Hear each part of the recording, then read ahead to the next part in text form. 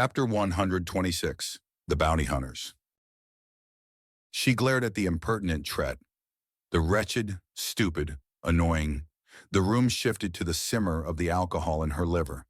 She'd tried hitting on him normal, and it had gone over his head. Now her wing girl had clearly fucked up in slipping the guy some knockout drugs in the middle of their drinking competition. She'd have to throw that freaking idiot clean out the airlock for that. It was so hard to find men on this station, and having one walk in the bar and things start to go wrong was just unfair. The unimaginable fucker then takes his next shot, pulling two ahead of her. She could see the drugs swirling in that one. He doesn't even seem to notice. What the hell is going on? Huh, you girls are getting pretty classy with the sedatives. That one went down smooth. The unimaginable fucker states, and her patience snaps. Her banger is out and pressed against his forehead in seconds as she glares at him. He then kindly adjusts her grip on the weapon so the barrel of the banger is pressed against his forehead and not the handle. She's a little drunk. "You think you're smart?" she demands him, not slurring the words through long practice with alcohol. The bastard takes another shot. She's 3 behind now. "I did get a 97 on my last major exam," he says smugly. Another shot. The man is a goddamn machine. Does he not care that she's got a weapon to his head? What's he made out of? She starts to intimidate him, but the gun slips off his head and she flops forwards onto her boobs. She then takes a moment to reorient herself and put the gun back against his head. He adjusts it somewhat and she presses against him with it. This time it doesn't slide. "I got a banger. To your head. Right now. Don't get smart with me." "Would you rather I be stupid?" he asks. "You think you're funny?" "Yes." "Well, you're not. You're not funny, you stupid bastard. Pull that trigger and you'll be in a whole world of pain." He threatens her, and she gives him a baffled look. "What makes you think that? It's pointed the right way. I pull the trigger and you get shot, not me." "If there was only one weapon, then you'd be right. But there isn't, so you're not," the man says, and she squints at him funny, her wing finger tapping against the table as she tries to figure things out through the haze of. Something cold and hard presses into the back of her head. "You've got friends?" she asks. "Yes, Bethany Bombs, Browndown. I do," he says. "You know my name?" Bombs asks, and the man grins before pulling out a communicator and showing her bounty listing. "Yes, I do, Miss Million Credit Payday," he remarks, and then something impacts the back of her head and the world goes black. A series of thumps as Bomb's little gang of terrorists is knocked out and are being systematically wrapped up in duct tape for transport. "Well, gents, can I drink or can I drink?" "You're German, half your fluid intake was beer already." J3 notes as he clucks his tongue at the girls, as every member of Bomb's gang has a bounty of at least 25,000. "We're raking it in on this one." "So I see," a deep female voice says, and 10 guns point towards the entrance of the bar.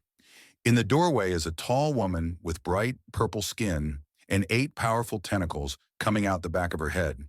She wears a skin-tight outfit with lines of light moving through it. Low-grade powered protection that leaves nothing to the imagination, while leaving her almost completely safe from live fire and knives. Not so much on her uncovered head and the large inner window of breast on display, but formidable protection beside. There's a pause, and then the guns are stashed away as Pukey stands up from wrapping up Bombs and moves to speak with the ruler of Octaran Spin. "Captain Manisi, a pleasure. How may this humble visitor to your station be of service?" Pukey asks, and she huffs in amusement. "I'm just here to put you silly boys on notice. You're not the first time the law has come here to play fast and loose with all the rules. Granted, you've been playing smarter than most. They generally just try to snatch and grab. You're baiting to snatch and snatch and snatch," Manisi remarks as she saunters into the room. "I'm glad I caught you mid-snatch. Is there a problem?" "Self-defense and retaliation are both considered perfectly fine last I checked," Pukey asks, and she snorts in amusement. "They are. It's not with me that you're in trouble. Bombs had a banger to your man's head, and her gang were fingering their weapons. Self-defense and retaliation," Manisi remarks. "But 10 men in great shape and rocking weapons every step of the way grabs attention. Girls have been noticing. Word's already traveling around the station, and the easy targets are wising up. They're going to be defensive around random men that smell of sex. So we should shower more. Got it, Pukey remarks as he walks to the rented auto bar. You know these little meet-up places are amazing?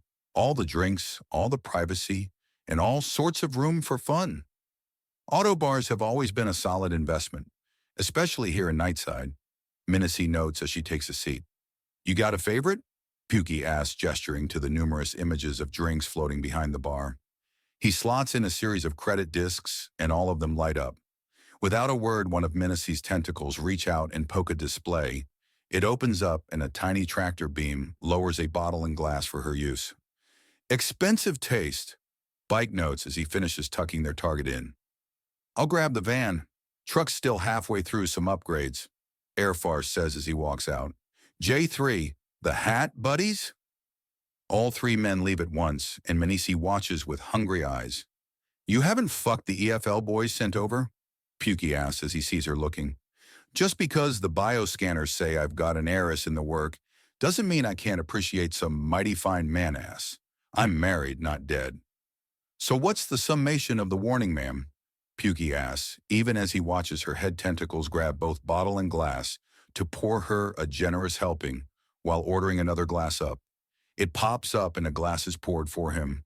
While this happens, other tentacles are fetching some things out of her belt pouch, a long pipe with a flattened end and a small cartridge of something that installed on the pipe with a twist. She then tears the top off it, and it instantly gives out a slight flare of heat and starts to smoke. She takes a deep drag of her pipe as she swishes around her drink and offering Pukey one of his own. All of it seemed automatic and without focus. Pukey can't help but be impressed, something the captain notices and grins at. There we go. It took me a bit to get a read, you crazy humans, but it was oh so worth it. I get enormous amounts of work done from my boys, morale's through the roof too. They love to party. Am I to assume the goodwill they've built earned us this little warning? That, and no one likes to see a man get hurt.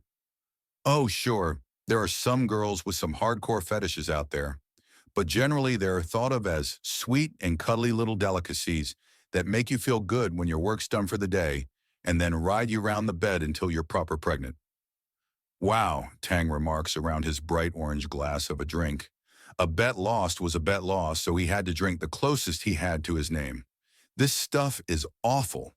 Nicely saved, Tang. Anyways, ma'am, I'd like to ask how close we've gotten to breaking the rules. You've taken a risk joining the EFL, and there's another one with us goofing around in your station. If we start crossing lines, tell us, and you won't have to throw us out of airlocks. We'll march out first. Pukey remarks, and there's nodding all around as Minnesy smiles. This is why I like you humans. You all act like just being here is a privilege. You're gracious little buggers. She notes before Airfarce, J3, and the hat return. We'll carry these girls out to the chainbreaker, unless you need more time, boss. Airfarce offers, and Pukey shakes his head. I don't need a babysitter. Get him in stasis ASAP. There's a quick flurry of activity as Pukey and Minnesy sip their drinks, and the auto bar is emptied of all the unconscious and wrapped up blood-soneer, leaving only Captain Minnesy and Captain Gregory Pukey Schmidt. The door closes and the unmistakable hum of a privacy field buzzing begins. Pukey puts down his drink and sighs. How bad is it?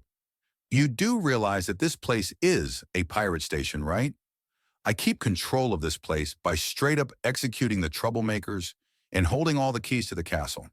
There is no place I can't go, nothing I can't do, but there are those that can slow even me down. I have the power to open up all the hidden vents on each part of the station and strategically open it to the void. At any moment, I could end millions of lives. Except, Pukey prompts, knowing what's coming next, except for 8 powerful organizations. Gangs. Think bigger. Criminal governments. More shadow, but yes. I have an agreement with each of the 8. I'm neutral, and they only focus on each other. Long story short, if I break this, they might be able to overthrow me if they work together. If I don't, then I don't have to worry. They won't be working together, but between your man winning that duel and you little bastards making spectacles of yourself wherever you go, you have their attention. Mine too, but I'm neutral. Anything you can tell me, or do we get the entertainment of figuring things out for ourselves? Yes. Pukey considers as he picks up the drink again and gives it a sip. It's a grainy bit of work with a barely noticeable bite. They don't get along at all, do they? There are times I have to intervene hourly to stop war from breaking out. They will all want different things, won't they? Maybe. Some will just pay attention to you. Others will dismiss. Some will be outright hostile. Some will try to recruit, and others will take offense to what you've been up to. Minnie notes as she takes a pull on her pipe. With overlap, I imagine. Pukey considers. He then throws back the drink in a single gulp. I've got some digging to do then. Is there a reason that JK or Hoagie didn't mention this to us? Until you had their attention, it wasn't a concern. Now you have it. Now they'll be watching if not interfering. Each one of them has their own interests and goals, so the attention might not even be a bad thing for some of them. Hell, a few might help you by throwing troublemakers into your path, as you seem to be dedicated to finding those that can't control their worst impulses and wrapping them in duct tape before walking off with them. I can easily imagine the Colosseum wanting us to have more fights like how the hat gave out. Even with us making out like bandits on the betting, they turned a tidy profit, I'll wager. A fair observation. Minnie doesn't confirm or deny as she takes a sip of the drink. It hits her harder than Pukey. Each major section of the station is different territory.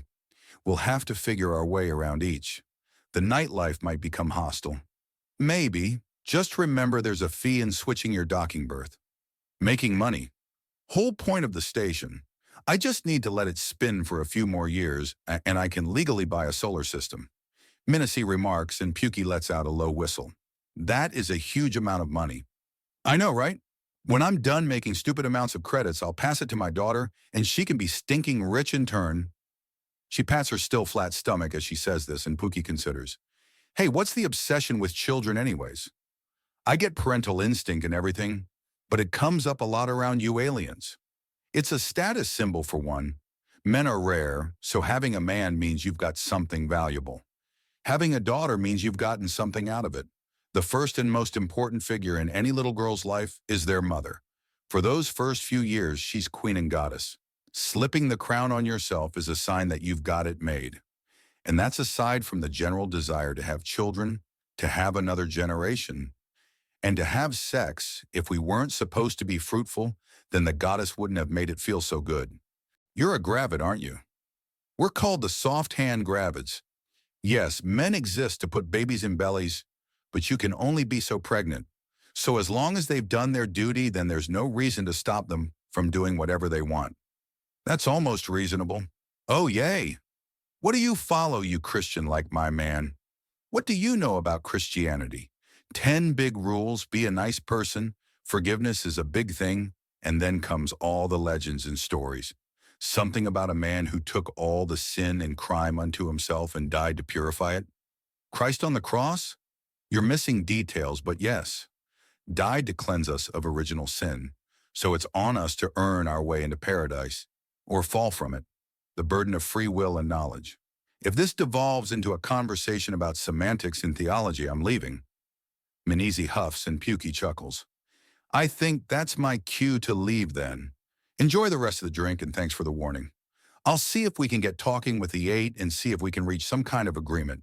After all, the girls with bounties are the stupid ones that get attention doing stupid things. No doubt they'll have someone that wants them gone even here. Don't bet on it. I've broken up fights over the weirdest things imaginable. Yeesh. Not to mention, when Section 8's girls get pissy, they get really Minnie is cut off by a buzz, and instantly one of her tentacles has a communicator held in front of her face. Captain speaking. Ma'am, we've got the list of imports for you, browsing pleasure. Also the final approval for the next asteroid we're going after. On my way, she remarks, and Pukey grins. It's been a pleasure, Captain. Thanks for the information. I'll see about making some friends. Pukey remarks as he walks to the exit. Good luck, little man. Try not to end up as some drugged-out boy toy. The big shots have finally figured out you're more like flat women with dicks rather than delicate little boys. Doesn't mean they won't want to make you one, though.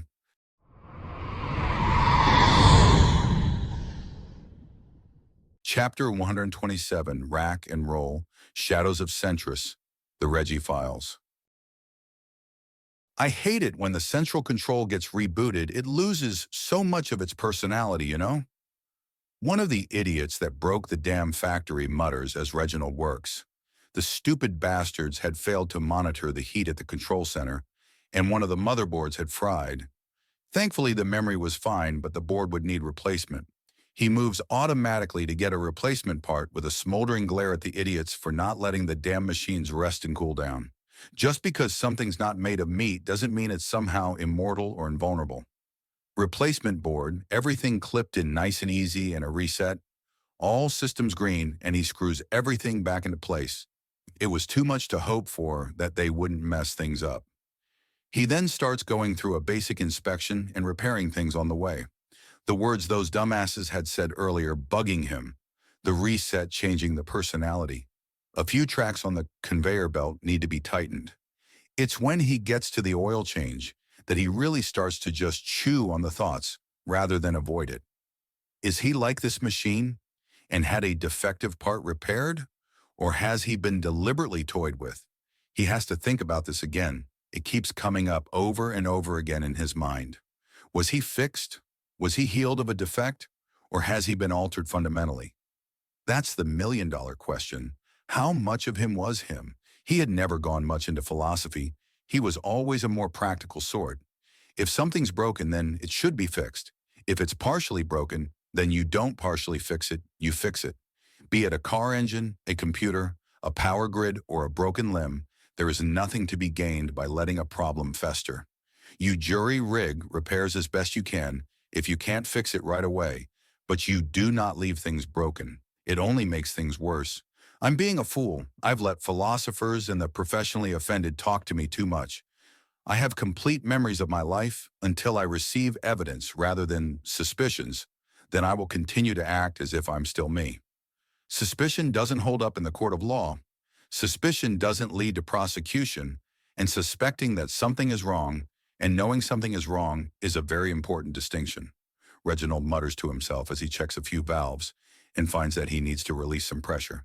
He then starts a visual inspection on the pipes. Excuse me. Unaware of any possible distractions, he finds a portion of pipework is crimped and lets out a sigh before redirecting flow around the compromised area. He then moves to get the replacement parts and tools he needs. Hey! One of the guys half screams in his ear before dodging a wrench swing. Never, ever shout a man out of his working groove.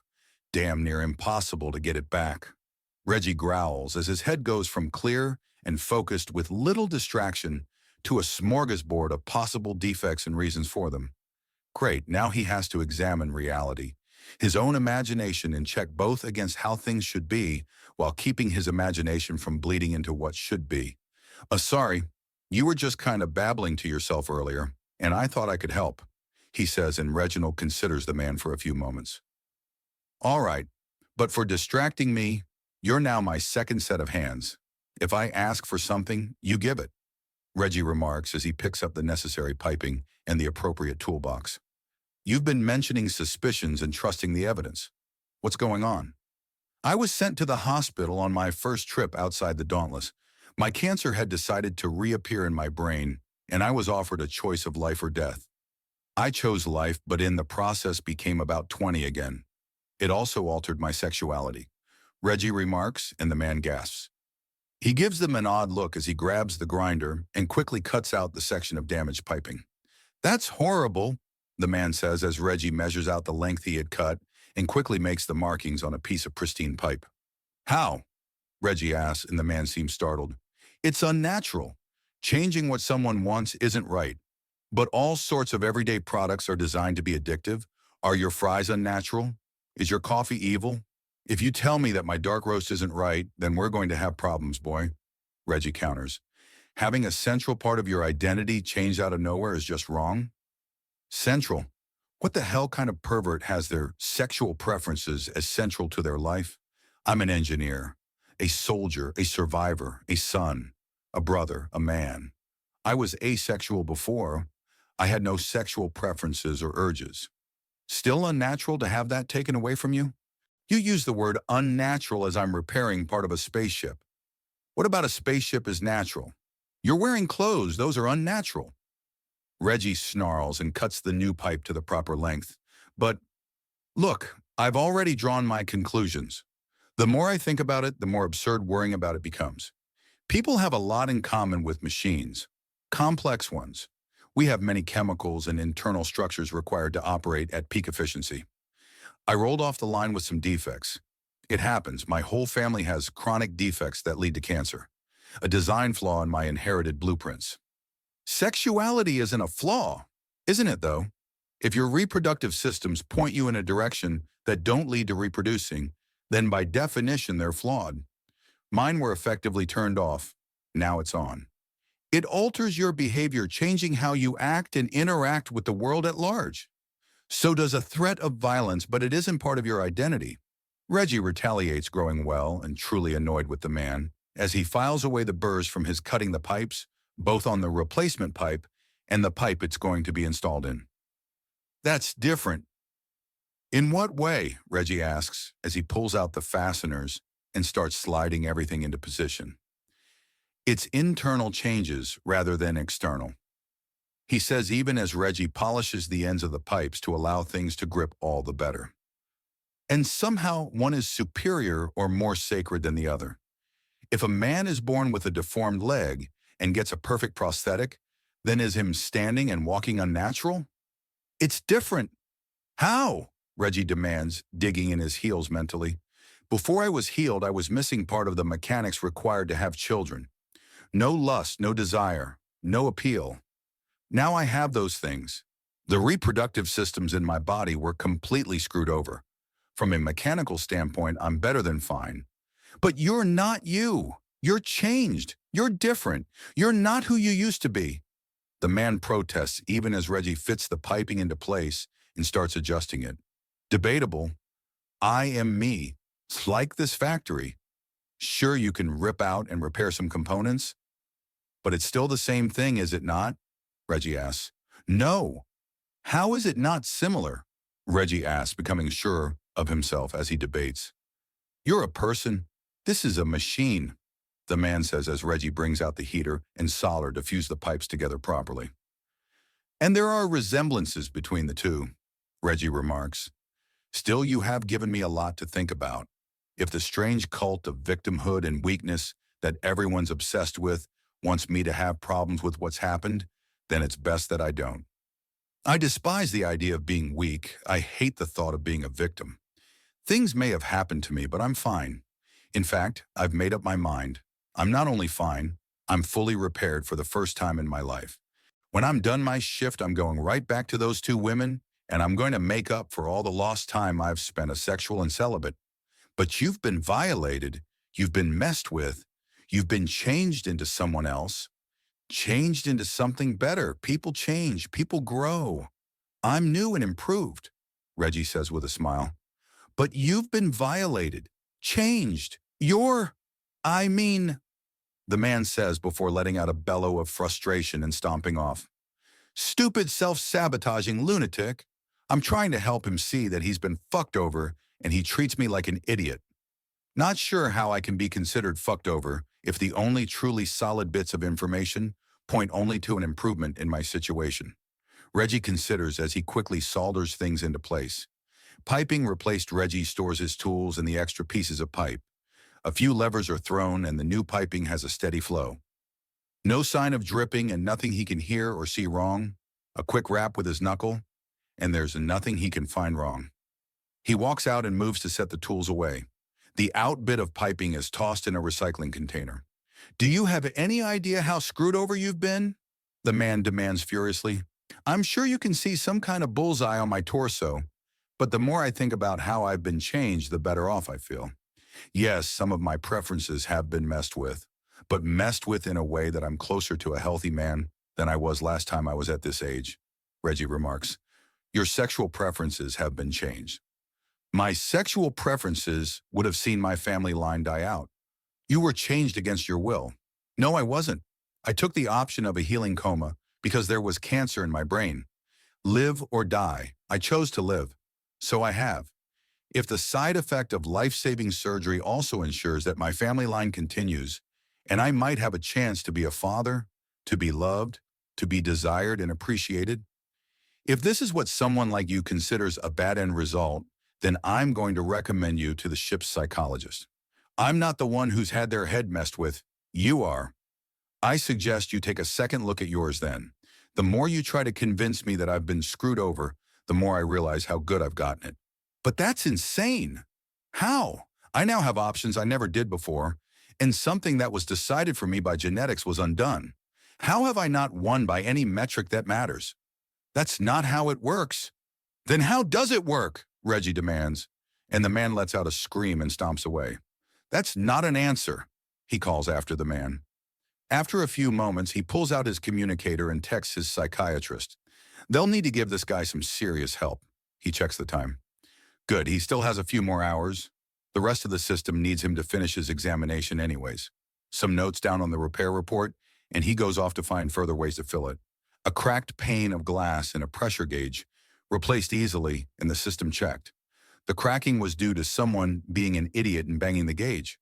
After that, and a few hydraulic presses are low on fluid, and an electrical smelter's handle is somewhat loose.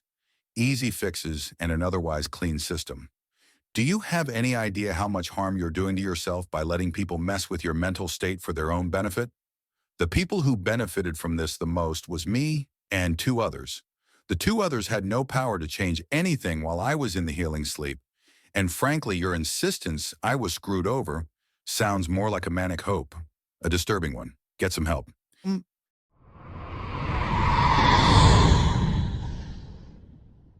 Chapter 128, The Pirates, Danger Zone. The simulation began the moment he climbed into the pod. It was a good piece of work, capable of simulating everything but him actually being injured or dying. It's why he liked it so much. Unlike almost everything in life, it didn't pull punches. He settled into the seat and smiled as everything turned on. It was game time. Hugh took a deep breath and flipped the required switches, turned a dial and engaged the lever. He scanned the readouts and frowned to see that one of the vacuum engines has a coolant leak. Luckily, things were easily sealed and it would be a simple 2-minute job. This kind of problem was far from unknown to him. He signaled a call for the mechanic to show up as he put up his feet. A few minutes and he'd be in the air. Of course, that's exactly when the alarm sounds. Oh no, this was supposed to be a routine flight, he exclaims, before his brow settles and he locks himself in and adjusts his seat. I'll have to baby that engine. He powers up the ship, and in moments he's in the air as the entire cockpit lurches. He glances to the scanner and sees dozens of hostile IFF signatures all throughout the atmosphere, and something big slowly approaching. A flagship with fighter escort. He scans a secondary scanning display and winces. He's the only defensive fighter in the air. 13 on 1, and one of the 13 punches at a weight class so high that even a near miss will shred his ship like tinfoil. The sky is filled with foes, yet I do not fear, for I have direction, I have focus, I have purpose, Hugh says to himself as he activates a few systems. Main burn laser powered up, plasma pulsars online, magnetic launchers ready and primed, all 14 shots accounted for. I have a target-rich environment and itchy trigger fingers. Woo! He hits the combat burners and the ship accelerates so hard that if not for the reinforcement in his seat and the belts holding him down, he'd have been torn out of it. His lips stretch back into a smile so huge that his every tooth gleams in anticipation. Hostile IFF zooming up from behind, and he wrenches the controls back to climb. As expected, they follow. But he knows what to do. He overcharges 2 plasma shots and launches them ever so slightly forward, then spins the entire fighter 90 degrees as the slower ammunition comes close to hitting. The other ship veers away hard to avoid the mines he'd effectively places, and as he completes the loop, he's got a perfect shot with the world seeming to hang over his head. The main laser activates and a beam of burning light starts pouring into the enemy ship. Its defensive barriers flare into life, and Hugh clucks in annoyance. It's not unexpected, but a gimme would have been nice. The barrier is holding well, and Hugh makes a snap decision. He engages his tertiary weapon systems. A bit of a lead so it hits, and the constant burn of the laser as a distraction and visual block. A tungsten rod moving 3 times the speed of sound slams into the enemy craft and shatters its engines. 1 down, 12 to go. 13 shots left. The rule of the day is accuracy, especially since the big one will probably need 2.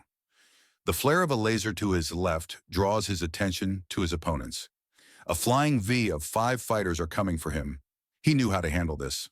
The most reinforced angle of his fighter is the front. A frontal charge has the best chance to deflect, resist, and dodge an attack. It also has a massive psychological effect. His main laser is burning hard on the lead opponent. Micro adjustments to the flight twist him out of the way of plasma blasts and several blistering fast magnetic rounds. It's the latter ones that are hard to dodge.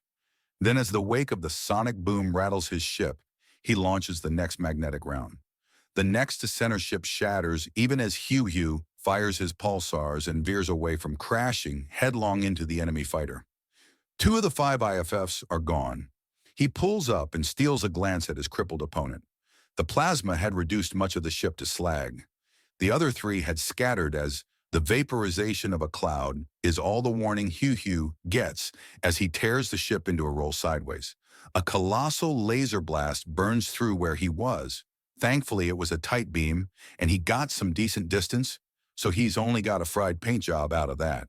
A flashing light has him reassess that statement. His engines were getting closer to overheating. Damn. The other 3 are now veering around him as the 6 he'd yet engaged were hitting opportunity targets.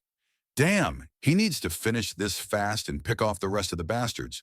He hits the brakes and is nearly thrown from his seat as he swerves to the side to avoid another laser blast from the flagship, bearing down from above like an angry god.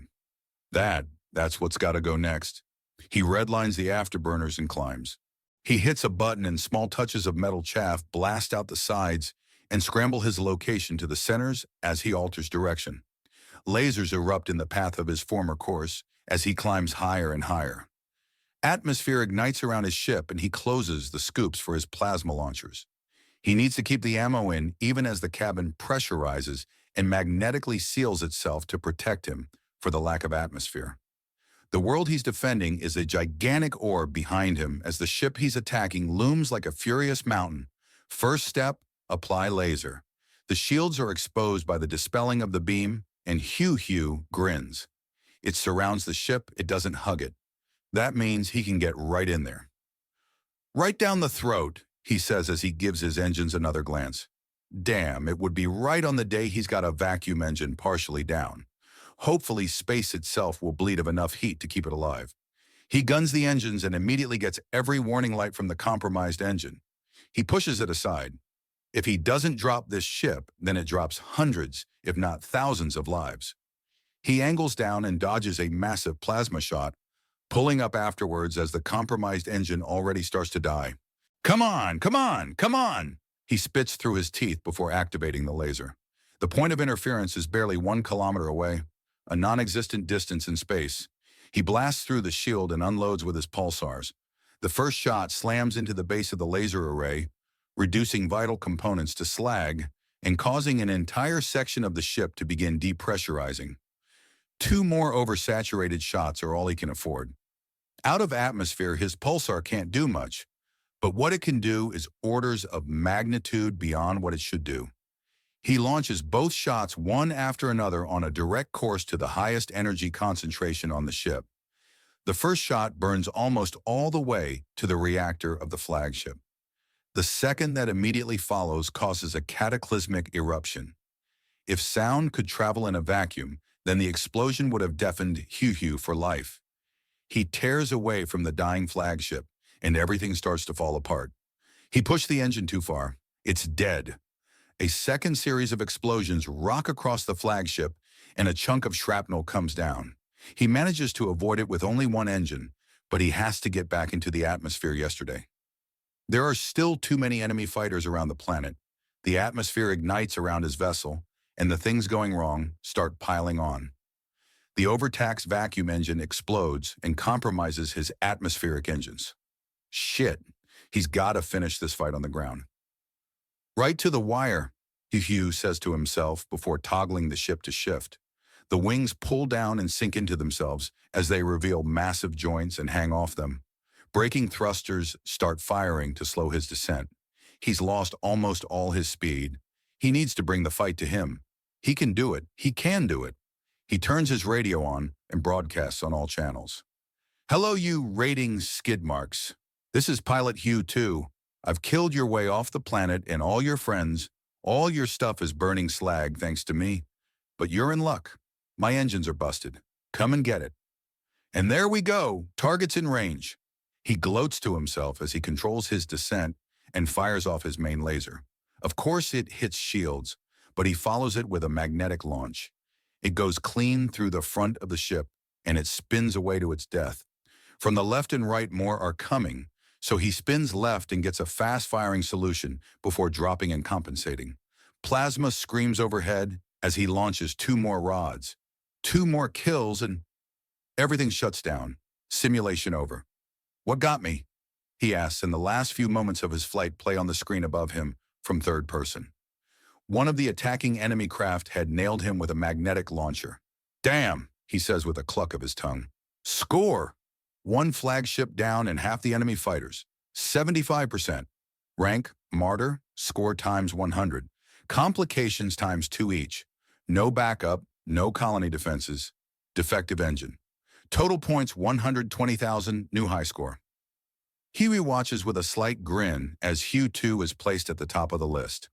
It would be more impressive if the entire list wasn't Hugh 2, but seeing as how he beat his last high score by 10,000 points, and the one before that by 50,000, he was happy to see his personal growth. He yanks a lever, and all his settings and dials snap back to the basic position, and he blinks a little at the brighter light in the arcade. Have fun, his mother asks, and he smiles before rushing up to her for a hug.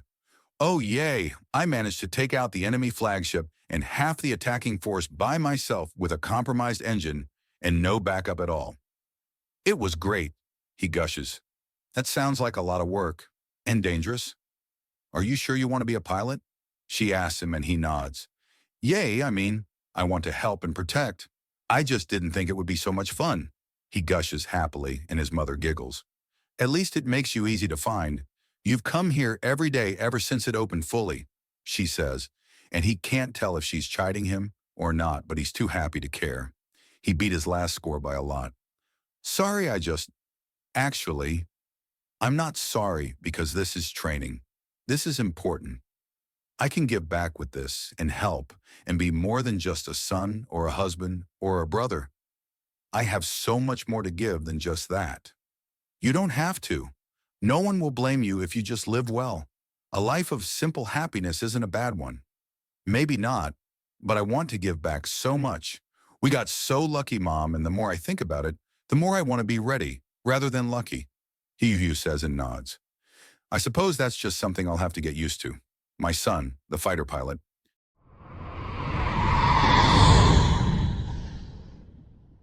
Chapter 129, Love and Longing.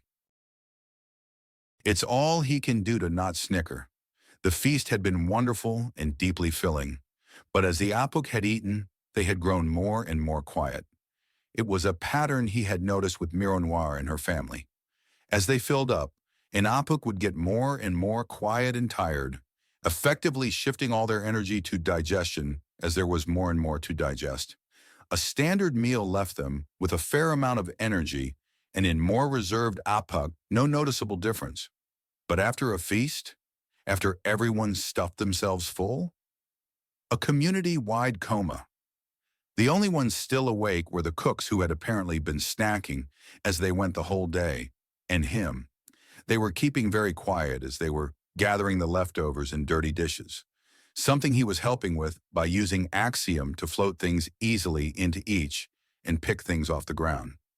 He'd like to get up and help, but he's got something more important keeping him pinned down. A slight snore from Mironoir brings a smile to his face. The buzzing of the woman's nose has her squirm a little and scooch into him. A bit of Axiom, and he gently pours himself a cup of water and floats it into his hand. You still have room in there? One of the cooks asks, and he nods. Oh, yes. My appetite is an eternally increasing beast. It can be placated for a time, but it will shortly require tribute once more. Vernon jokes softly. You sound as if you're not in control of your own body, she notes as she takes a few emptied platters away. Much of it is automatic and not under the control of the conscious mind, Vernon remarks. It is for all races, but most tend to get tired after eating too much. As do humans, but it seems far less extreme in my kind. You don't look tired. I'm cuddling my wife. Not exactly a high-stress activity, he remarks as his ears start to prick up. You still look strained. There are times where being with people is more tiring than normal. Nothing more, he remarks, which is fairly good timing, as it's time for everyone to rest. He then slowly maneuvers Miro Noir into his arms and picks her up. I'll tuck her in, then help with the cleanup, he tells the cook, who shakes her head. No, no, no. Guests of honor do not help with the cooking, the setup, or cleanup. You earned the festival when you brought the beast. Tuck you, wife, in, and yourself beside her. The chef orders, and he chuckles as he begins to rise. My thanks for the meal, then. A nap beside so lovely a lady sounds divine. You can turn it off now, she's asleep, the chef remarks, and he gives her an odd look. Pardon? You've been all kinds of sappy sweet, seduced a battle princess, and worked your way into an old story-style romance. Don't know what you're up to, but you can stop. She's asleep. I'm not up to anything, which granted makes me sound even more up to something. But how does someone prove a lack of ill intent when it's assumed? Vernon asks, and the chef shakes her head and walks off. Oh, don't mind Gulfa. She had the mind and heart of a heartbroken and world-weary veteran when she was born, and it's only gotten worse. The more people try to explain that love, romance, happy endings, and joy exist, the more she's convinced you're trying to trick her. Another chef notes. Thanks for the meat. We'll be eating well for weeks. You're welcome, although I hardly think that eating well is a problem in this day and age. No, but it's certainly cheaper with a large gift of normally expensive delicacies. Heh, a fair point, he remarks and goes still as Miro Noir cuddles into him a little at the sound. He smiles and begins walking at a slow, relaxed pace.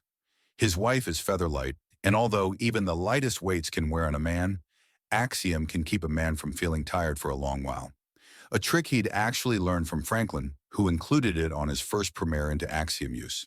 Not very healthy to have the first trick any human Axiom user learn be to ignore the needs and limits of their body. The warning for burnout at the end was offhand and dismissive in tone, something that'll need to be looked into. As he walks, he admires the architecture. It's very, very clear when the Apuk were elevated as a people. The walled-in communities with a large festival area just outside speaks to a medieval mindset that has never truly been lost. A sense of deep community and very, very close family bonds.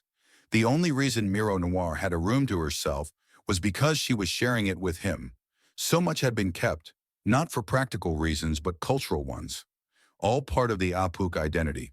The sight of windows with both handmade shutters and tiny force field projectors in the corner brings a grin to his face.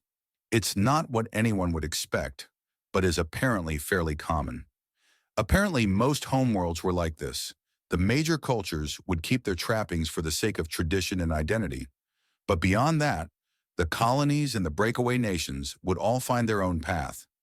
Maybe someday he and Miro Noir would visit a world with flying pyramids, where the advertisements are in hieroglyphics with a tiny caption in galactic trade. He shakes his head to regain some focus as he navigates the community. My love, Miro Noir asks softly, her jewel-like eyes fluttering open. I'm here just enjoying the night with you in my arms. We're heading to bed. I'm moving slow so as to enjoy the walk. He whispers to her and she smiles before adjusting her arm to drape over his back so she can scooch in that much closer. Her other hand gets a grip on his vest and clings tight. Her smile is heart-melting, especially since he knows it's for him. There had been so much he had imagined as possible when he had drifted in zero gravity and had obsessively worked out to prevent muscle and skeletal degradation. When he had, with maniacal focus, sought out bits of dust and dirt so as to avoid clogs in the life support. It had kept him busy when the lessons weren't in session and when the million tiny frustrations of board games in zero gravity had worn his patience thin. The answer had been dice-rolling applications and a computerized board. Of course, this had led to a lot of accusations of cheating and hacking the dice. Although at times, learning how it was done was more fun than the session, some people really lacked for imagination. There were only so many times that the busty bar wench being a succubus in disguise could catch someone off guard. Although Zaph's idea of the dark-eyed, thin, pissed-off, and rude court advisor being the good guy had been neat, he was that way because of the stress of keeping a realm together under an incompetent king had been an interesting twist, especially when he'd flown into a screaming rage at the very idea of usurpation or actually having the throne. The game was carrying on for about 2 or 3 hours every other week. Most of the players were scattered across the galaxy at this point, which made for interesting interruptions. Zaph in particular had come to a game and DM'd it with a perfect poker face despite being completely covered in hickeys and nearly a dozen shades of lipstick. His massive smile when any kind of explanation was asked was all the answer he would give. But to be frank, it was all the answer that was needed. "Vernon?" Miro Noir asks, and he glances down at her as she gazes on him sleepily. "What are you thinking about?" "Just how lucky we all got. Me and my people came to the starts thinking things could go terribly wrong, or terrible odd. Instead, they went terribly well. We feared it would be war. We found instead love. I found love. I found you. I must say, being outside cruel space certainly has wonderful recommendations." "You mean past the advanced technology and Axiom?" "Never underestimate the appeal of love. We can leave everything else out and we'd have more volunteers than we know how to deal with to make the journey. I know I'd have had all the motivation I needed to go through it all twice just knowing you might have been there at the end." "Just might," she teases drowsily. "Even a chance for a woman like you is all the motivation a man needs to face anything," he assures her, and she drifts off again with a big smile. Once more somewhat alone with his thoughts, Vernon smiles up at the starlit alien sky. The weaves of Axiom actually become physically visible in the upper atmosphere, giving an effect similar to the northern lights. Not quite as bombastic, often quite subtle, but slight ribbons of light that seem to connect stars and planets in the distance. Apparently there had been a study to see if they correspond with any galactic lane or backroad, but apparently they were not. Which was a pity, but it did make sense. At the distances involved, even a magnet being tossed around by a child would have a better chance of influencing the upper atmosphere than the lanes or backroads. A little twist of Axiom and the front door of the family home opens up with ease. He slips out of his boots and sneaks through the building, rolling his feet so as to not make any noise. He slips into their room and with Axiom pulls back the covers before placing her in the bed. A bit of gentle maneuvering, and he pulls off her boots before quickly sending them to stand beside his own near the front door. He slips off the vest and changes into his soft pajamas.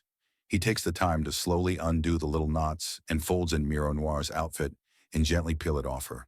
She partially wakes up and helps him along without opening her eyes. The festival clothing for both of them is left on a chair, and he snuggles into bed beside her. She snuggles right back even as she pulls the covers tight, as is her way. He pulls her tight and takes a deep breath. The scent of the food, the night, and Miro Noir herself all mingle together. It's a soothing medley of comfort and a day well spent. "Vernon?"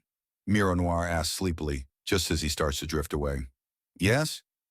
His own little responses are just as sleepy now. "Do you regret it?"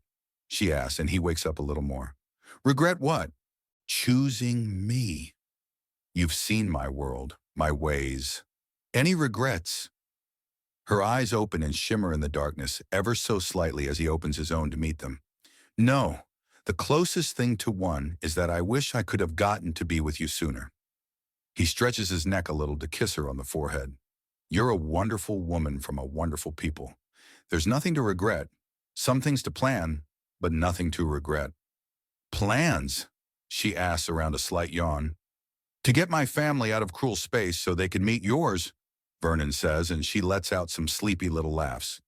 "It's so good. I guess that's why I keep questioning it. It's so good to have you, my love. I never even imagined this kind of life could be. Thank you for the dreams come true."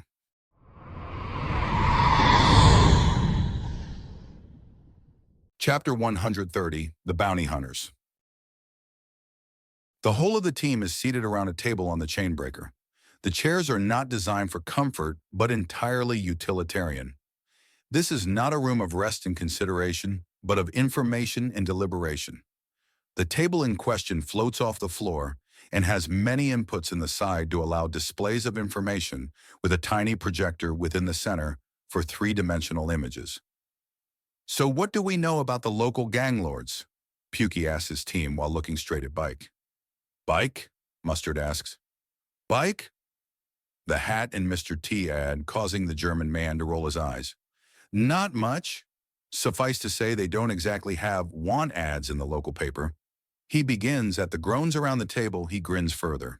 However, I have a couple of contacts, mostly drinking buddies. They agree on a few things around the station. Well, don't keep us in suspense. What's the dirty? Pukey asks. The dirty? You mean the dirt. J3 notes. Galactic trade doesn't have the inflection I like when you say the dirt. It doesn't imply what I want it to.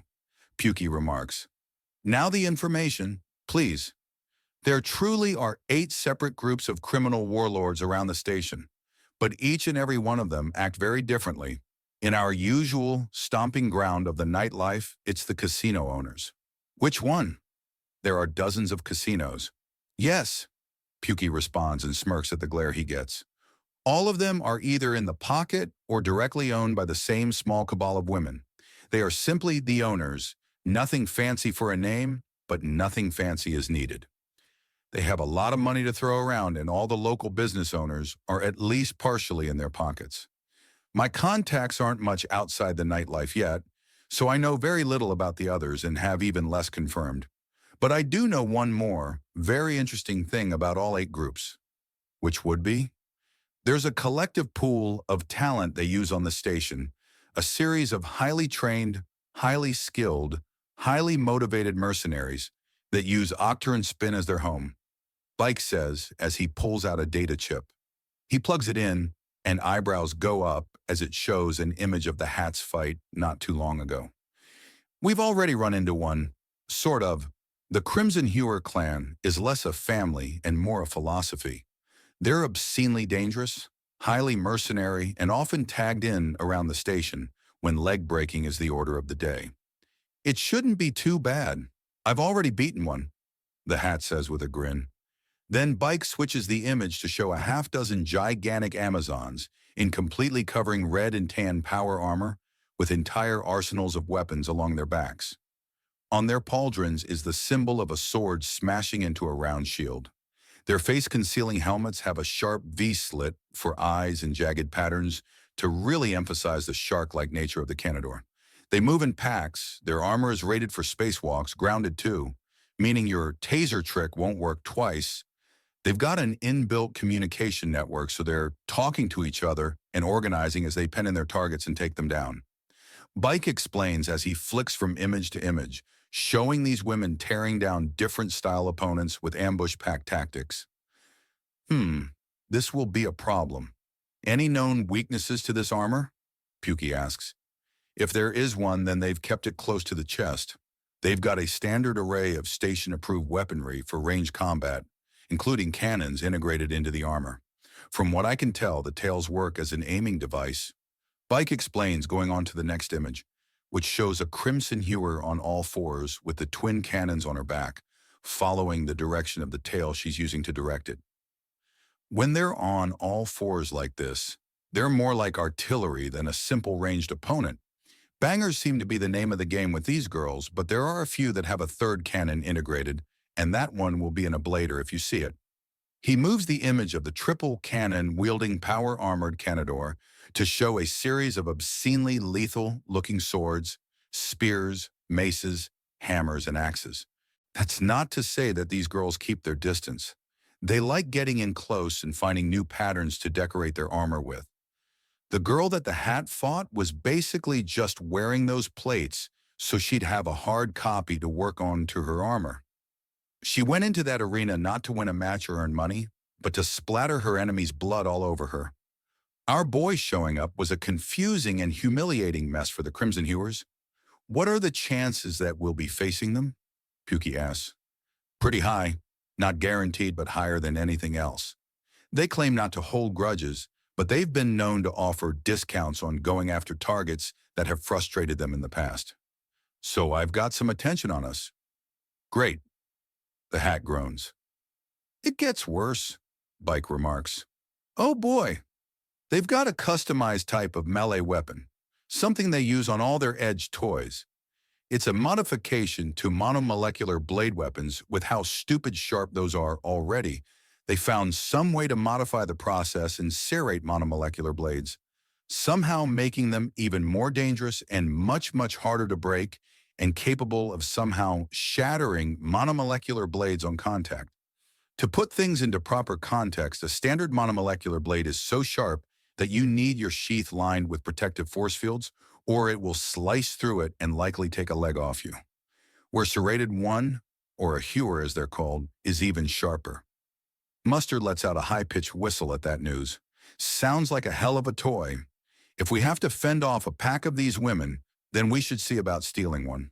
Still, this seems like a sniper's problem. Sure, our bigger toys are a bit much for the station, but if they don't miss, we can easily deal with these kitty cats. If it was only them, you'd be right, Mustard. Tang and J3 are more than a match for the Crimson Hewers, especially if we can lure them into a kill box. But they're not the only problem. Counter sniper, J3 asks. Maybe a whole team. I don't know. When some people have been causing personal offense to the gang lords, there's occasionally a strange sniping pattern. It's likely a team of two working in perfect unity. But there's at least one person on the station so skilled with sniping with both ablators and bangers that they can use both at once for trick shots. Video footage shows at best a distortion, so the sniper is cloaked when they take these shots. But from them always comes both the yellow plasma of a banger and the white beam of an ablator. Simultaneously, Bike explains, bringing up an image of a beam of light and a streaking ball of power shooting through the air from nothingness. How good are these trick shots? Itchy asks. They get their targets around corners and cover. They pick out individuals in moving crowds after the beam, and ball have passed through heavy traffic. These people are good, Bike explains. I think I'm in love. I wonder if a girl like that's got someone, Tang mutters. Probably. Stay focused, will ya? J3 asks, and Tang snorts. So we've got a gang of heavily armored shock troops, at least one expert sniper if not more. And what else, Pookie asks. A couple more. Ms. Mirror is next. Bike says, bringing up a series of images showing people in fights with themselves. A highly skilled cloaking assassin whose MO appears to be to take the form of their victim and publicly murder them in their own shape. She was thought of as a serial killer for several years before people put it together that her victims were all people that had, in some way, cheated one of the gang lords. She's apparently what they send when they want an example made out of someone. So we're going to need passcodes now. Great, Pukey groans. Calling for help in our English ought to do it, Dong remarks. Maybe not. The hack, remember? Knowledge of English is out in the galaxy at large.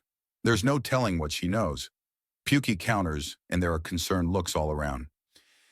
We have a higher toxin resistance than most races. Everyone will be carrying 2 shots of tranquilizers, enough to make a human groggy, but kill a cloaken. Can we get that balance? Mr. T asks.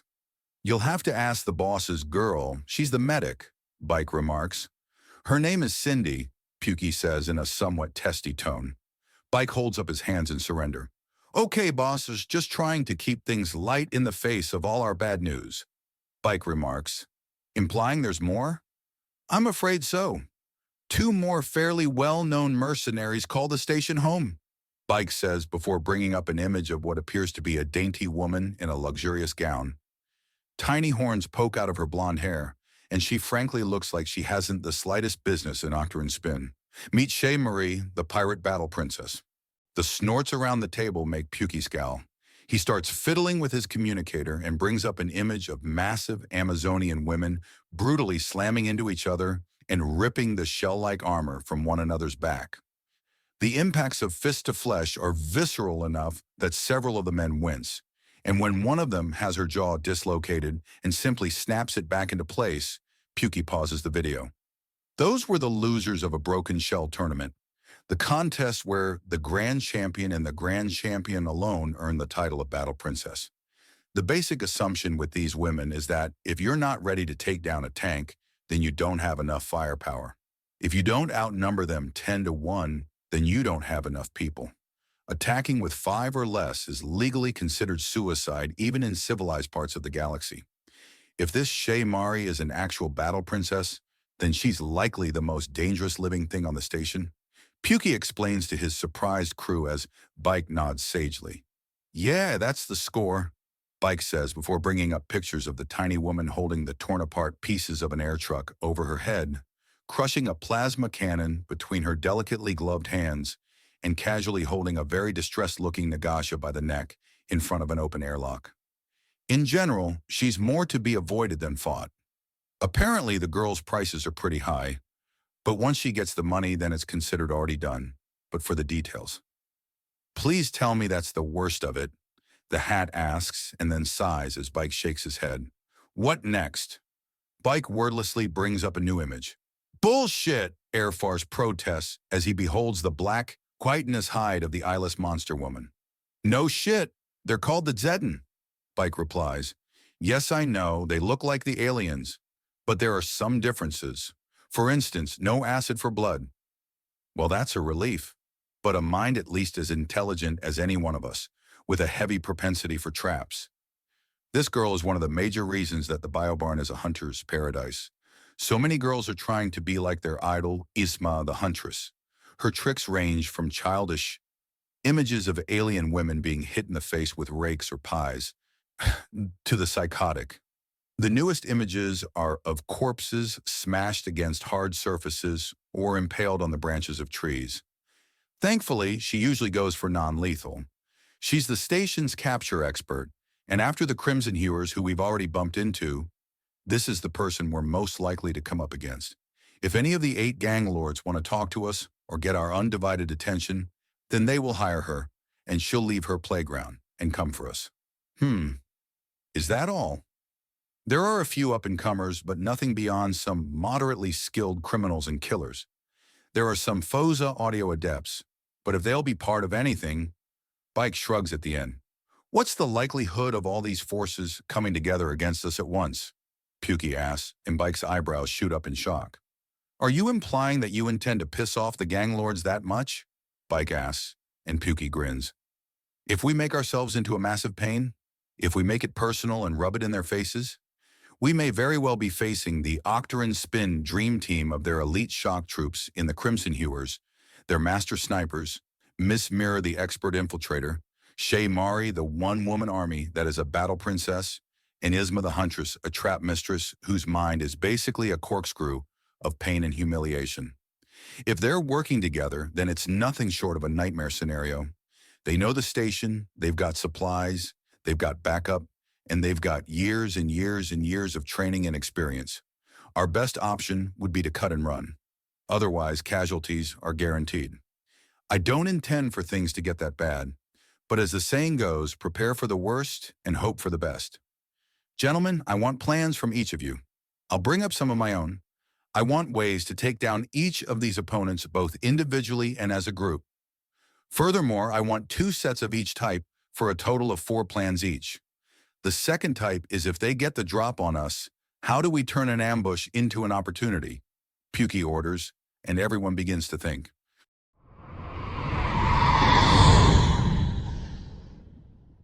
Chapter 131. Meanwhile, at the LAB, the door to the laboratory opens, and Admiral Cistern steps through. His face is carefully schooled to not expose any distress. To his internal relief, several soldiers with the relief NS on armbands are in there already. Evidently, people were taking the impromptu Axiom researchers more and more seriously. Good. Admiral on deck, the nearest one notes, and the room turns to salute him. He returns the gesture crisply. Gentlemen, I'm glad to see you all working together. Admiral Cistern remarks before glancing up at the 2 still images above the group. The problem they're all working on. Security cameras in the shipboard factories had shown Engineer Pike speaking to and being assisted by a 2-dimensional figure wearing his face that was somehow capable of physically interacting with the world. Clearly, Axiom shenanigans were afoot, and he needed to know how and why. Sir, glad to have you here. We think we've isolated what caused this incident and have both good and bad news for you. Dr. Ricken is apparently speaking for the lab today. The rest are likely busy with the ship outlines they're designing and refining constantly. Bad news first, if you'd be so kind. This is not going to be the last time we will see this phenomenon.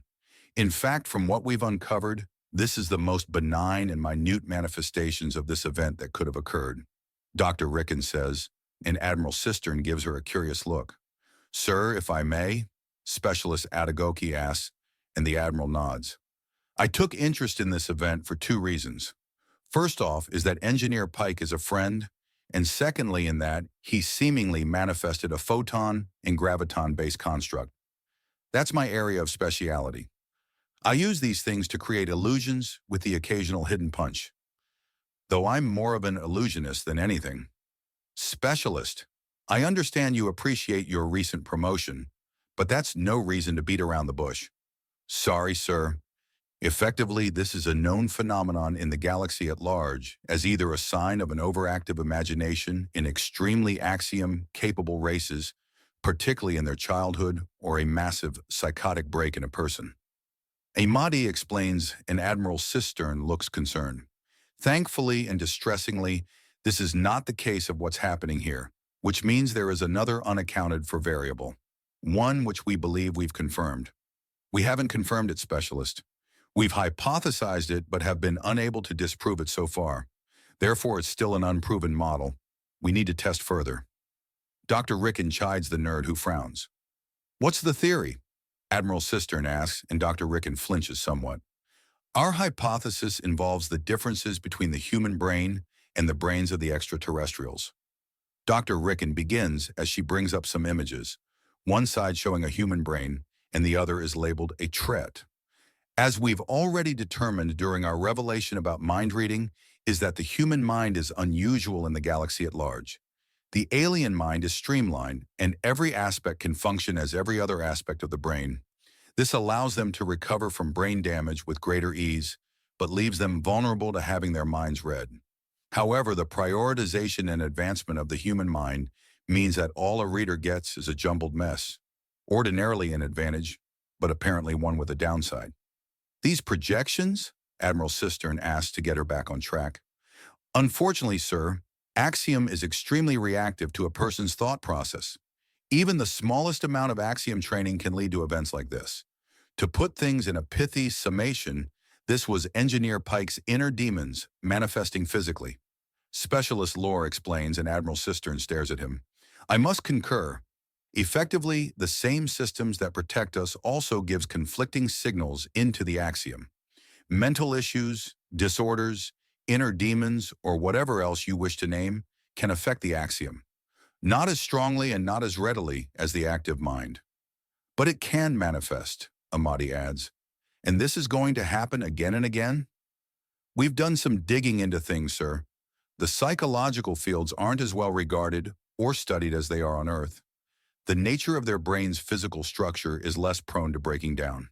In a sense, at least.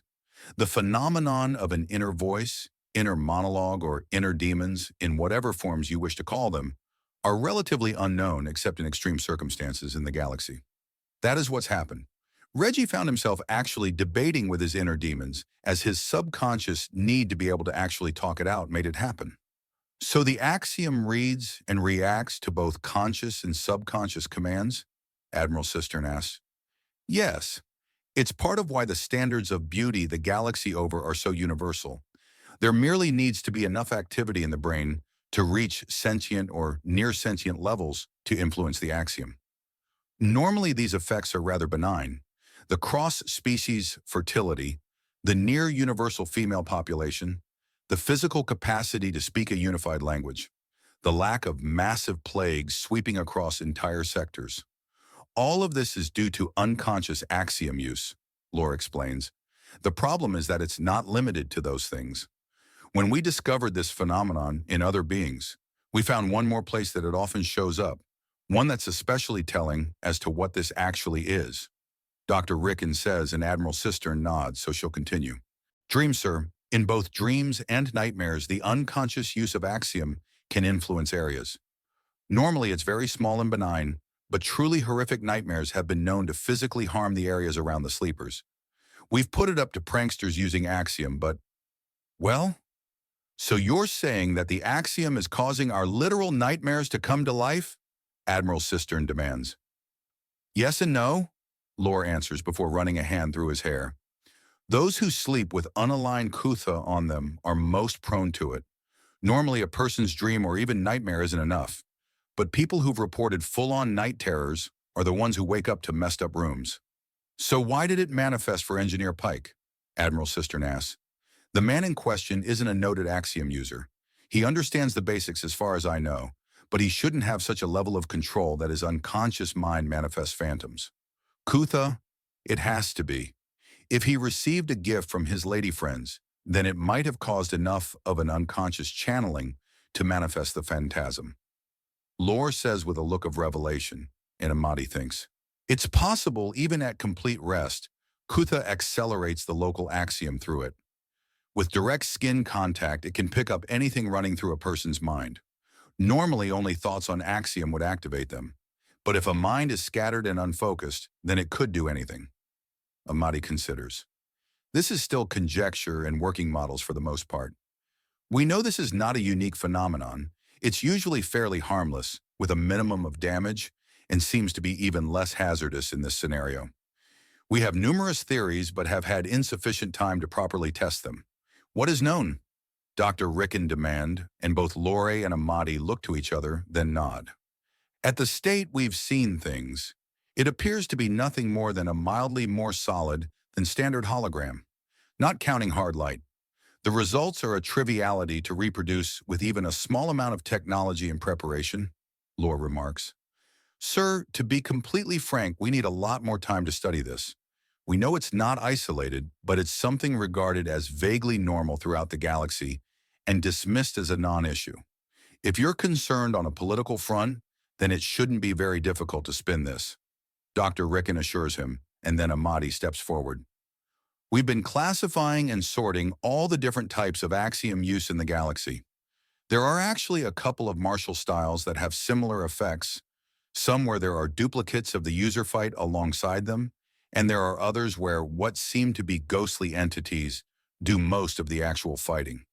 This may be less a mental issue and more the first step of a martial art. We need more information. I suppose it would be unreasonable of me to expect results as swiftly as conundrums appear. Admiral Cistern admits to himself, and there's a defeated air around the lab. We're researchers, sir. Some more unorthodox than others, but researchers all the same. If you want miracles, perhaps the chaplain could be of some aid, Dr. Rickon says, and Admiral Cistern chuckles lightly in response. I'm uncertain if I wish to face the wrath of a holy man, considering the last lecture I got from the man. Admiral Cistern says in an amused tone. You were lectured by Padre Gonzalez? Why? Lore asked in a flabbergasted tone. As many men on the ship go to the good father and his kin for confession, and understanding many of them come to me for the same, or rather to vent their frustrations. Most recently, Chaplain Gonzalez expressed his frustration at the logistical difficulty in trying to figure out how to do an appropriate ceremony for 100 women and a single man that won't drag on for more than a quarter of a day. Admiral Cistern remarks with a smile. Everyone is confiding in someone. I'm sorry we couldn't do better, sir, Amadi says, and Admiral Cistern nods. I don't expect miracles. Just your best. Admiral Cistern remarks, and there are some nods all around. If you want some better news, sir, I have a copy of the latest blueprints the rest of the scientists have been working on. Well, latest as of 2 hours ago. They've been moving with such alacrity that they might have thrown this out and started again. In brief, I'm needed back at my desk shortly. If the paperwork for dealing with a claimant of territory surrounding cruel space were on physical paper, it would be several stories tall. They want it in triplicate, Admiral Cistern remarks. Good God, that's a marathon. You must have several hours in the day you dedicate wholly to that mess, Dr. Rickon mutters. As a matter of fact, I do. It starts in 20 minutes. Admiral Cistern admits, and the good doctor's eyes widen. Very well, sir, she says, and she inserts a USB drive and quickly brings up some images. The ships are boxy, with clearly marked grappling arms that unfold from the sides and large engines in the rear. They're very chunky and basic looking, with a cutaway that has a dizzying amount of writing and mathematical equations around the engines. These ships are very much prototypes to be tested to destruction. The general idea is a new form of dual-mode engine designed to purge itself of all axiom at a moment's notice. For backup, it will have standard rockets, but we've been experimenting with laser-based propulsion. It should allow these ships to move away from a Dauntless-class vessel with a minimal of fuel use, allowing them to save nearly the entire tank for the return trip. This is when it's in the null. In axiom, it can move with great alacrity, but we're still experimenting on further. From the looks of it, they're also going into ways of directly using solid fuel bricks instead of dissolving it into liquid fuel first. The working name seems to be the Hades engine? Why is it named after the god of the underworld? Lore asks as he reads over the schematics. Because the Helios engine and Prometheum engine were taken, Dr. Rickon jokes. In all seriousness, this is about saving a huge amount of space and using compression and extreme heat to control the fuel. It's a work in progress, but if it's successful, it should allow much more powerful engines at a quarter of our current sizes, and we can increase fuel storage by doing away with liquid fuel altogether and switch over entirely to solid fuel bricks. Very innovative. I look forward to seeing the next iteration, hopefully with a clearer image of these Hades engines. If they're even half as effective as the team seems to be predicting, then they'll be a wonderful addition to our technological capabilities, Admiral Cistern says before checking his watch. And I have just enough time for a light snack before resuming the paperwork. Keep up the good work. Remember, research is not a miracle-laden sprint, but a marathon where you hunt down all the available truths you can find. Yes, sir, his people respond with a salute. Admiral Cistern nods and returns it before promptly leaving the area.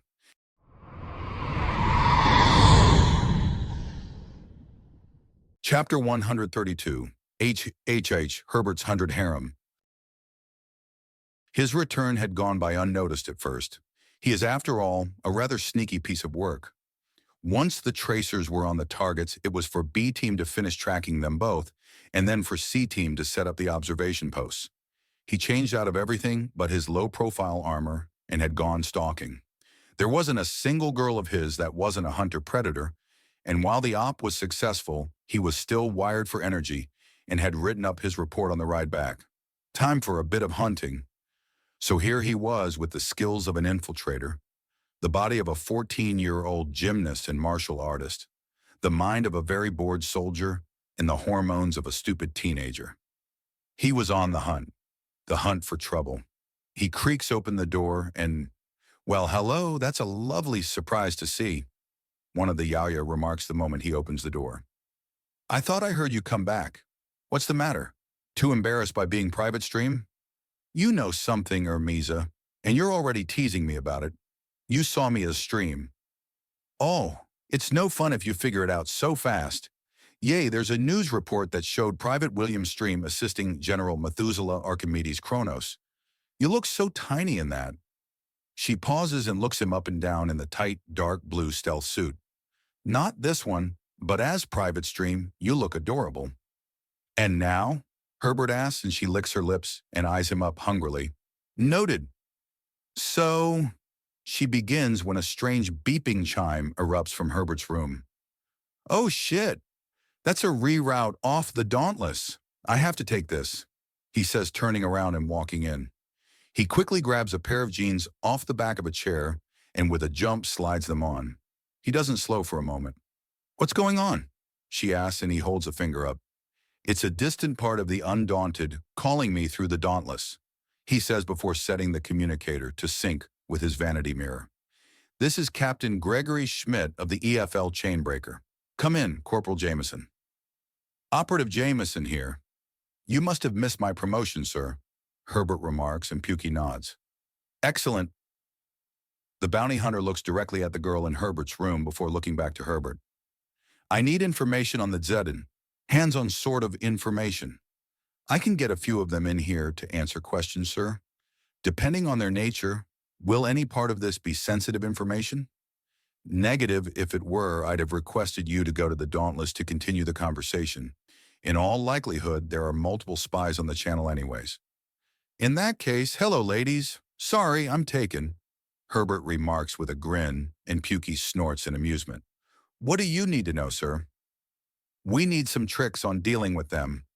There's a very skilled, potentially hostile, but so far neutral mercenary Zedin in the area my men and I are. Anything you can tell us would be extremely useful, Pukey says, and Herbert nods as he moves to stand at ease. Sir, the Zedin are one of the more physically capable species in the galaxy. They're right up there with the Lidus, Canador, Apuk, Snikt, and Yaya, like Ermaza here are. There's a strange psychological effect that the general populace of these and many other races like them have. They're extremely deliberate and very quick to accept responsibility, so you can expect a more conservative mindset to the woman. This one is playful, prone to using traps and toying with her targets, Pukey remarks, and Herbert considers. I have several wives that are training to be hunts mistresses. They should know a lot more about this bag of tricks. Can you bring them over? We're dealing with one that seems to range from a playful child playing pranks to a psychotic murder machine to an expert trapper and capture specialist. That's a hunts mistress. The pranks are training traps, practiced to set up the non-lethal and lethal when desired. In war, they use disgusting displays of the enemy corpses to shut their opponents down with psychological tactics and basically embody everything that made the Vietnam War a living nightmare for the average American soldier. Well, Pukey cuts himself off and glances to Hermisa. Did I read the report right? Under the age of 18? Oldest is 17, 16 and a half present, Herbert remarks, and Pukey stares at him.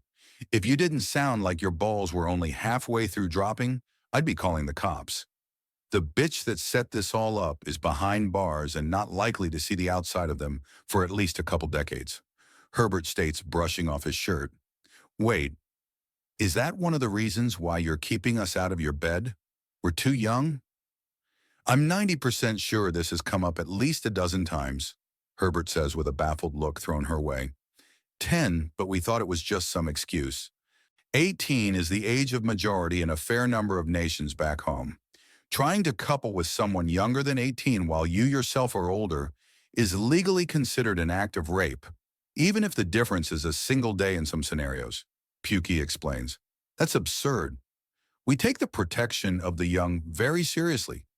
There's no faster way in a human prison to end up falling on something sharp than to be in there for hurting a child in some way. Herbert says, we're off topic.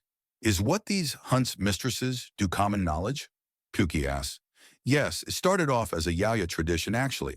So if you were trying to research trap users from the Zedin, it would have led you the wrong way, Hermisa explained. My mother's a hunt mistress. Believe me when I say you don't want to be on the bad side of one, or the good side of one, or in the general vicinity of one if you don't have the patience to end up with all sorts of weird things happening. Are you all right? Herbert asks her as she shudders.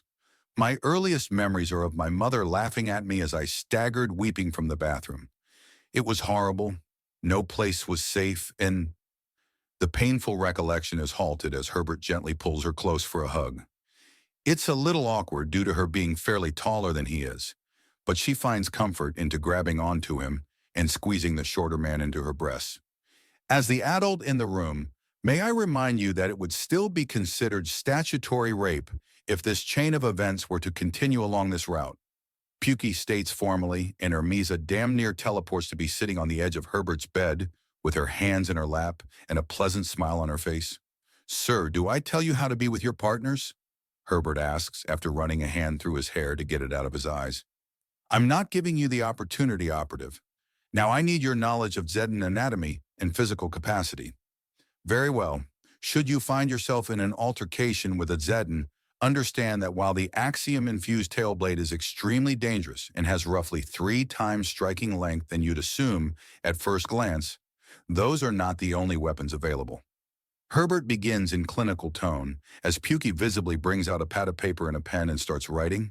The hands and feet are not only heavily reinforced parts of the anatomy, but have functional hooking and climbing claws in them. These claws can part flesh easily and can leave holes in steel. Furthermore, unless the portion of the anatomy you perceive has a definite softness to it, you can assume that it's hardened to such a degree that standard kinetic impacts, as well as laser and plasma attacks, will be insufficient. Go for the obvious soft bits for killing blows and the joints for disabling ones. Sensory abilities, Pukey prompts. Unusual but not far advanced, Herbert says. Sense of hearing is roughly on par. Sense of touch is severely reduced due to the armored shell. Sense of smell on par, but they're very sensitive to pheromones as most races are. Sense of taste is very advanced due to their heightened toxin vulnerability, so they'll clearly taste things you can barely detect. Finally, we come to the sense of sight. Despite being physically eyeless, they have astounding visual acumen. Standard, infrared, ultraviolet, and axiom vision all at once. These girls can see a lie clean across your face. You have my pity. It was a learning experience. It turns out that a little comedy routine I was running was understood to be just that far sooner than I expected. Herbert admits, and Hermisa giggles. He was running scared from the purrs. I thought it was convincing, but it turns out he was faking it for a gag. Purrs. Get hippies to paint face huggers and undo the wang. They're harmless little crab things that make a purring noise when happy. Near helpless scavengers, Herbert explains, and Pookie stares. Hold on. He takes a step towards his bed and lifts the blankets to look under. Sure enough, a pair of tiny eyes peer out. A few clicking sounds from him, and it scuttles forward to be picked up. You have got to be kidding me, Pookie remarks as Herbert stands up with a sky blue and tan face hugger wrapped around his arm and resting its main body contently on his shoulder like the weirdest fashion accessory to ever exist. Completely harmless, very common around the Zedin. Some small colonies use these suckers as part of their emblem or logo. They're nigh universal where the Zedin are found. And it's harmless? The worst it'll do is tug at my hair and give up when nothing tears off. They're scavengers, very shy and friendly. Apparently they were used to clean up bits of slaughtered kills in the olden days before they'd stink too much. Then they were bred for companionship, and it just kept going. Purpose-wise, it's a cross between a pig and a cat then. Garbage disposal and companionship, Pukey muses before frowning. We're off topic again. Do you know any methods to conceal yourself from a Zedin's gaze? Yes and no. There's almost no way to hide if the Zedin is looking right at you. However, Pukey prompts eagerly, however, they have horrible peripheral vision in 3 directions. If you're just a little behind one and to the side, then they need to turn their head all the way to see you. If you're under them somehow, then you're invisible. But if you're above them, they can see you clearly. Apparently, they did a lot of hunting by hanging off ceilings in the past, so their sight is specialized for it, meaning we should check the ceiling often and thoroughly if we expect ones around. Pukey remarks, oh yay, it's their favorite attack vector, Herbert admits before pointing up. For instance, my hunt's mistresses in training are actually here. But we're invisible. How does he do that? Does this mean we're not going to pounce? Screw that! After all the girls make their feelings known, there's a small avalanche of shining black chitin, soft curves, elongated skulls, tail blades, and trendy clothes onto Herbert. Yet somehow he ends up on top of the pile, perfectly balanced on the rear end of one of the girls and smirking fiercely. Pukey's simply applauding as Hermisa starts openly guffawing. Glad you could all drop in, ladies, Herbert remarks, and Pukey frowns. Oh, boo, boo, I say. Bad form. Rotten pun? Minus 10 points, he says around a chuckle he can't stop from escaping. Anyways, ladies, if you have a few moments, I'd like to talk to you about someone named Isma the Huntress. Wait, does she live on a station called Octron Spin? One of the girls asks as Herbert quickly helps the girl stand upright again. Yes, actually. She's one of the most skilled mercenaries on the station, and we're concerned that… You know her, Pukey remarks. This is absurd. The odds are so very slim, Herbert remarks. Not really. Isma the Huntress is a very old, very successful Zedin. She's my grandmother, though to be fair, that's because my mother is one of her younger daughters, and Mom waited a really long time before having me. She's got hundreds of daughters, thousands of granddaughters, millions of great-great-great-granddaughters. She's old and she's wise. Shit. Anything you're willing to tell me about her? I understand if you won't want to. She's family after all, but she might be hired to kill me or my boys. I can't let that happen. You don't have to worry about that. She's old school conservative. You don't even touch a man unless you've married him. She might capture you or one of your boys if she was paid really, really well. But killing a man? Number. Despite how playful most hunt mistresses are, she's too much of a gentlewoman. How often has your grandmother had non-Zedin descendants? Pukey asks after a few moments. A lot, actually. It's a quirk of the family. I mean, when Herbert and I... She blushes. Pukey can't see it through the screen, but the body language gives it away. Standing there with her, Herbert can see the play of axiom that signifies embarrassment just fine. When we have children, my daughters will be human and my son, maybe sons, they'll be Zedin. It's a very strange quirk of the family. The biodeck, it's not her hunting ground. It's her nursery. She doesn't have fans. She's teaching her daughters. Oh, yay. Grandma loves having children, loves teaching them and showing them things. With the family quirk, there are all sorts of races. She buys randomized samples to make sure it's a surprise. Didn't you say she also has a lot of students? The crazy teacher grandma that taught you and 100 others everything? Herbert asks. You learned under her, Pukey realizes. Yay, it's not official though, so I still have to get a proper certification. I see. Thank you for telling me this. We operate under the idea of prepare for the worst but hope for the best. Grandma teaches that too. Smart lady. Anyways, an old-school gentlewoman with her family, as close to a best-case scenario as can be. Unless Grandma Yzma thinks you're a threat to her family. Man or woman, if she thinks you might hurt one of hers, she'll break you. She's got centuries of practice. Good to know. There's decent odds we'll be running into her sometime soon. Anything you want us to tell her for you? I talk to her every couple of weeks. I can tell her myself. Very well then, miss. Thank you very much for your time and cooperation. Will you be needing anything else, Captain? Herbert asks, and Pukey shakes his head. Not at all, Operative Jameson. We have everything we needed, and more. Thank you.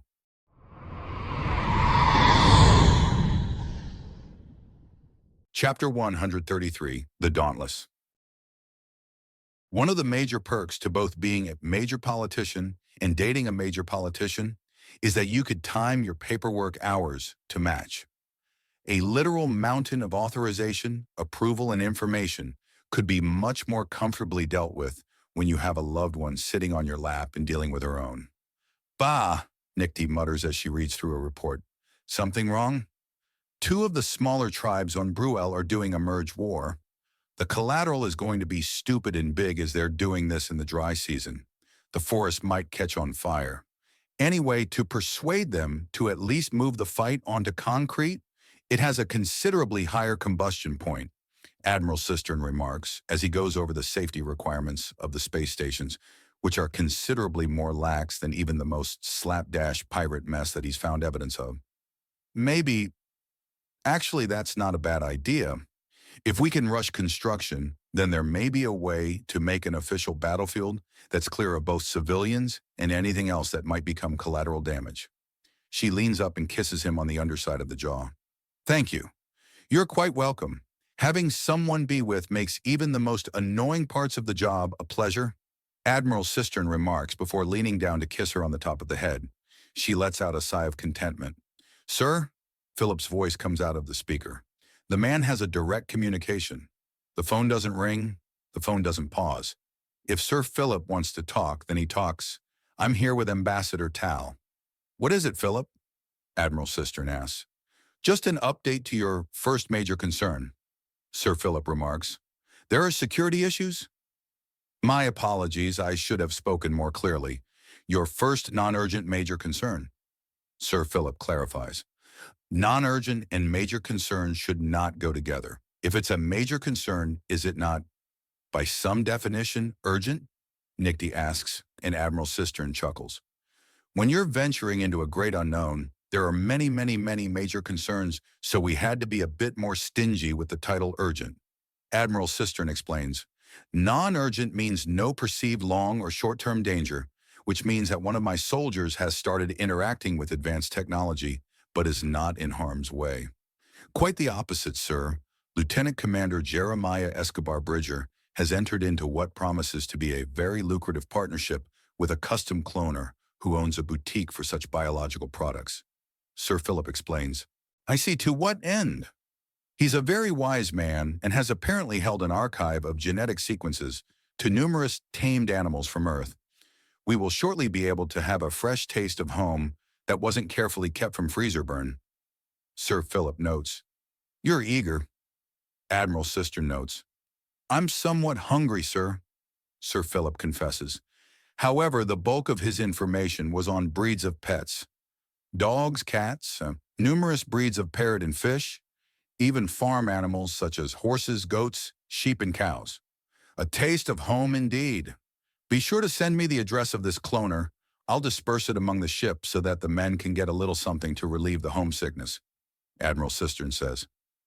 Oh, so those lopin-looking creatures that you and your sons would play with?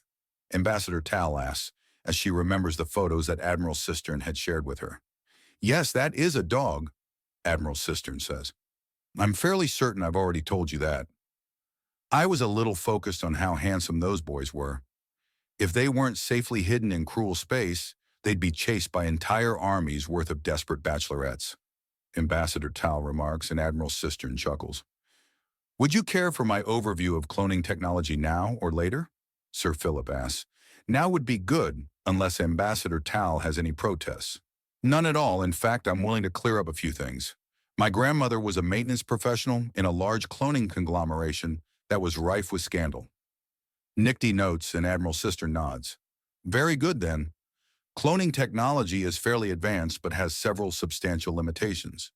The primary use of this technology is medical and dietary. The medical uses are obvious for those who have some form of reluctance to use restorative comas. The dietary are for those, particularly of a carnivorous disposition, to eat meat without a sensation of guilt that an animal has died for one's meal. Sir Philip explains and pauses as if he can sense the nearly spoken question that Admiral Cistern is burning to ask but isn't letting out. I see. What are the limitations of cloning technology? Admiral Cistern asks. The first major limitation is legality. Due to many dramatic incidents, there are few, if any, places in the galaxy that condones cloning a full adult. The husband farm and by a boyfriend incidents are stellar examples of such. Sir Philip begins and Nifty gives off a slight laugh. I thought you'd find that amusing. If the joke may be explained? It's not funny but more ironic, black comedy. Both companies were based on space stations, and both of them were destroyed in ways relating to stars. Both companies slowly cloned the same person over and over again and used a mental imprint to let them have all the memories they'd need. Then they were sold as slaves. In the husband farm, one of them got loose and proved just how clever they all were by waking up as many others as possible and effectively committing mass suicide by maneuvering the station into its nearest star. All in all, it was a stellar example as to why cloning like that is a very bad idea, to say the least. And the second example, Admiral Cistern asked, somewhat dreading the answer. They used a deep crag Nagasha teenager as the template. The entire species is naturally attuned to axiom use on a large scale, and the memory implants included a basic but broad field of study. Several of them working together achieved nuclear fusion, and the station was reduced to shrapnel in an explosion that created an extremely short-lived star. Ambassador Tal states this time, and he lets out a deep breath in consideration. So cloning and neural implanting have been made massively illegal.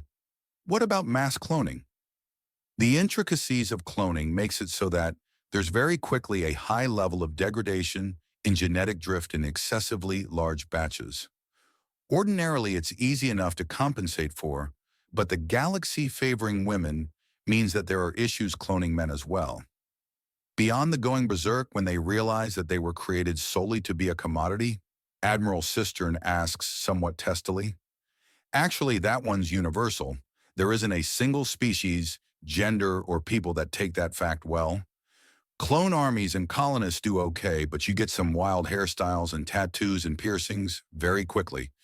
People like being themselves and don't react well to being told that they've got a number and not a name. Ambassador Tal remarks, and Admiral Cistern considers. I see. What about accelerated aging and training? How about standard clones from birth?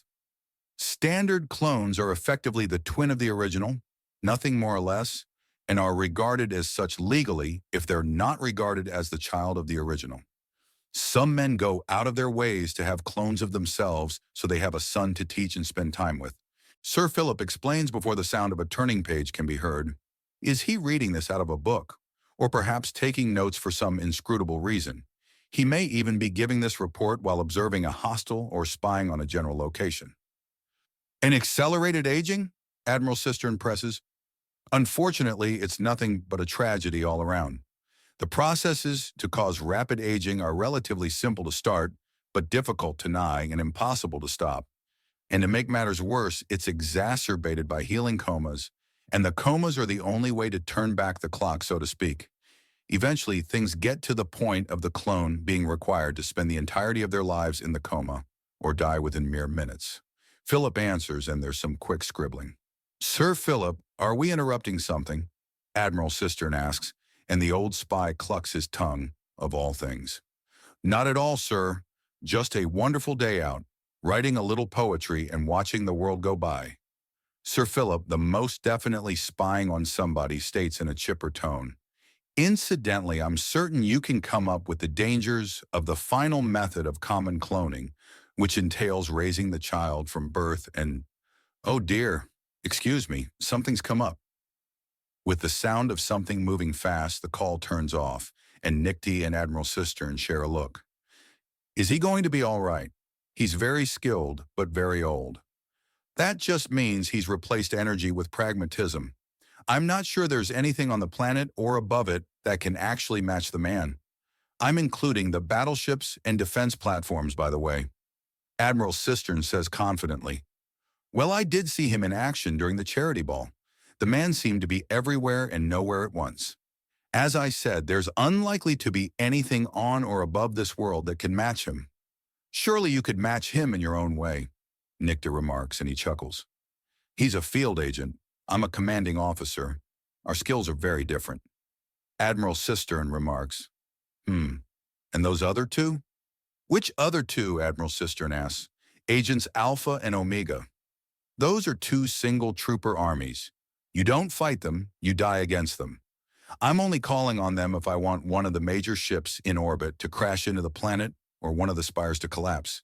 Either that or if I want a world government completely torn apart. Wow. So what do they do most of the time? Generally, they're keeping their skills sharp and forcing random platoons into joining in. Other than that, they're under orders to stay as bored as they can stand to hopefully avoid interplanetary incidents. Surely it's not that bad. The more skilled a soldier gets, the less they like sitting on their hands and doing nothing. There's only so much that can be done on the ship, but exporting the majority of the Dauntless's crew to outside the ship is just asking for trouble. So we've been rotating people in and out, and those two I'm keeping close. Oh, come on! Some of the soldiers I've all but cut loose have conquered a world in one scenario. Another set have all but cornered the black market on the station Ashen Ducks. The gentlemen on Octaran Spin have started a weapons production factory and begun exportation. One branch of the EFL has reached 100% pregnancy ratio on their ship, meaning there is going to be a lot of newborn Lutrans soon. Another has convinced their crew that smuggling rare animals from world to world is more lucrative than most piracy. One group has progressed to stealing entire ships, chopping them for parts and reselling them en masse as a cover for the sheer amount of alcohol they've been selling. Oh my goodness, is it just your boys or your whole species that's that energetic? I'm not sure how long Bruel would survive with an entire city's worth of such men bouncing around. Yes and no. The military training brings out everything it can in our men. It gives them the strength and confidence to try anything at least once. If it doesn't kill them, then they're just encouraged to try again, and seeing as how we're a stubborn bunch for staying alive, well, it leads to crazy places. I wasn't talking about damage. I can imagine that in a few months or even weeks, some young troublemaker will see if he can seduce his way into changing the name of my world. I'd imagine he'd even make a good go at it. That's all we need, Planet Bob. Admiral Cistern jokes before snorting. Better than Planet Richard, otherwise the jokes would never end. Why is Richard so funny? It's often shortened to Dick, which can be slang for the penis in the English language. Oh, she exclaims, going still. then after a few moments breaks down in helpless giggles as the idea becomes funnier and funnier the more she thinks about it. It's not that funny, Admiral Cistern chides the giggling gob, but goes unheard.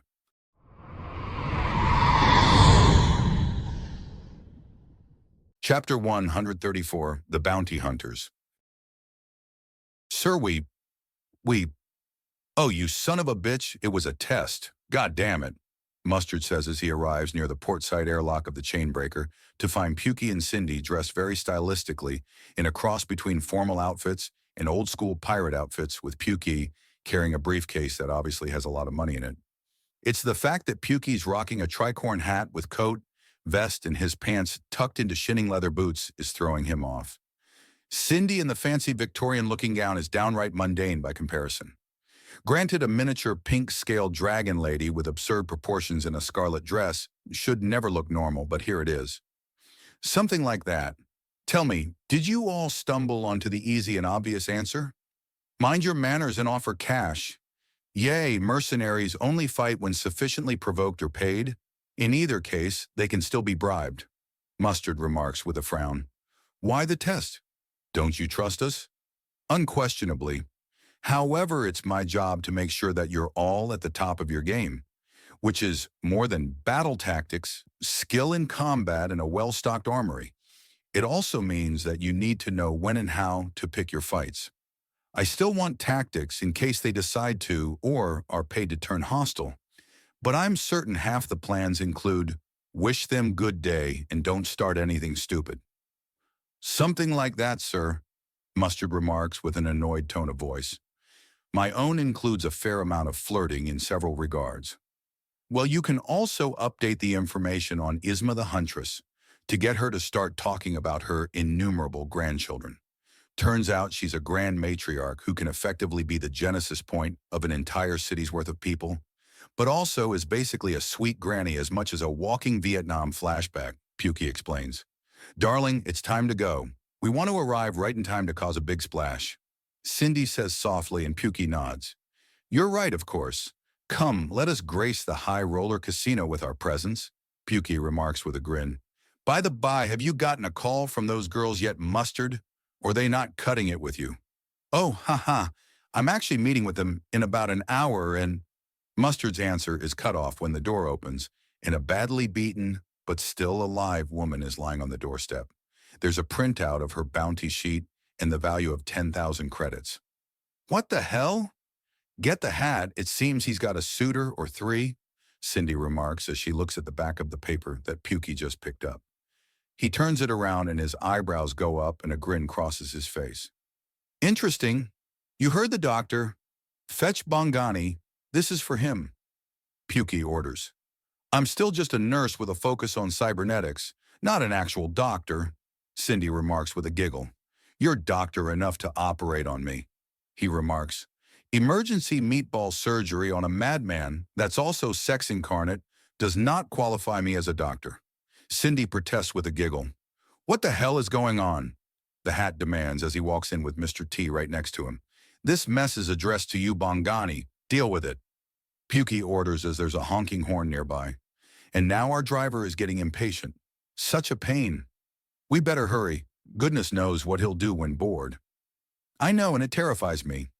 Pukey jokes and she giggles happily. Sir, madam. Air Force greets them as they approach and helps them into a very shiny black and chrome air car that's effectively a stretched-out Lincoln Futura. I still can't believe that you salvaged one of these. It was weeks ago, Air Force protests, and it's still absurd. We may be repurposing the cells on the Chainbreaker, but I didn't expect you to turn them into a multi-story garage for all your stolen air cars, Pukey remarks as he opens the door for Cindy, who climbs in. I've got 5 vehicles and I only use them half the time. The van we use on most missions, our new truck, this and 2 bikes, not to mention one of those bikes belongs to Onyx, and she's teaching Jade all about them, even as we speak. Air Farce half rants and Pukey rolls his eyes as he slips into the car beside Cindy. Damn it, man, can we just have one nice night together? Of course not. As your subordinate, I'm legally obligated to remind you that not only does your shit stink, but it stinks hard. Air Farce taunts him before freezing as he feels what seems to be a gun to the back of his head. Then he relaxes and turns around with an annoyed look. Pukey mimes shooting him with the finger gun, and he rolls his eyes in response. Stop teasing him, dear. We're out for a fun night and to make ourselves known at the local casinos. Nothing scary or dramatic, though it has been too long since I've played a proper game of cards, Cindy notes. That's what happens when you beat the entire crew without mercy. We get real leery about playing, Airfarce remarks with a chuckle. I can't help it. You chumps have the worst way with cards I've ever seen. You're as straightforward as laser blasts, always so surprised when I bluff you all to bits. That's because someone is too cute to remember to be scared of, and then you took too big a bite for us to ever forget. Pukey remarks, and Cindy breaks out into helpless giggling. See that? That right there is why we kept underestimating you, Airfarce remarks as he weaves through the city and quickly pulls in front of the neon lights and blaring music of the High Rollers Casino and Entertainment Extravaganza. Just give me a ring when you want out. I'll be giving this baby a bit more polish back at the ship, Airfarce says as Pukey helps Cindy out. Of course, take your time. We'll be eating out as well. Suit yourself, it's meatloaf night, Airfarce says, and Pukey pauses. Oh no, we're eating here at the casino. You're not getting takeout from the ship, Cindy commands him. But it's meatloaf night, Pukey protests with a big smile. Oh, please, just because you and yours are addicted to lethal levels of damn near everything doesn't mean that other things can't taste good, she explains as she leads him into the casino. The entrance guides them to the side, and almost right away it opens up into a red-carpeted room with brass fittings. Less gaudy than your former workplace. The gilded goal is a hard act to follow in the terms of gaudy, Cindy remarks. Now come on, the lackey tables are open. Right, explain lackey to me again. It seems like blackjack, but they're stealing? Pukey asked before shaking himself a little and taking on a much smoother, much more pleasant demeanor. He mentally steps out of the mindset of Pukey the soldier who keeps going even when he's lost his lunch, and becoming Gregory, devoted but mostly innocent husband. It's like putting on a jacket, but mental. Right, well, we use a 3-color, 90-card deck. 3 different cards are drawn as the goals, and then you get 2 cards. 5 are laid out on the table, face up. Every player can take 3 more cards with more and more cards added to keep 5 up on the table. Every player tries to find as many ways to combine their cards and the cards on the table into those matches for the cards that were drawn over and over again. If one of the 3 2s is visible, then a 2 by itself is good. A 2 and a 10 is better. A 2, a 10, and 2 5s is great, understand? Yes, easy to think about, but the more people are in the game, the harder it will be. Gregory considers as he realizes how much of a massive mess it would be with even just 4 players. There's a bit more to it. There's the bluffing and the blocking and meeting the bets of your fellow players or stepping back. Most games of chance are really just big mind games, Cindy explains happily. I'm not sure the kind of mind games I've been trained for would be all that appropriate here. Gregory muses somewhat. Intimidation doesn't tend to get you very far in organized gambling. Well, maybe for getting a debt collector to back off. Hi there, I'm Cindy. This is my Gregory. What's the buy-in? Cindy chimes out as she bounces up to the nearest table. The dealer of 4 armed rabbis looks from Cindy to Gregory before blinking. Of course, the buy-in is 200 credits. The dealer says as a Tret woman already at the table looks them up and down a bit, as does a desert Nagasha, who eyes up Gregory enough to make Cindy glare at her in annoyance. No need for hostility. It's not often that we get such a fine-looking man in here. Can't blame them for looking, can you? The dealer asks, and Cindy sighs before nodding. Just deal me in, Cindy says before glancing around. And no girls, we're not looking for more wives. I'm looking to have a good night out with my man. Will he be dealing in as well, or? No, thank you. I'm not fond of leaving things to chance, Gregory says before smiling and bending down to kiss Cindy on the top of the head. My little love here adores it, however. It's a thrill she can't get enough of. I'd not be able to get enough of another kind of thrill in her place. The Tret woman mutters just loudly enough for the keen-eared dealer and the very much paying attention Gregory to notice. Pardon me, but what did you mean by that? Gregory asks her, and she seems taken aback. Oh, nothing. I was just lamenting. Anyways, why don't we start the game? She asks, and Cindy nods brightly as the cards are dealt out. She glances over her cards and refuses to let what she's thinking play over her face. There is, however, a universal groan around the table, as the goals for this round are 23, 19, and 30.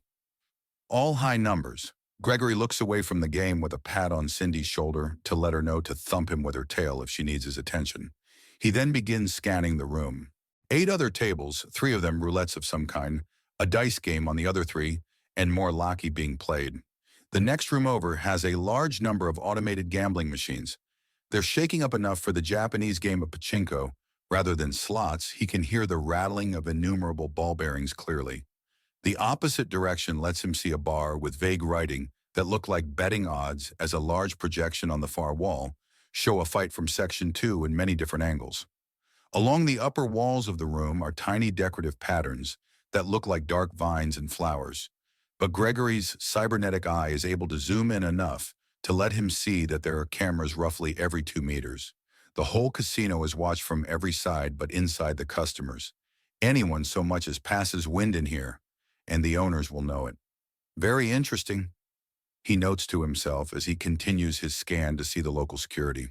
A lot of them are in plain clothes, pretending to be gamblers at the machines or winning at the tables. It's a good setup. Not only are your guards right in the middle of anything that starts, but they encourage actual customers to spend more money on a hot table.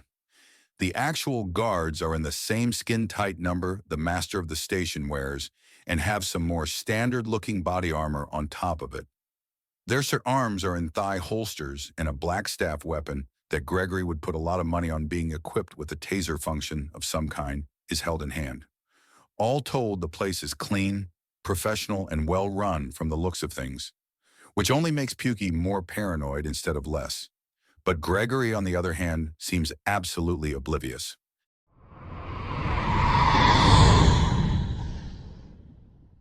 Chapter 135. RAK Enroll.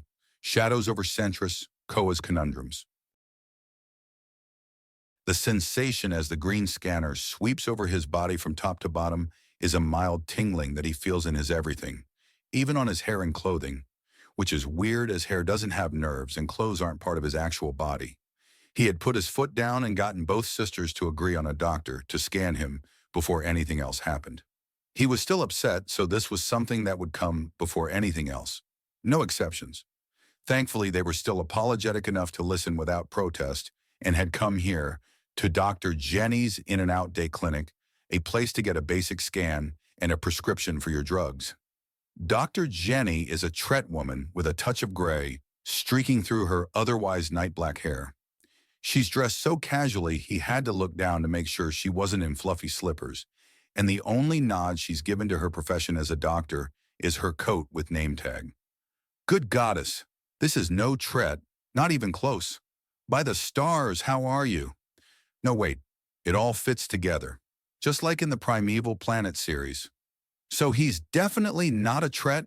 Nita asks as Nika stares at the wireframe readout of Koa's body. All over are small red lights to indicate something very, very different from a baseline Tret. Each readout is for a different system. The entire nervous system wireframe is red, as is digestion, respiration, muscular, and epidermis. The skeleton is only mostly red. He's further from a Tret than you are, young lady. The resemblance is skin deep at most. No, not even skin deep. He only looks like one. General features and coloration deep at most. His skin gives out an oil that evaporates quickly to help him cool down. It's loaded with pheromones, too. It's why he smells like he's in season. So he's not in season? Nika asks. Oh, he's in season. From what I can tell, he's definitely in season and shows signs of having been in season for a very, very long time. Perhaps since puberty. Yes, puberty to impotence is the human reproductive season, Koa remarks, and Dr. Jenny stares at him for a few moments before shaking her head. Your nervous system is backwards reinforced and is a cross-section of evolution to higher life. The concentration of nerves in your fingers and hands should mean an incredible sense of touch. Your species evolved from major tool users, Jenny remarks as she looks over the wireframes. What did your kind eat when evolving? Your digestive system is more akin to a blast furnace that uses acid instead of heat. Technically, almost anything as long as it's not too toxic or too sharp. But that's what tasting and chewing are for. Koa supplies and she nods. Yes, I suppose chewing glass would be dangerous for you. The pheromone content in your spit is even higher than that evaporating oil. It's called sweat, Koa remarks. The sweat then, fine, Jenny asked before bringing up the wireframe with his organs clearly visible. These two here, these are a pair of powerful filters for the blood, but they have strange glands on top that are loaded with powerful chemical cocktails. Those are the kidneys with adrenal glands. Are kidneys so odd? Koa asks. Generally, it's all done by the liver.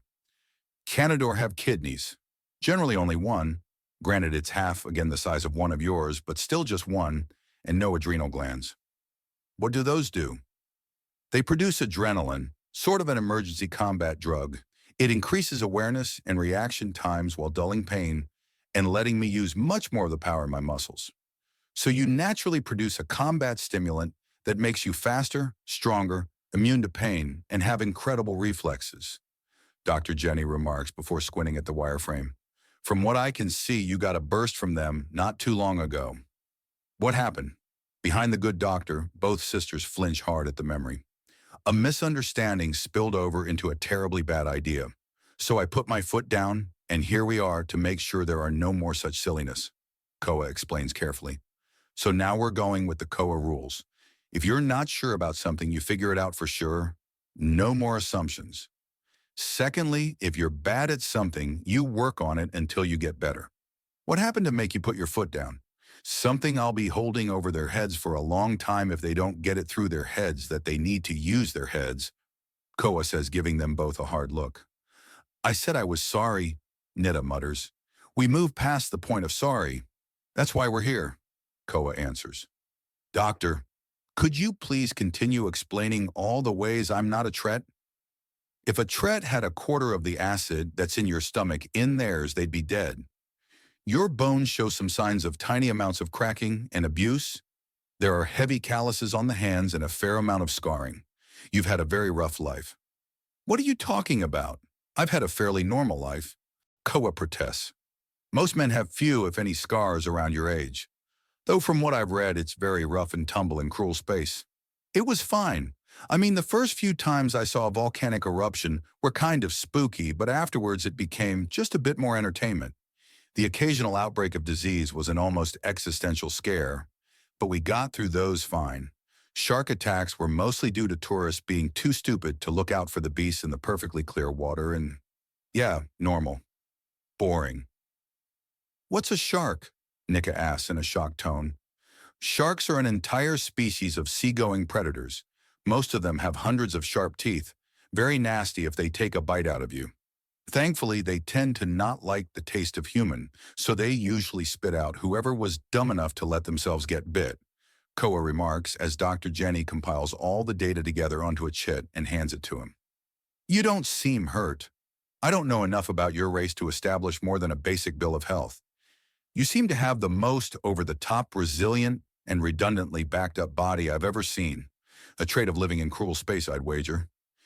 Effectively, we have to work at peak efficiency with or without Axiom. Koa answers and she nods.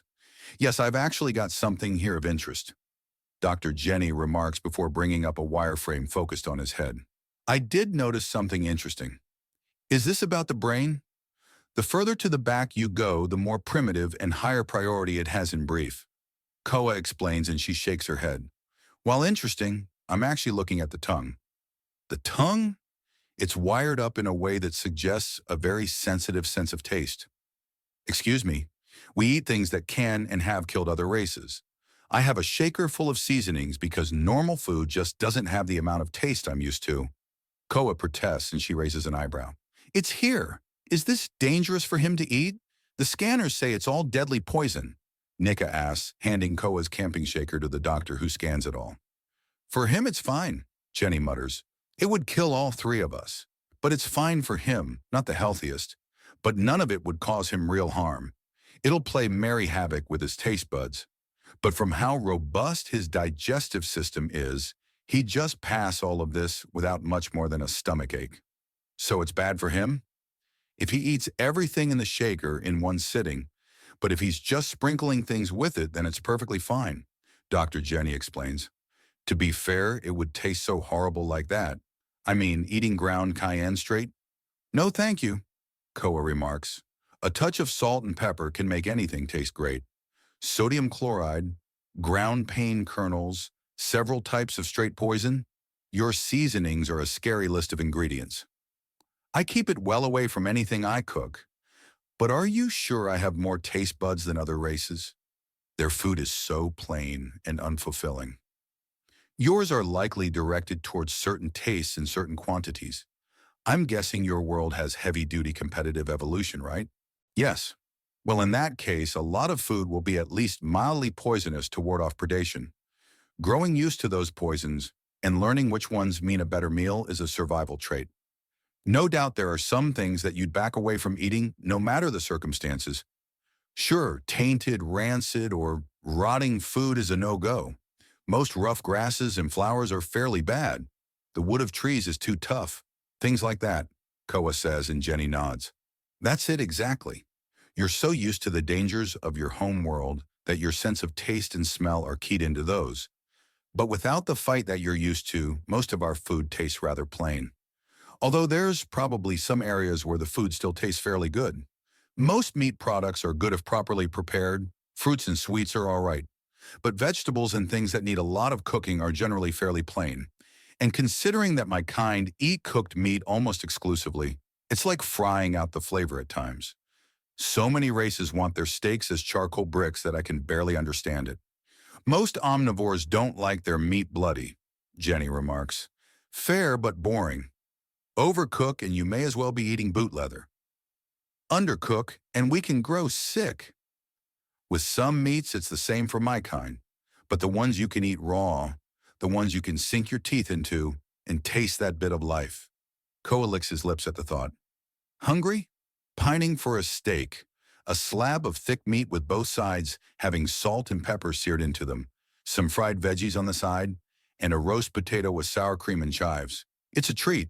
Granted, you call pepper pain kernels, so I think I'm the only one here who'd like it. Doctor? Nika asks. Yes? Is there anything we should know about that might get him hurt? Is everything that's safe for a Tret safe for him? She asks, and Dr. Jenny considers the question, before turning back to the wireframes and then looking through a readout. He needs a lot more water than any Tret alive, 2 times as much in the average day. He also needs to eat half again as much to maintain all these extra organs, although from what I can tell, he's already eating plenty to maintain his physique. He likes to do the cooking. He always eats more than me and Nita together, Nika says before considering and then nodding to herself, then to Nita. That's about enough now. Oh, excuse me, Jenny remarks as she steps out of the way of the sisters, who solemnly walk up to Koa and look up at him with shimmering eyes. If you think... We're sorry, they wail as one and latch onto his thighs to bury their faces and sob into his waist. Koa begins before looking to Jenny with a baffled expression as she giggles. You're the one married to drama queens. How did you not see this coming? Jenny asks as Nika and Nita blubber into him, climbing up, then burying their faces into his shoulders. This is clearly planned. They don't normally plan this, Koa says over the sobs. I was thinking hard since you got angry that we'd need to both say we're sorry, and we are. We were saying you were something you weren't, and we were wrong each time. It was wrong and were you being honest when you said humans come from cruel space? Nita explains between sobs before seemingly startling herself out of crying. The planet Earth in the Sol system, which is deep inside cruel space, yes, Koa answers. And there are just as many men as women? Nika asks. 100 to 100 is the ratio. I don't know the specifics as to what makes us different in that regard, but I do know that men come out as often as women. The hows and whys I don't know, Koa says. And you said something about seeing volcanoes erupt. Is Earth a burning volcano world? Nika presses and he shakes his head. No, But the part I lived on has a few active volcanoes. I'm Hawaiian, meaning I trace my ancestors back to a chain of small tropical islands with several active volcanoes.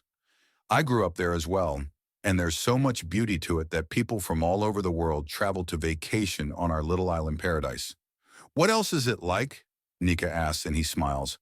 They're asking questions and listening, which means they're going to start to grow. Good, that's good.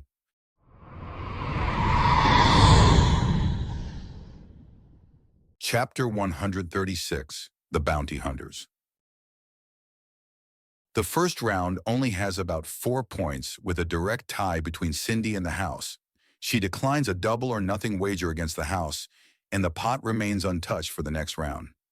Something she had forgotten to mention is that in casinos, ties ended up with this double or nothing wagers between the winners rather than splitting the pot between the winners.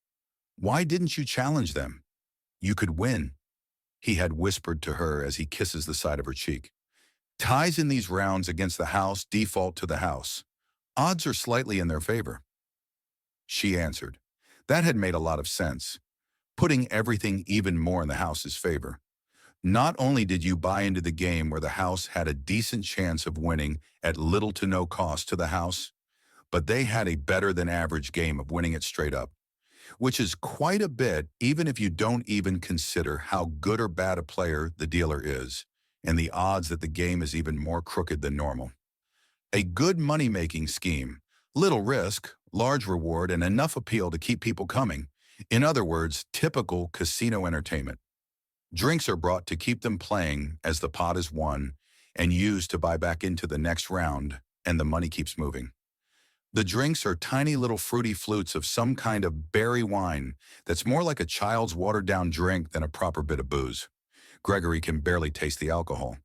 Pukey is mentally scanning the glasses of the others for the residue. A bit of backwash is in one of them, but nothing else. The drinks were clean. As Gregory gets more and more comfortable until he outright shifts things so that Cindy is sitting on his lap as a playful distraction to her opponents and an excuse to be closer to her, Pukey, on the other hand, is getting more and more paranoid. He knows he's being watched and that the ultimate authority behind it is a potential danger. He doesn't know much about the owners except that they have their fingers in a lot of pies. No racial information, no psychological profile, no nothing. Meaning there's a non-zero chance that something he does might send them into a murderous rage. But suspicion is just suspicion, reason to be ready and nothing else. So I have to ask, the Tret player begins as she eyes up Cindy and Gregory with some jealousy. How did you two meet? It's not often that you see a Tret with the more lacking races. Lacking? Gregory asks even as he places a hand on Cindy in case one of them grows upset. In height, I understand if some things might seem cute with such a small lady, but she trails off as Pukey comes to the fore, and she finds herself preaching to a man with death in his eyes. Please, no intimidating other guests, Captain Schmidt, the dealer states calmly. Pukey relaxes and sinks under Gregory again, who gives a dopey smile. Sorry about that. Me and Cindy have been through a lot together. I don't like people being rude to her. Gregory apologizes. We're aware. Don't worry. You're customers until you're not, of course. The dealer remarks, we don't want a repeat of what happened in the Gilded Goal. We don't deal with those sorts of things. You know what happened? Pukey asks as the Gregory coat is completely set aside. The muscles in his legs tense as he readies to use the table first as a bludgeon, then as cover before becoming a bludgeon again. Furniture is versatile that way. Yes, my employers are telling me even now to play nice as the last time someone played nasty with you in a casino you escaped, went on a rampage, seduced the staff, set the place on fire, and stole enough assets to start an independent business. The dealer says as she shuffles the cards flawlessly. I've also been told that on this station you've never once started the fight, meaning that you're in for a long, boring evening as I'm being threatened with a firing if I start a fight with you. You must be joking. I mean, sure, he's lean and sweet-looking, but beyond that glare, I doubt he's a danger to anyone. The Nagasha remarks and the dealer titters in amusement. Oh, he may look adorable, but he's a hunter. No doubt you've already planned innumerable ways to deal with us all, the dealer asks and Pukey raises an eyebrow. For the sake of keeping things peaceful and fun, I decline to answer that question. Pukey remarks before suddenly grinning and changing back into Gregory. But if you want our plans, it's to have my little Cindy eat all the food she likes to eat, have the fun she likes to have.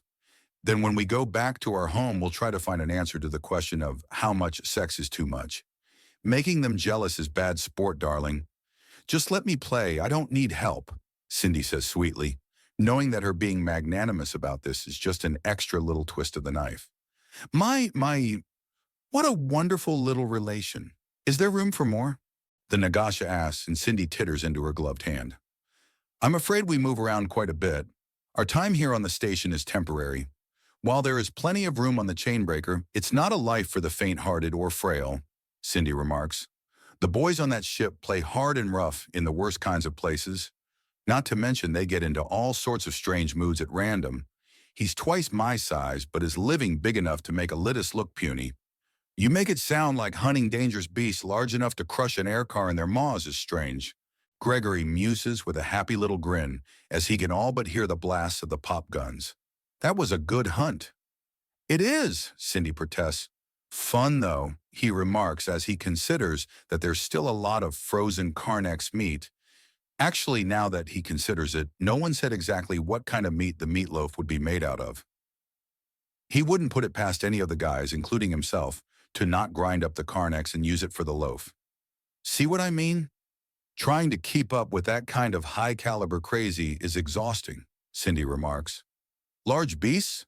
The dealer asks. Carnex, fairly harmless if they're a few 100 kilometers away from the nearest person.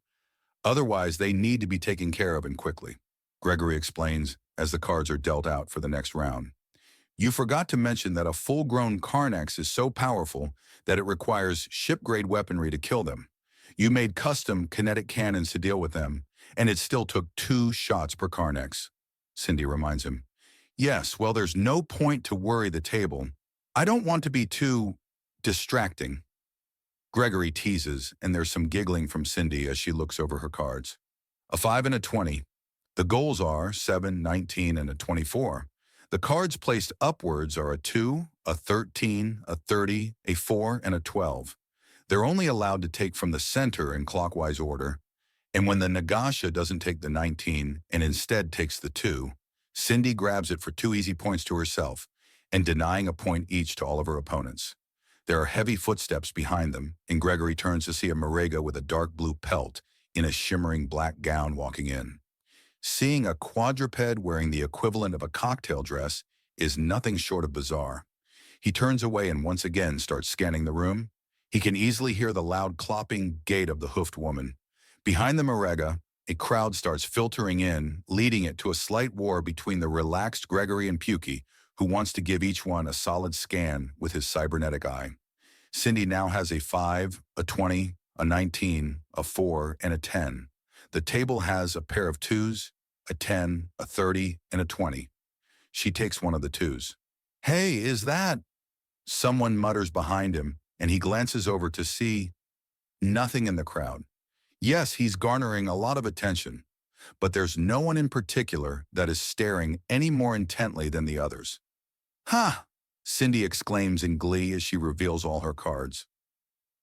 The old 20 is gone to be replaced by one of another suit. The other players bow out, and the dealer nods. Woo-hoo-hoo! Mama's buying a big one tonight. Does that mean we're taking a break for dinner? Gregory asks, and she nods. Oh yes, bitra tails with cream sauce with an entire platter of Thean leaf salad. Cindy cheers. Don't let me hold you up, the dealer says with a smile. The casino restaurant is straight that way, past the bar, and with a wonderful full-wall view of the nearby nebula. Enjoy. Very well, if you'll be ready to... Gregory begins before movement triggers his nerves, and he lashes out to boot someone that had been slowly starting to pull away their briefcase. The air distorts, and Pukey doesn't even let the cloak and rest for a moment as he grabs them by the head feathers. A painful twist, and the more common Cloaken's concentration is broken, and she stops matching the background around her. Security runs up and turns on their shock staffs to hold at her neck. After a moment, Pukey lets go and steps back and puts Cindy down gently before scratching the back of his neck. Sorry, my dear. I was caught up in punishing the fool that I got carried away carrying you. Oh, I don't mind. Being close to the action every now and again is exciting, Cindy remarks as she quickly steps beside the briefcase and puts a hand on it. How did you see her? She was effectively invisible, the Nagasha asks and Pookie shrugs. My kind are keyed in to detect movement. She got far too close for me to not notice. He somewhat lies. The movement had been mostly in the axiom, but he had moved too fast to fully process what kind of movement he was detecting. Something he'll have to get under control before it gets him or his men hurt. He picks up the briefcase and adds their winnings to the section designed to carry it already. It had only been partially filled after all. Why do you have a plasma sword and a custom banger in your briefcase? The dealer asks now that she can see into it as they load it up. We just had a spot of trouble. The undaunted such as, I believe it's best to be overprepared than underprepared, Gregory says pleasantly as he slots in all the coins into the rows and then clips the case shut. Should things go the way I want them to, then these are nothing more than unusual decorations inside the case, perhaps a talking point, and nothing more. I'd like it to stay that way, but that doesn't mean that if things change for the worse, that I'll be caught unprepared. A fair... The dealer pauses and puts a hand to a device hidden in one of her ears. The girls in security want to know if that's the same plasma sword that first took your arm off, then you used to carve your way out of the gilded goal. I consider it lucky, Pukey replies with a truly vicious smile. Then his features soften into Gregory again, and he bends down to kiss Cindy on the top of the head. After all, it helped introduce me to Cindy. Your arm is a prosthetic? The Nagasha asks, and Gregory pulls off the glove that's hiding his hard light limb. All the way up to the shoulder, he says as he snaps the briefcase shut. Why haven't you gone through a healing coma or gotten a clone replacement? 2 reasons, one practical, the other. Not so much, he admits. Well, don't keep us in suspense, sir, the dealer orders with a smile. It's very practical with using cannons. It's also one of the first gifts from my Cindy. Now, if you'll excuse me, my little lady looks hungry. Gregory answers before offering his hand to Cindy, and she tugs him through the casino with a dopey smile on her face. Soon enough, they have a booth near a corner and are quickly brought a large platter of a dozen crustacean tails with a bowl of creamy sauce in the center of them all. Soon enough, Cindy is all but purring at the creamy, smooth taste that the cream adds to the wonderful texture of the tails. Gregory eats slowly, both to let her have the lion's share of the food, but to also figure out what he could from it. The taste had been boiled out of the tails, despite the texture being all right. The creamy sauce was all right, it was certainly creamy, but it lacked a sense of body to it. Such was the issue with alien fare. Still, it made Cindy happy, and that was more important to him. I'd like it to stay that way, but that doesn't mean that if things change for the worse, that I'll be caught unprepared. A fare? The dealer pauses and puts a hand to a device hidden in one of her ears. The girls in security want to know if that's the same plasma sword that first took your arm off, then you used to carve your way out of the gilded goal? I consider it lucky, Pukey replies with a truly vicious smile. Then his features soften into Gregory again, and he bends down to kiss Cindy on the top of the head. After all, it helped introduce me to Cindy. Your arm is a prosthetic? The Nagasha asks, and Gregory pulls off the glove that's hiding his hard light limb. All the way up to the shoulder, he says as he snaps the briefcase shut. Why haven't you gone through a healing coma or gotten a clone replacement? 2 reasons, one practical, the other. Not so much, he admits. Well, don't keep us in suspense, sir, the dealer orders with a smile. It's very practical with using cannons. It's also one of the first gifts from my Cindy. Now, if you'll excuse me, my little lady looks hungry, Gregory answers before offering his hand to Cindy, and she tugs him through the casino with a dopey smile on her face. Soon enough, they have a booth near a corner and are quickly brought a large platter of a dozen crustacean tails with a bowl of creamy sauce in the center of them all. Soon enough, Cindy is all but purring at the creamy, smooth taste that the cream adds to the wonderful texture of the tails. Gregory eats slowly, both to let her have the lion's share of the food, but to also figure out what he could from it. The taste had been boiled out of the tails despite the texture being all right. The creamy sauce was all right. It was certainly creamy, but it lacked a sense of body to it. Such was the issue with alien fare. Still, it made Cindy happy, and that was more important to him.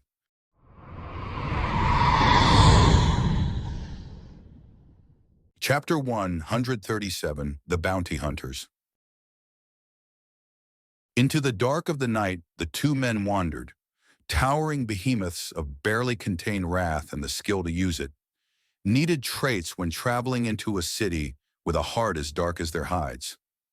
Dong says behind his hand, in a canned voice before miming examining his nails as the Hat and Mr. T glance back at him. Then after a few steps, they turn away.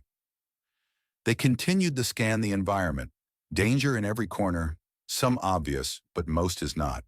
Their hands never strayed far from their weapons, as in the city of sin, that was Octron Spin trouble is never more than a few steps away. Just ignore him, he'll get bored eventually, the Hat remarks as he suppresses a grin. The larger of the two men states, sure of his words despite the utter inaccuracy of his statement, for this was a night of doom and destruction where death walks with all men. Dong continues his narration, not even trying to hide the fact that he's mocking both men as Mr. T starts shaking from suppressed laughter. Could you possibly make it more corny, Mr. T asks, and Dong gives him a quick thumbs up and quickly fiddles with his communicator. All three men chuckle as the film noir-style piano keys start sounding out. A dark night indeed, where dark deeds done by those with dark hearts would rule the streets. Even the most noble of men held with them instruments of torture and murder to inflict the most heinous of harm on maiden and men alike. Should either seek to cross them, Dong intones as he pushes on his windpipe with his thumb, in order to alter the tone of his voice into a strange direction. The Hat takes off his headwear and chuckles into it for a few moments before getting himself under control. Of all the people, that could be the third in our little sortie, and it was you that volunteered? Mustard's meeting his new girlfriends. Itchy is nearby as backup. J3 and Tang are scouting out the best sniper perches in the nightlife. Pukey's out with Cindy. Air Farce is waiting nearby in the car in case they need to bail. Bike's in the process of cracking the codes and encryptions in the brawl yards in Shrunkland. Onyx is teaching Jade how to maintain an air bike, and Scaly's doing the homework that Cindy assigned him. So yay, just me. Wait, the kid's doing homework? What's his assignment? The Hat asked curiously. I think it's a challenge to redesign the shuttle he bought with the assumption he has about 3,000 credits to do it, Dong remarks with a shrug before spotting something and starting the narration again. Then his eyes flicker to the side as he notices a strange figure some distance away. Large and powerful, with angles suggesting armor and weapons both. Whatever kind of dame she was looking for trouble. We get it. Knock it off and stop being an idiot, Mr. T states, and Dong nods before glancing around. All playfulness gone now that the warning was given. Playtime was over. It was time to see what was going on. Mr. T and Dong both draw bangers as the Hat pulls out an ablator. Heads on swivels, the area is scanned in moments. There are half a dozen massive armored figures all watching from a distance. Hewers? The Hat asks in English. A thick accent pours over it. Looks like it. They're dressed to kill, Mr. T remarks. We're only seeing half of them on this level. Dong remarks, and both men glance that way. High above on the crisscrossing walkways and paths are more figures, all watching intently, the dark lenses on the helmets glaring down at them. You were told to come alone. A voice echoes out from all of them at once. Internal speakers to confuse them. Clever. All the more reason not to be alone. The Hat answers calmly before lowering his voice. All right, boys, make sure there's no confusion. Pick your 4. I'll take the ones above us, Dong remarks. There are 6 up there, Mr. T says. I figured I'd give you girls a break. At Dong's taunt, both men turn to give him an amused look. Okay, fine. A competition then, the Hat remarks with a vicious grin. What are you talking about? The suits echo. Can you not hear us? Mr. T calls out to them. Not when you mutter among yourselves. What kind of game are we playing? Dong asks for the engagement code. Kickball from the looks of it, the Hat remarks. Kickball being code for posturing with a moderate at most chance of violence. T-ball being posturing with a high chance of violence. Softball is code to stall for time with a light shootout. and hardball for going in guns blazing. Beyond that is junior league, which means combat with an eye to take prisoners, and big leagues for leaving corpses. A very simple system. Is it wrong that I pine for hardball? Dong asks, and the hat gives him a pointed look. We're going to have enough trouble without needing to put our crazier plans into fruition, Mr. T remarks as he visibly relaxes and tucks away his weapon. Dong openly heaves a sigh of disappointment and tucks his away, as well as the hat finishes holstering his own. You're either very brave or very foolish to tuck away your weapons, the echoing voice says, and the hat outright laughs as Dong and Mr. T grin widely as they keep their gazes wide. There's some movement among the armored figures, but not enough to tell them much. Madam, we're not stupid. When the initial alert faded, we realized that if you wanted to attack, you would have. You're lurking in the shadows, playing at being the big strong girls, posturing and posing, because you have no idea what to do. So you've fallen back to hunting. Unless there's a price on our heads, has someone paid you to face us in battle? There might be. The value is going up, of that I can assure you. The chosen speaker of the group says through everyone's armor. Not a direct yes, so there's value in them being here, but not a typical one. Mr. T remarks and Dong nods. The highest up one just descended a level. Dong all but whispers. They're closing in ever so slightly. What do you want? The hat demands in a cross tone. One of ours was beaten by you in battle, the speaker says. And you want revenge, of course. She was practically naked and unarmed. There was no dishonor or disrespect in such a loss. Just a silly girl eating her own teeth with her stupidity, the speaker says. And you want what then? Mr. T prompts, him, but all three of you are certainly a prize, is the answer as the speaker reveals herself by raising her arm, or having a subordinate raise their arm to sow confusions. It's hard understanding and pulling apart someone's mind games when you can't see their faces and track their eyes. Oh boy, Dong notes as their surrounding pattern goes from one kind of concerning to another. He then pulls out his communicator and starts sending texts in English to J3 and Tang, the team snipers. Ma'am, we're part of a roaming team. We're not staying on the station for more than a month or two. Not to mention, you don't know us. Onyx had all the right attitude when she pounced on Rico, and Cindy with the captain was a match made in emergency surgery. A random woman I threw into a wall doesn't exactly make a good match. The hat protests and there's a pause. That's your protest, not fear of our size or fierce reputation. We've killed bigger. We've caught scarier. I'm sure you make most people run in terror, but the only time we run is to bait someone into an ambush. The hat remarks as he takes in things more and more. The armor up close is just as impressive as the pictures. Thankfully, there are some obvious weak points. Perhaps weak point is a bad word, but they have a propensity to use larger shoulder pads. In a grappling situation or some kind of wrestling, they'd make great handholds for controlling the upper arms and just pulling them off balance in general. Furthermore, the helmets by necessity are horrible with peripheral vision, although sensors on the back might take away from that slight edge. Just looking at the suit, the only obvious weaknesses are the joints which by necessity need less armor on them. But that's the obvious for all armor. I'm starting to think those girls might have a point. They're under the impression that you not treats humans, undaunted? Whatever you little monkeys call yourselves, you've got a lot of fang. The speaker says, and the three men look confused, and Dong opens his mouth to feel out his teeth with his thumb. Which is Canador slang for courage, you naked monkeys. No need to be rude, we haven't been out in the galaxy long. The hat remarks, and one of the crimson hewers drops down from above. I don't care, I'm looking out for my girls, she states before dropping down to all fours with the three cannons on her back glowing brightly.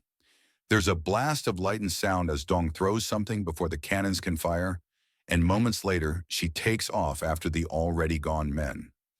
All 12 highly armed and armored Canador start chasing after them, men who quickly rise up several levels with axiom-fueled jumps.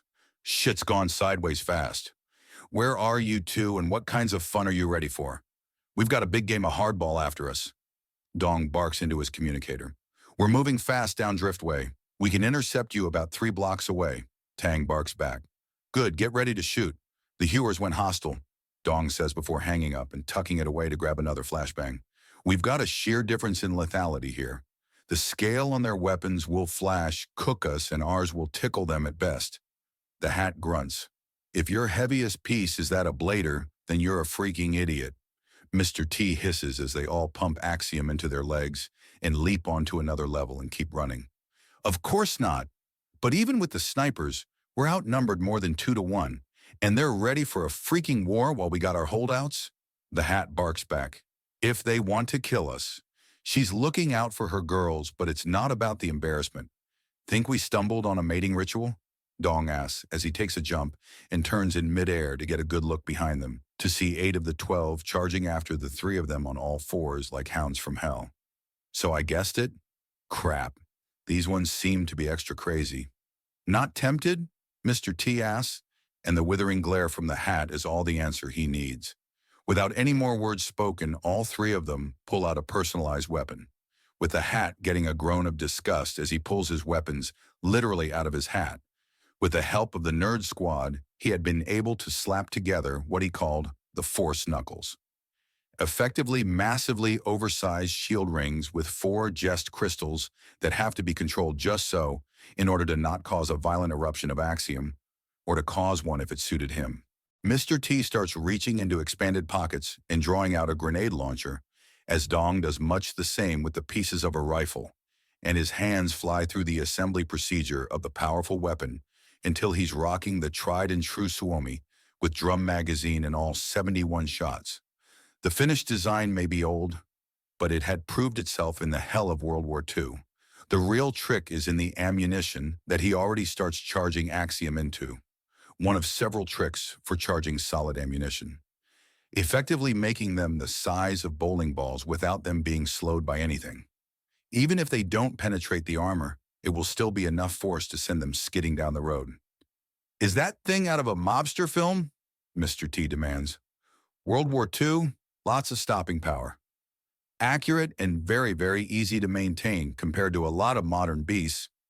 I made this little baby over the past week and a half when I had some time on my hands and haven't regretted a second. You and old gun designs, Mr. T sighs. You and that hot leaf juice, Dong teases. I'll be the tip of the spear. I want you two to make the idea of clumping up to be an existential nightmare to them. The hat orders as he brings up his communicator to his breast pocket and turns it on.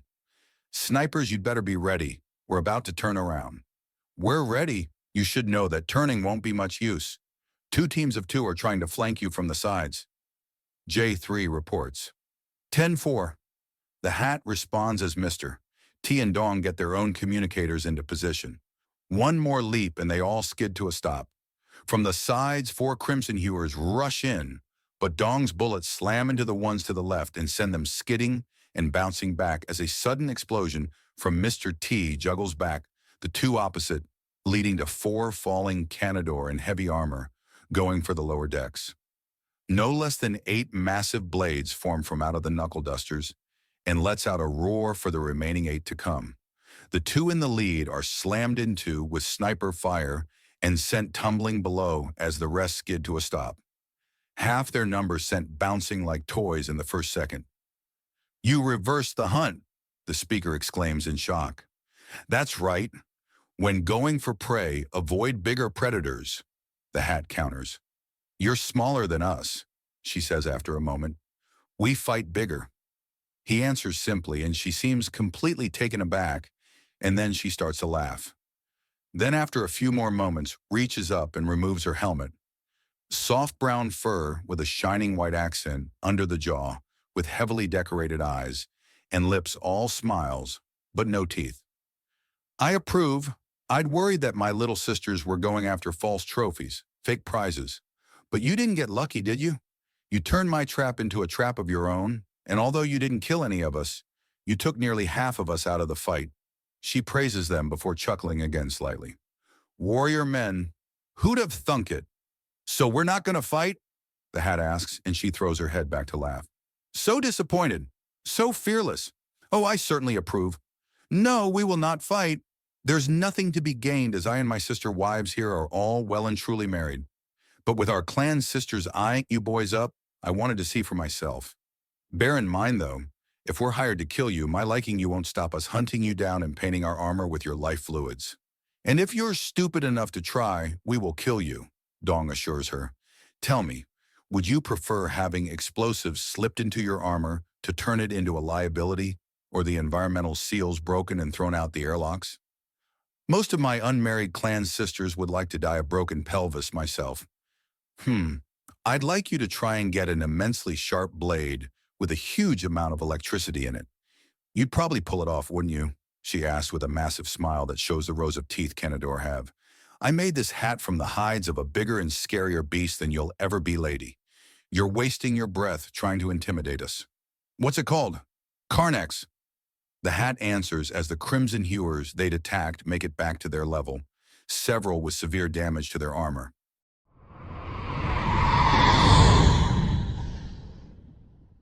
Mr. T starts reaching into expanded pockets and drawing out a grenade launcher, as Dong does much the same with the pieces of a rifle, and his hands fly through the assembly procedure of the powerful weapon until he's rocking the tried-and-true Suomi with drum magazine and all 71 shots. The finished design may be old, but it had proved itself in the hell of World War II. The real trick is in the ammunition that he already starts charging Axiom into, one of several tricks for charging solid ammunition, effectively making them the size of bowling balls without them being slowed by anything. Even if they don't penetrate the armor, it will still be enough force to send them skidding down the road. Is that thing out of a mobster film? Mr. T demands. World War II, lots of stopping power. Accurate and very, very easy to maintain compared to a lot of modern beasts. I made this little baby over the past week and a half when I had some time on my hands and haven't regretted a second. You and old gun designs, Mr. T sighs. You and that hot leaf juice, Dong teases. I'll be the tip of the spear. I want you two to make the idea of clumping up to be an existential nightmare to them, the hat orders as he brings up his communicator to his breast pocket and turns it on. Snipers, you'd better be ready. We're about to turn around. We're ready. You should know that turning won't be much use. 2 teams of 2 are trying to flank you from the sides. J3 reports. 10-4. The hat responds as Mr. T and Dong get their own communicators into position. One more leap and they all skid to a stop. From the sides, 4 crimson hewers rush in, but Dong's bullets slam into the ones to the left and send them skidding and bouncing back as a sudden explosion from Mr. T juggles back the 2 opposite, leading to 4 falling Canador in heavy armor, going for the lower decks. No less than 8 massive blades form from out of the knuckle dusters and lets out a roar for the remaining 8 to come. The 2 in the lead are slammed into with sniper fire and sent tumbling below as the rest skid to a stop. Half their number sent bouncing like toys in the first second.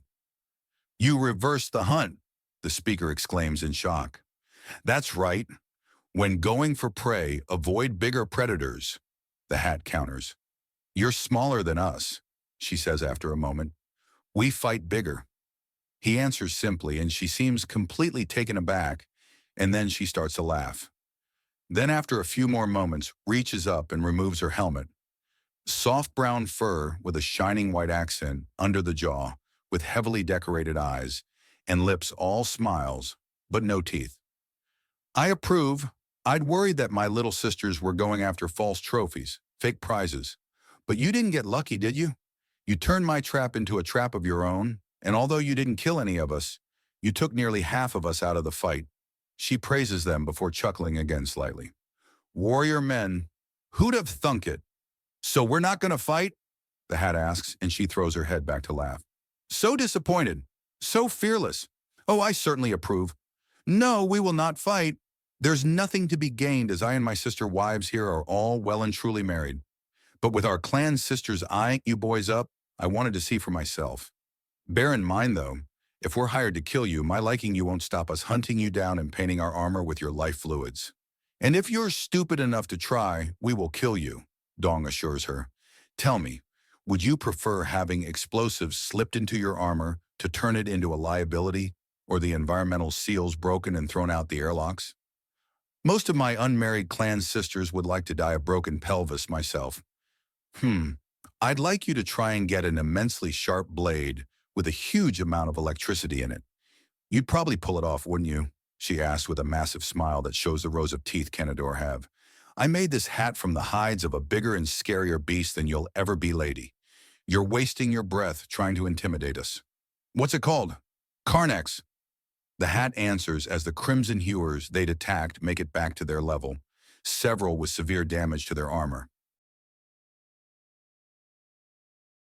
Not something I expected on my honeymoon, Vernon remarks as he watches Miro Noir and the distressed women discuss.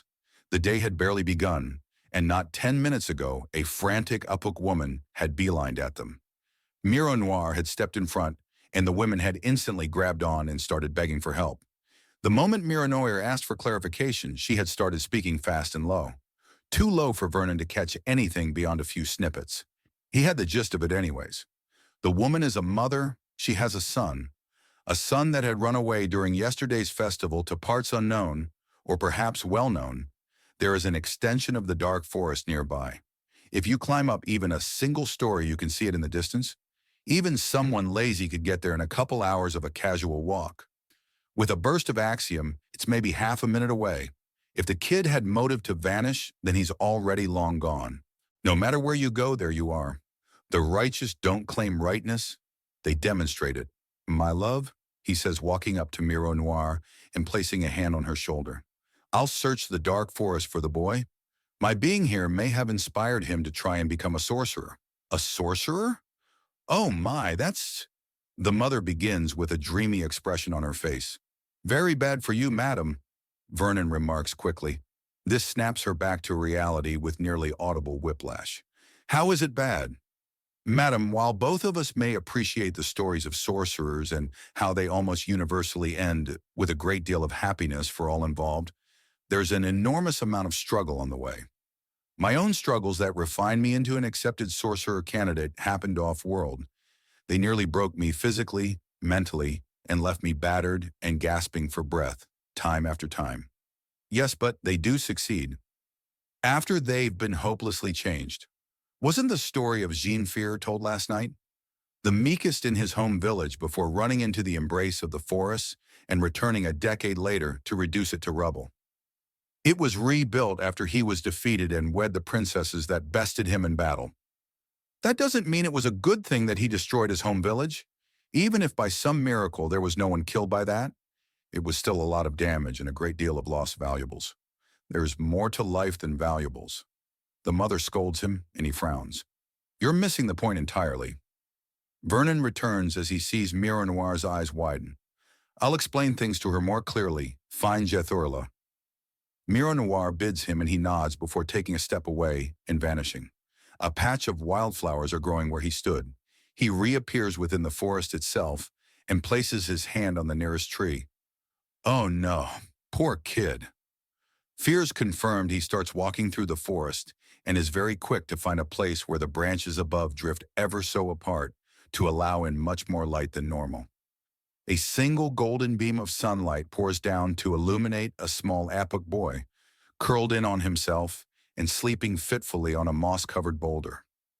Tiny sobs rack his frame as whatever dream or memory he's caught in is far from pleasant. He gently unzips his soft jacket and lays it down over the boy. If he's asleep, then he likely spent the night. The sobbing peters off after a few moments, and he starts breathing much deeper and more completely. Vernon quietly brings out his phone and takes a few steps away from the boy. Hello, my love. I found him. He's taken the first step to becoming a sorcerer and is resting, Vernon says into the communicator. Is he all right? She asks gently. He seems to be. He'll likely be hungry, however. Could you fetch some of the leftovers from the feast? Something tasty for him to wake up would likely help him remain calm. He asks her, and there's the sound of something moving. We're on audio only. I can't see you nod. Then how did you know? She asks in an amused tone. I know you. Is young Mr. Erla all right? She asks after a moment. Physically, he's only a little dirty, but he's taken the first step.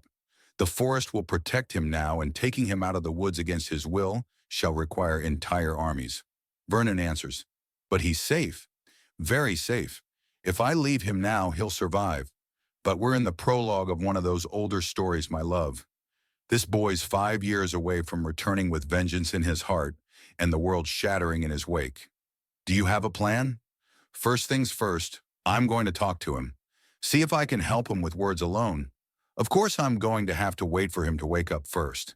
If he's overtired with the forest looking to keep him safe, then moving him isn't the best idea. Vernon says, Right, okay. I'll get some food together. Will you meet me at the edge of the forest? Miro Noir asks, and he crouches down to put his hand on a protruding root. A path will open in the woods, wide enough for you to walk without issue. It will lead you here easily. All right, I'll see you soon, Miro Noir promises, and the call ends. Vernon tucks the communicator away and runs a hand through his hair in thought. He takes a few steps away and leans against the nearest tree as he thinks. The situation isn't something he's not ready for. Not fully ready for either. He had been hoping for a few more weeks of honeymoon before actually getting started on the hidden village. If little Jeth can't be talked into heading home, then he'll be the first long-term inhabitant, days before the first workers even land on Serbo. It is, and it's not a problem at the same time. Sorcerers usually spend the first year or so just bumbling around the dark forests, guided subtly by the woods themselves to shelter, food and safety. It generally takes that long for all delusions to wear thin and all expectations of society's comfort to wear away, even with the woods helping. Living in the wilds toughens them up fast. After that, the woods subtly push them harder and harder, pitting beast and disaster against them. Never enough to kill or maim, but enough to scar and scare. Then when they find themselves declaring that they are the master of their domain, all illusions are stripped from them, and they are confronted with the enormity of the woods themselves. That's the moment that changes a scared Opuk man into a force of nature. After the initial communion, the real training begins and the aspirant goes from surviving to thriving. More and more the forest both tests and treats them in equal measure, fanning the sparks of passion and desire within the growing sorcerer until it erupts into an inner fire that the woods feed and feed upon. It's much the same as boot camp followed by military academies. The moment you're shown to be capable, you're pushed to your limits physically, with as much exercise, sleep, and food as you can manage. The times in between all that are filled with how to move, how to fight, and how to obey. Granted, for the sorcerers, the between times are how to survive, how to fight, and how to understand. But there's a lot of overlap. The wait continues for a while, when suddenly the forest whispers and the forest parts at the far end the copse. There was a short wait after that until he feels himself smile as Miro Noir enters the tiny clearing. Then his expression falls as he sees Yathurla's mother behind her. What's Miro Noir's question is cut off as the mother gives out a cry and rushes out from behind her. The sound startles the boy awake, and he rushes into a path that opens just for him into the deeper woods. I need to get that coat back. I've got a weapon in there, Vernon notes wryly. Why was it on my son? In case he was cold. It's still a coat, no matter what's in the pockets. Vernon protests. He runs a hand over his face and thinks, well, clearly he doesn't want to see you, ma'am. Maybe you should head home before you chase him into the dark heart of the forest? How dare you? I am his mother and... The woman actually starts ranting at him, and almost right away he starts tuning it out. My love, I'll take the meal to him. No doubt it will help calm the child, Vernon says to Miro Noir, and she hands him the small bag filled with containers. I'll deal with the mother further. Clearly she hasn't let it sink in yet that this is not a normal situation. She promises him, and he smiles somewhat guiltily. Sorry for leaving you with the harder work, he mutters, and she giggles. He says as he's about to go racing into the deepest, darkest woods after an aspiring sorcerer, while his main weapon is in the child's possession. In here, the woods themselves are my weapon, and my advisor and confidant. Believe me, my love, I will be very safe, he promises her. That's all I need. Go, help the child. She bids him, and he kisses her on the cheek before a rush of wind blows a small curtain of leaves around him, and he's gone as they fall to the ground, deep in the dark forest. He pants with his hands on his knees, exhaling small tongues of flame to try and force out the sheer heat that's inside him. It's a sad, sad thing that this is the biggest flame he's ever gotten in his life. His sisters had been taught to spit wonderfully huge flames, most bigger than they were. Some could mold them into balls as they left and send them into the sky.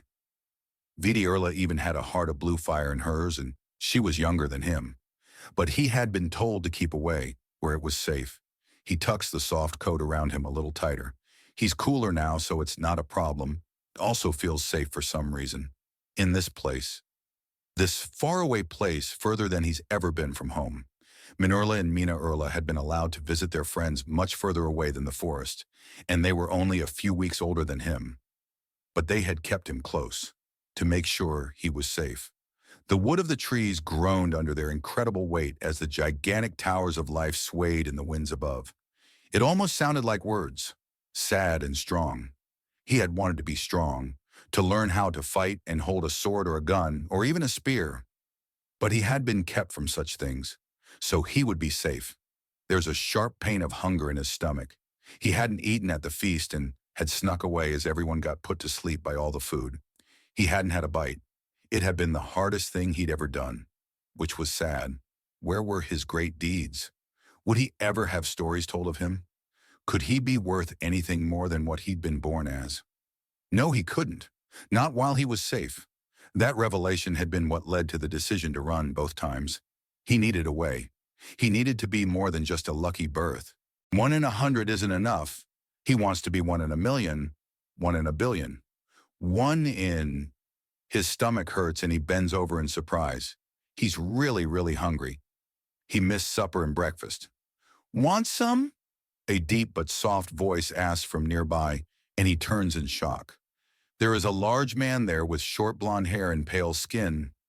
At first he looks like a Tret, but there's something truly Apuk about him, and something else as well. Like something from very far away just happened to look like a Tret, but decided to try and be an Apuk. Who are you? Erla asks him before blinking. What are you? I'm the man offering you some leftovers from last night's feast. Are you hungry? Vernon asks, and Erla blinks for a moment before slowly reaching out to take the small container that Vernon's holding out to him. Scrapings! He cheers when he opens it and sees the crispy treat inside. He wastes no time and quickly eats a few. Tiny gouts of flame cook them in his mouth to renew all the flavor and char them that extra little bit that he likes. Slow down, no one's taking it from you, and choking tends to ruin a meal, Vernon says gently as he glances further into the small glade the forest had led the boy to. It's a wonderful place with moss-covered ground, a small clear creek, and numerous stones and fallen branches to make a shelter with. Clearly the forest intends for this to be the boy's bedroom, for lack of a better term. Who are you? Erla asks again, and Vernon smiles. I'm Vernon Shea, a soldier of the Undaunted, a self-taught scholar of axiom and a sorcerer, he says, and Erla stares at him goggle-eyed. You're a sorcerer? But I thought only Apuk could be sorcerers. No, sorcery is about wisdom and learning certain lessons and understanding certain wisdom. I've learned those lessons and understand the wisdom well. And why are you here? You need help, and I want to help. I think that's a pretty good start, don't you? Vernon asks, and a bitter look crosses Erla's face. And how can you help? Can you turn boys into sorcerers? Teach me how to fight and use axiom and be stronger than my family? He asks in a spiteful tone. Yes. Vernon answers simply. What? He asks in shock. You have 2 choices. Go home or go big. Go home, and this is all just a story that might even be forgotten in a year or 2. Go big? Well, it's a bit earlier than I thought it would be, but I can make it happen. I can teach you how to move, how to fight, how to think and escape and survive and thrive, so that wherever you go, you're the thing that people need to be safe from.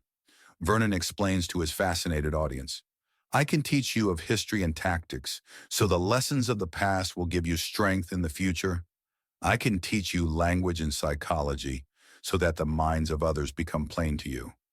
I can teach you how to look and listen, so you can see and hear things others do not. Really? Really? If you don't want it, then that's not a problem. I can get you home in moments. But no matter what I will be teaching someone, a great many someones, and a great many of them, will go on to teach themselves. Because I'm starting something. Something so that people like you, those who feel like they have so few choices, have one more. What? I misspoke earlier. There are actually three options. You can go home, you can stay here, or you can help me build the hidden village and become one of its first students. The hidden village? A place where people are taught sorcery as well as a fair number of tricks and tools of our own as well. What do you think? You want to go home? Fine. You want me to go home? Fine. You want me to help you make a new home? Fine. Is this real? The Empress herself wants me to make the hidden village. Oh, and I'm sure she told you that herself. Jethurla grumps and Vernon chuckles. What's so funny? She did. And when did you meet her? Not long after I deliberately broke my own armor in a shellcracker tournament to prove a point. When did you do that? Jethurla demands and Vernon chuckles. He then pulls out all the containers and puts them in front of the child. Best for you to eat while I explain. The story's a little long. Vernon says, and Jeth reaches for the nearest one. Now, to begin with, my kind, the humans, live deep in cruel space.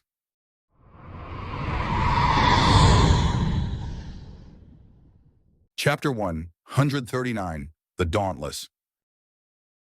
Gentlemen, I'm glad you could arrive on such short notice, Admiral Cistern says as the two members of the Nerd Squad enter his office and snap off a pair of salutes. Both men are smiling widely and likely will require blunt force trauma or large doses of tranquilizers to get them to stop.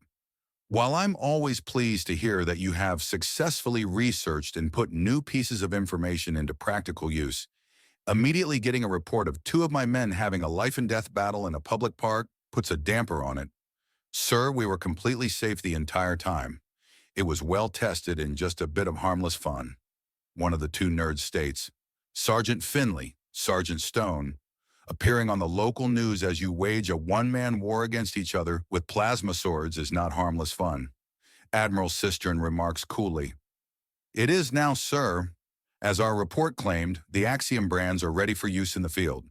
This was our last test after our last test. Stone remarks and Admiral Cistern raises an eyebrow before pressing a button.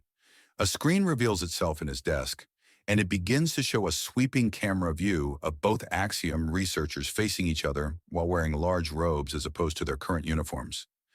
The video abruptly pauses, letting all three men see the beautifully maintained park, with a river running through the middle of it, that they're having this bit of madness in. Why the robes? Admiral Cistern asks, as both men take dramatic stances and unveil a plasma sword from within the folds. Drama aside, it's a large amount of effort to stitch up those robes in short order. Actually, sir, it's not. I've been working on a technique called recombination to rapidly put things together, provided you already have the materials. It's distinct from transmutation and much easier, even easier than disintegration, in fact, as well as very practical. It took 5 minutes and a basket of thrown-out second-hand clothing. Sergeant Finley explains, and Admiral Cistern's eyes widen at the implications. That will be quite useful. How close is it to being taught en masse? Admiral Cistern asks after the potential for nearly flawless recycling capabilities. Several weeks. There's a lot more testing beyond basic textiles and metals, which is where I'm at with it. Finley explains, and Admiral Cistern nods before allowing the recording to continue. The blazing white blades of the plasma are held out, and both opponents begin pacing. Then the past Sergeant Stone rushes Sergeant Finley and takes a massive swing at him.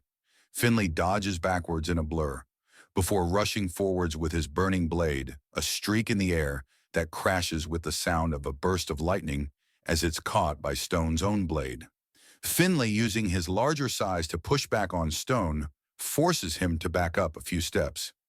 Then Stone's blade deactivates and he melts to the side even as the sword comes back online. Finley dodges. Mostly, his sleeve is caught and both cut and burnt off in the blow. Your first success, also your last. Finley in the past states, and Admiral Cistern raises an eyebrow at the line delivery. Finley has the decency to look somewhat ashamed of himself. Back with the battle, Finley charges Stone before abruptly shifting to the side and taking a controlled swing with both hands on his sword. The attack is woven around by Stone, who closes in only to find Finley reverse the momentum and has to parry the next attack. He steps into Finley's space and knocks the man over. Unfortunately, the wily nerd makes use of the fact their legs are tangled to take a quick swing as his opponent and shear off a sleeve himself. He then rolls away and stands up with a grin. Stone takes a defensive stance with his sword deactivated and held as if he just plucked it off his belt. His knees are bent, and he's leaning forward as if to charge. "You know I could go around and you'd have little answer, right?" Finley asks, and Stone snorts. "Will you refuse the challenge?" Stone asks, and Finley takes a long stance with the blade held close to his side and pointing right at Stone. "Hell no," Finley remarks before seemingly vanishing to reappear behind Stone, who suddenly changed his posture with his sword fully activated and held pointing to the side as if he just took a swing. Both of them have their left sleeve fall down their arm. The cloth is tossed to the side as both men are revealed to have a wrapping of bandages around their shoulders. "Couldn't resist going for the left arm either?" Stone asks in an amused tone as he slowly turns to face Finley. "Nope. Remember the agreement?" Finley asks with a grin. I know," Stone returns. "But you have no idea just how out of your league you are." Taunt-delivered Stone rushes Finley in a tight stance with the blade held close. The initial light swing is dodged, but that just opens up enough space for Stone to give Finley a baseball-style swing that sends the man staggering back a few steps. On his final step, he takes a strong stance and holds out his sword between the two of them. Finley is on the defensive. He takes one step after another towards Stone, who begins going sideways to get around his one-directional defense. Then Finley rushes hard and takes a blurring swing at Stone, who barely avoids catching the plasma sword in the face. Admiral Cistern pauses the video at this point and looks at both men evenly. "It's clear you both survived, but what on earth made you think it was a good idea to batter each other with highly lethal weapons in public?" "The disinformation campaign, sir. The order was never rescinded. So we figured that with our project complete, we might send out a bit of bullshit that would hopefully make some aliens a little more hesitant to fire at us with their conventional arms. Make them think we use kinetics because we're even more plasma-resistant than Canadors." Finley explains, and Admiral Cistern nods. "While not... It's not a bad idea, not entirely. But it's one with a high chance of backfiring. If they get it into their heads that we're somehow plasma or laser immune, then they may very well just get creative, which would be a very bad thing. We may effectively be in an arms race, but I'd rather our opponents remain ignorant of that fact."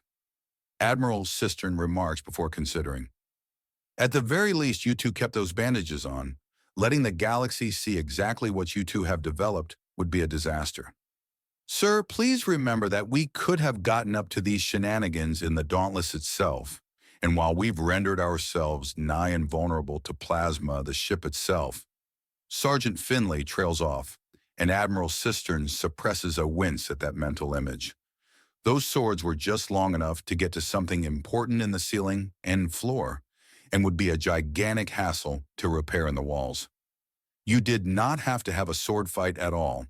I appreciate that many of you are going stir-crazy, but there are limits to poor behavior. Admiral Cistern remarks gently. Both of these men were in one of the final brackets for actually leaving the ship, and it showed. Their shore leave had the unfortunate timing of being less than a day after they made the final breakthroughs on their project, and undoubtedly wanted to play with it. "But sir, lightsabers, laser swords, plasma blades, whatever you want to call them, they're just so cool. The order is that without proper protection, there's no plasma blade duels, and we got proper protection now." Sergeant Stone protests, and Admiral Cistern raises an eyebrow. He simply plays the video again instead of answering, and the image of Sergeant Stone and Finley catching one another in a blade lock with their weapons and wrestling for control before a confused bumble of movement causes both men to have their upper robes seared open with the swords to reveal them unharmed underneath. The image is paused again, and Admiral Cistern rubs the bridge of his nose. "Did you two men just tackle each other while massively deadly weapons were between you?" he asks. "Haven't you seen the movie before?" Stone asks. "I didn't have the idiots responsible in front of me to ask these questions last time." Admiral Cistern volleys back instantly. "Now answer the question." "Sir, we did. What is the problem?" "It's not that you're fighting with incredibly deadly equipment. You're soldiers, you're expected to do such. But fighting in so sloppy a manner is not excusable." Admiral Cistern states, and there's a pause from the two men. "You're not Angry with us? I am, but it's an anger born of exasperation. No one was hurt despite the madness. There was no public or private damage, excepting your robes and the sheer amount of confusion you two have caused. He explains before turning the video back on, before either man can ask him any questions. Their upper robes reduced to scraps, both men back off and allow the rags to fall around their waist before shifting their grips on the swords. Finley holds his sword in reverse grip while Stone takes a wide stance with his hand near the tip of the blade as if he's about to stab his own hand with it. A dangerous stance if the madman hadn't rendered himself invulnerable to harm from the weapon. Then Finley charges Stone, who catches the sword and uses his prepared hand to grab his opponent and hurl him away. Clearly the throw was axiom enhanced as the man lands on the far bank of the river. Stone slowly paces up to him and Finley steps down into the river itself. "What are you up to?" Past Stone asks, and Finley cuts his plasma sword into the water, causing a massive blast of steam to overtake the area. The video is reduced to barely visible silhouettes, waving glowing blades of light at each other, and the occasional sound of flesh hitting flesh as they take cheap shots at each other. Then there's the sound of a siren and a demand to deactivate the weapon sounds out. The men comply, and as the steam blows away, they're revealed to have carved away the lower robes and are reduced to their underpants and the bandages around their left shoulders. The men's genitals are clearly visible through the white fabric, and the video's turned off. When I have to hear jokes about public indecency not being applicable because the arresting officers find your appearances decent, I have to draw a line. I want you both to understand that if the galaxy was not utterly insane, you'd be on latrine duty for the rest of your careers. As it stands, you're on latrine duty for a month instead. Do we have an understanding, gentlemen? Admiral Cistern asks, and both sergeants nod. Excellent. Now, I'm not going to demote you or rescind your research privileges, as this event has also shown the incredible use of your research. Now, your report stated that you have finished the branding research and had successfully proofed yourselves against laser, plasma, electrical, thermal, and atmospheric-based harm. I would like to see the brands in question. He states, and both men roll up their sleeves to reveal identical burn scars. They're vaguely shaped like a segmented U in 4 parts with a T in the middle. Does it stand for the Undaunted? Admiral Cistern asks after a moment. Sir, yes, sir. They answer him, and there's a slight swelling of pride that he crushes down. It doesn't matter how much he actually likes his soldiers, a light hand invites lax behavior. Walk me through it, gentlemen. To what extent have these brandings been tested? I've read the report, but I prefer to hear it from your mouths. Sir, we branded numerous lab rats and successfully granted individual rats nigh immunity to plasma and laser weaponry. We extended it to thermal and electrical, but ran into an unusual problem in that many rats kept dying despite not being so much as singed by the plasma or lasers.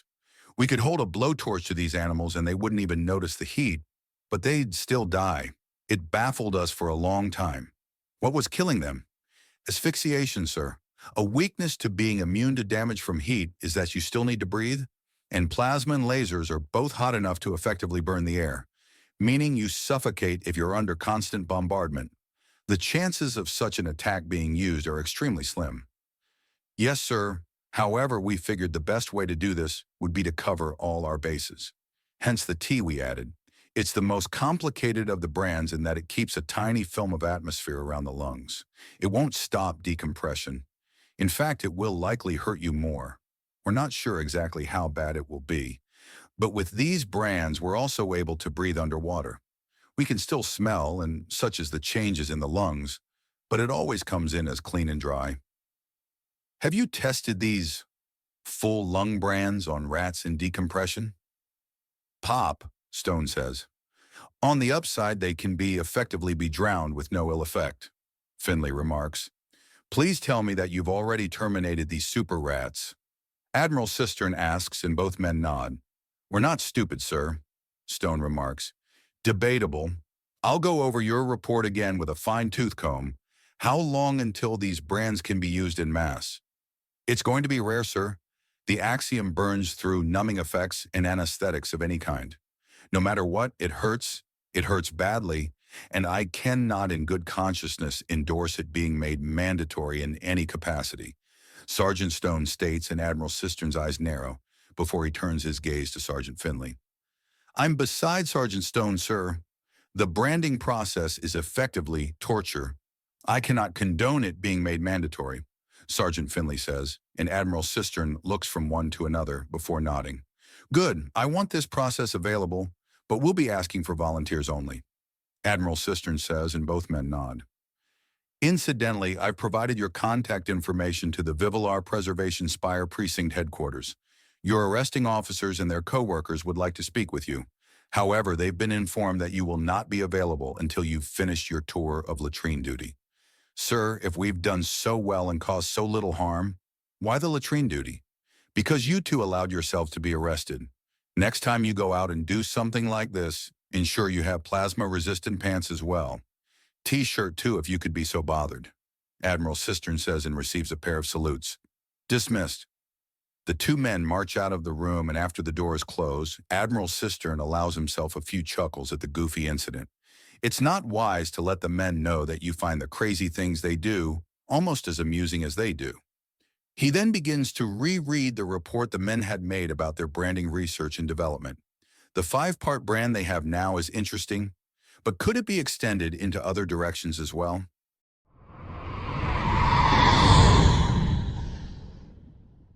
Chapter 140, Harriet the Spy. Time had all but skipped for Harriet. She had infiltrated another 3 groups, including basic bitch work in 2 gangs. One small time, the other one not so much. She suspected the Daughters of Doom to be connected to a lot more than it claimed to be. But she was just a driver and wasn't yet trusted enough to really be told the good stuff, and none of her contacts in the gang knew much more than the general movements and all the different drugs and illegal gun modifications being made to the weapons. There was a hint of something more. The boss answered to a higher boss that occasionally had them do strange things. Still had to smoke it out, but the boss could barely remember her name at this point, and while that was a great thing for infiltration, it was pretty shit for being trusted with sensitive information. The other gang was just a bunch of dumb teen girls posing on street corners. They generally went around and hijacked cars before bringing them to the chop shop. Again, it was owned by a higher-up she was trying to sniff out and needed a lot more time to get that level of trust. Her third new group was actually a full-on religion. The Etheric Order was basically an animistic order that believed all cultures somehow had spirits, as in a spiritual incarnation of Canadian or American or centrist spoiled idiot. It was really weird, but straight up anal retentive when it came to cataloging as many possible cultures and keeping them all straight by making up representations of them. It was really, really freaking weird, but it was a treasure trove of information. Sure, it only gave her the stereotypes, but such things were not born in vacuums and could say a lot. But now she's once again Staff Sergeant Ina Yoko, and keeping a measured pace behind the senile but deadly General Methuselah Archimedes Kronos, and right next to eager and inexperienced Private William Stream. A bit of debate, and their faces had a vague resemblance to each other. The story was unchanged, but first impressions would make people think they were siblings, if not mother and child. Being informed of this while practicing for their roles had broken her character, and they had to practice again. The second time Herbert had broken, and they had all but taken turns after that. All told, the exercise had taken several hours. Thankfully, this would be a simple interrogation. No fuss, no muss. Lieutenant Commander Jeremiah Escobar Bridger has had a rather exciting life of late. From her understanding of the situation, after the man had tried his hand at business and romance simultaneously to find enormous success, there was an attempted robbery. The robbers bit off so much more than they could chew that they needed closed casket funerals. Unfortunately, it appeared that one or perhaps several of them had a higher ranking and fairly vengeful family member, leading to an attack earlier today. The good lieutenant had managed to subvert the main muscle of the group, possibly seduce as well, and only a few prisoners were brought in. This one had apparently been patched up by the lieutenant commander after he had nearly punched through her throat. A quick hospital stay, and apparently she would need a light touch for the interrogation. According to Sir Philip, this was going to be a delicate one. She was apparently on the edge of a lot of delicate places, and a push in the wrong direction could ruin everything. "Are you two ready?" Sir Philip asks as he emerges from beneath General Kronos for a moment. "Sir." Yes, sir, Harriet says as Herbert snaps off a salute and nods. Very good. Miss Witchen is a delicate one. Be ready for anything, Sir Philip says before slouching back into General Kronos. The man opens the door. Oh, well, hello. I didn't think they had humans as old as you out of cruel space. Wow. What's it like to be in zero gravity when you're so old? The Feely asks, apparently having enough energy for 3 women rather than just one. Relaxing, my old joints don't ache half as much. He didn't need a cane, and since everyone was eating the same soft things, I never had to bother with my dentures. And the sponge baths. Oh, those were so... Thank you, General. Perhaps you'd do well to get back on task. You requested to speak with Miss Witchen, one of the terrorists that attacked Lieutenant Commander Jeremiah Escobar Bridger and his pregnant wife. Sergeant Yoko remarks, and General Kronos blinks in confusion. Oh, that's right, I did. Now where is she? Why is there a kitty cat in this room? It could be dangerous for the poor girl with a terrorist around. What's security doing? General Kronos asks as he walks up to Miss Witchen and begins to rub behind her ears, startling the Feli into purring. That's a good kitty. Bit bigger than most I've seen, but I know those ears anywhere. I used to have a cat myself, a big boy, could barely fit in my lap. I raised him since he was so tiny he fit in my pocket, and I'd spend entire meetings with the kitten in there. Little guy loved to nap and was so quiet when he did so. Once I almost forgot him there, and accidentally, Sir, Private Stream interrupts with a pained look on his face. In the hamper. Billy, what's wrong, Billy? You're petting the terrorist, sir, Sergeant Yoko states as William looks like he's in the process of being strangled. I am? General Kronos asks before taking off his glasses and fumbling. Darn eyes, why'd I have to go near and far-sighted? You can't be both near and far-sighted, sir. You simply have poor eyesight. Private Stream remarks, holding out a thick pair of glasses. General Kronos slips them on, and his eyes are enormously magnified, and he examines Miss Witchen closely. Billy, is this cat a woman? Or is this woman a cat? General Kronos asks. I evolved from one Mr. Old Human? Witchen asks with a flutter of her eyes. Really? Wait. Are the cats trying to... No, that's silly. I need to go lie down, General Kronos says before putting his regular glasses on, over the bottle lenses over his eyes and hobbling out of the room before anyone can say anything. Should I go after him? Private Stream asks. It would be best if we were to actually question the prisoner, Sergeant Yoko remarks, and Stream just looks really, really lost. So how's he about like that? I thought you were all really, really powerful and skilled soldiers here. Oh, is he one of those really old and respected soldiers, and you some child prodigy that's somehow skilled enough to be on board? And what about you, miss? You're clearly a tret and...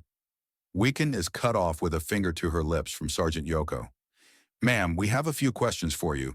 Not if you understand. She asks, and the Fali nods ferociously. Now. What in tarnation?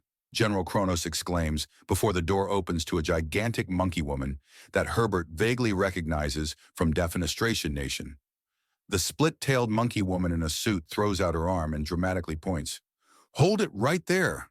My client is still under the protection of centrist law, the red-furred monkey woman declares. As per our agreements with the Undaunted, citizens in good standing are required a lawyer to represent them, and I, Coco Mill, attorney at law, have been sent to do so. Miss Witchen here is a citizen in good standing, despite being caught with a massive gang of violent criminals attempting to murder an undaunted commanding officer? Sergeant Yoko asks in a tone dripping with disbelief. What? Goddess, no.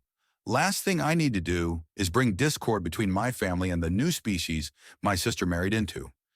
Besides, she said humans are almost universally hunks.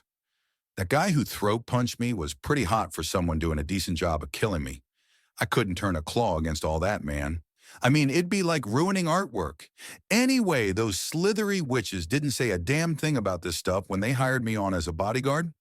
Far as I'm concerned, they broke our damn deal, so I'll roll on them all day and all night if any of them manage to survive. I'm thinking they didn't. That dude took Silria's head off like he didn't exactly have a lot of mercy saved up. I'm shocked he saved me. Guess I was looking pretty pitiful at the time, huh? Witchen says very quickly and happily. You should stop answering questions, the monkey lawyer announces. How do you know better again? Private Stream asks. Don't answer that, Coco orders Witchin. My sister's in the EFL. I thought I was being bribed to fight a Tret. Fighting humans? No way. I got it on video how bad an idea that is, Witchin chimes out. What kind of video? Sergeant Yoko asks. Don't answer that either. Your personal effects are... Coco begins, before Witchin almost vibrates out of her chair in excitement. The one where the human in the red coat fights the two really nasty axiom witches, and the dead walk like Blarg, and then he makes giant bone snakes come out of the ground, and then there's a second one that's throwing lighting around like toy, but she can't hit him, and the only time she does, he just takes it like it doesn't even matter, and... Wiccan takes a deep breath, and then keeps going. When the crazy Lopen lady cuts so deep into the ground that it freaking splits in half, he just stomps it back down and acts like all he was doing was just getting into the proper groove on in an axiom fight, and it was just so cool, you know. You have an impressive, albeit inconsistent, lung capacity, Private Stream remarks after a few moments. Indeed, Sergeant Yoko replies. From what I understand, you have a littermate in the EFL in particular stationed as chief engineer on the EFL Tiger. Mabby Smith, I believe. Don't answer that. Yep, Witchin agrees. What, ma'am, you need to stop. Coco begins only for Wiccan to power on. Anyways, I really honestly didn't know I was going up against humans, but I don't really know anything. I'm just a weapons repair girl and a swordplay enthusiast. I do a bit of small-time merc work on the side, but that's only when things are really slow and you wish the roof would come down so you'd have something to do, you know. Why are you being so cooperative? Sergeant Yoko asks. I want to know that too. This is absurd. Coco protests. I want in. That absolute unit of a man saw an army coming at him, turned its biggest, baddest bitch to his side, and went on an absolute massacre. I want that, so you're getting my complete cooperation. Witchin explains, and there's a pause. The final decision is of course up to Jerry, but we'll gladly put you in contact with them if you tell us everything you know about the gangsters and criminals that recruited you. Don't, Coco begins. Gladly. What do you want to know? Witchin states, and Coco groans into her furry hand. All right, all of you to the other side of the room. Client-attorney confidentiality. Go, go, go. Coco waves them back and then brings Wiccan to the distant corner and begins whispering to her. Herbert and Harriet glance at each other, unsure of where exactly to go, as none of this was anything they expected. Then Coco lets out a triumphant shout and comes back to the table with Witchin and a grin.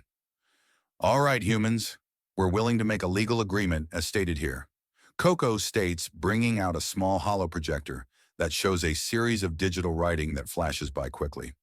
The gist of it is that in return for both the minor concessions detailed herein, you will get a full legal disclosure of her knowledge of these criminals that accosted her. Agreed?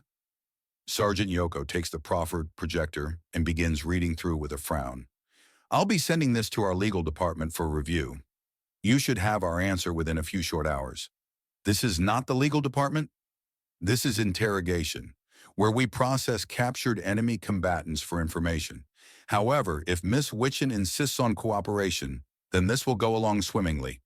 Private Stream notes. Ha ha ha. Success. Another job well done, Coco. You've done it again. The lawyer announces, and Wiccan starts giggling as both undercover agents resist goggling at the monkey woman who retrieves an entire bushel of pastel-colored bananas from between her breasts and quickly starts in on a celebratory snack. If you'll excuse us for a minute, Sergeant Yoko asks, and there's some nods prompting them both to leave the room. Come back shortly, cutie pie. You look like you could use a hefty mama to baby you. Coco coos after Herbert, who resists outright, sprinting out. I told you to prepare for the unexpected, to be ready for anything. Sir Philip says a few moments after the door closes. Sir, the galaxy's most talkative and agreeable prisoner, answering every question we could ask, and many we haven't, being suddenly defended by a bombastic monkey woman in a suit who, after a short conversation, pulls a bushel of pink and purple bananas out of her tits and begins chowing down while declaring it another job well done, before hitting on me with all the subtlety of a drunken jackass, in a wet t-shirt competition is so far beyond the word unexpected that it can only qualify as insane. I did say to be ready for anything, Sir Philip responds. Sir, with all due respect, you're an asshole, Harriet responds, and the old spy smiles. With little due respect, you two require so much more training and practical experience that I'd barely qualify you on the level of babies at this point. It is my fervent hope to train you both up to at least the capacity of toddlers before I return home to my justified and much-needed retirement. I should be sipping mixed drinks and finishing my memoirs, not babysitting. So it would behoove you both to stop being babies. Sir, you're trying to pack in decades upon decades of experience, training and know-how into less than a year. Herbert protests. All the more reason for you two to pay more attention and try harder. These women were nearly endlessly distracted by your sex and appearance. Therefore, they didn't notice the many mistakes Private Stream and Sergeant Yoko made. These are effectively training missions. If you make mistakes on the field like you did in that room, then lives will be lost, wars will begin, and atrocities will be committed. A properly placed field agent is a sword and shield against chaos, a dagger into the heart of tyrants, in the eyes of the righteous, upon the designs of the wicked. You must be better.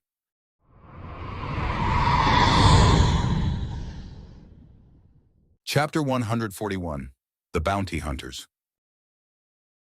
Excuse me, a voice says partway through their dessert. Cindy and Gregory looks over to see the waitress look at them, somewhat nervously. May we help you? Cindy asks. She had been slowly nibbling through her dessert and enjoying the cool, fruity treat, something that Gregory clearly enjoyed as well as he was eating a fair amount as well, which was something of a relief to her. Humans weren't so much picky as they were choosy. A picky eater refuses to eat what they don't like. A choosy one knows what they like and always go for that instead. Unfortunately, humans like absurd doses of sodium chloride and numerous chemical weapons on their foods.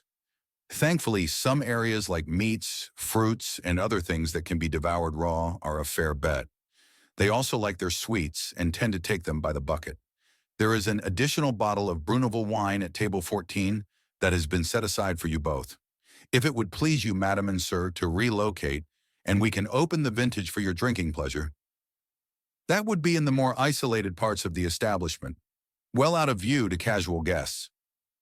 Gregory notes as Pookie starts going through the tactical situation. Things are going well, but the wine is clearly bait.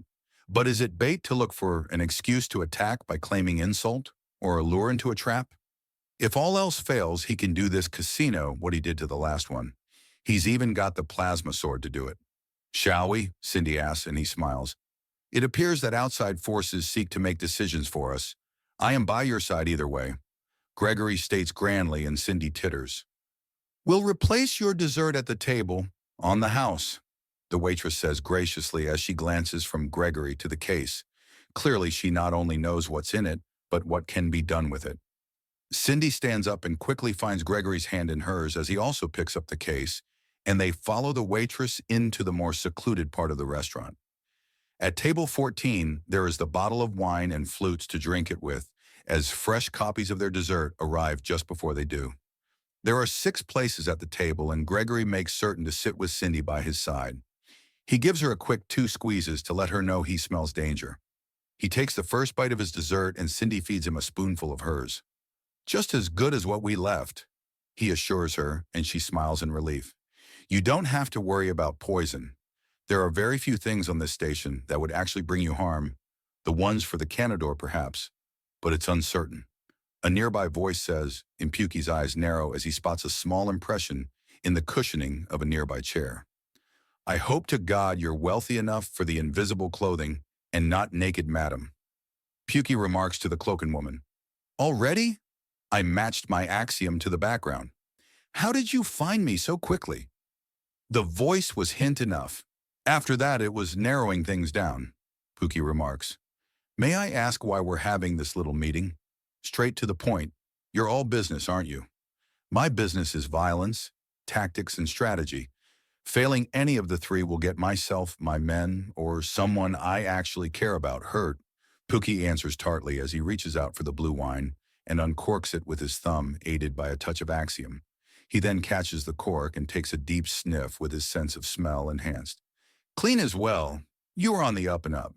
He pours both himself and Cindy a flute before forcing the cork back in with his fingers and raising his own glass as a toast to their invisible dinner guest. My, you and your men are everything our research claims you to be. I just want a conversation, perhaps even some business opportunities. The cloaken states and Pukey sighs. Is something the matter? I'm trying to treat my wife to a wonderful night, just for her. I don't mind, darling. She's not being rude and she's offered a gift and apology. Yes, but this is your night. There shouldn't be anything but what you want for at least one night. Gregory remarks and Cindy sighs in satisfaction. Don't worry, darling. I've had the beginning and the middle. A little blip before the ending I've been promised won't even be remembered. Cindy answers and Gregory gives her a kiss on top of her head before turning his gaze to lock eyes with the invisible guest. You want to talk? Let's talk, Pukey says, and there's the sound of a throat clearing.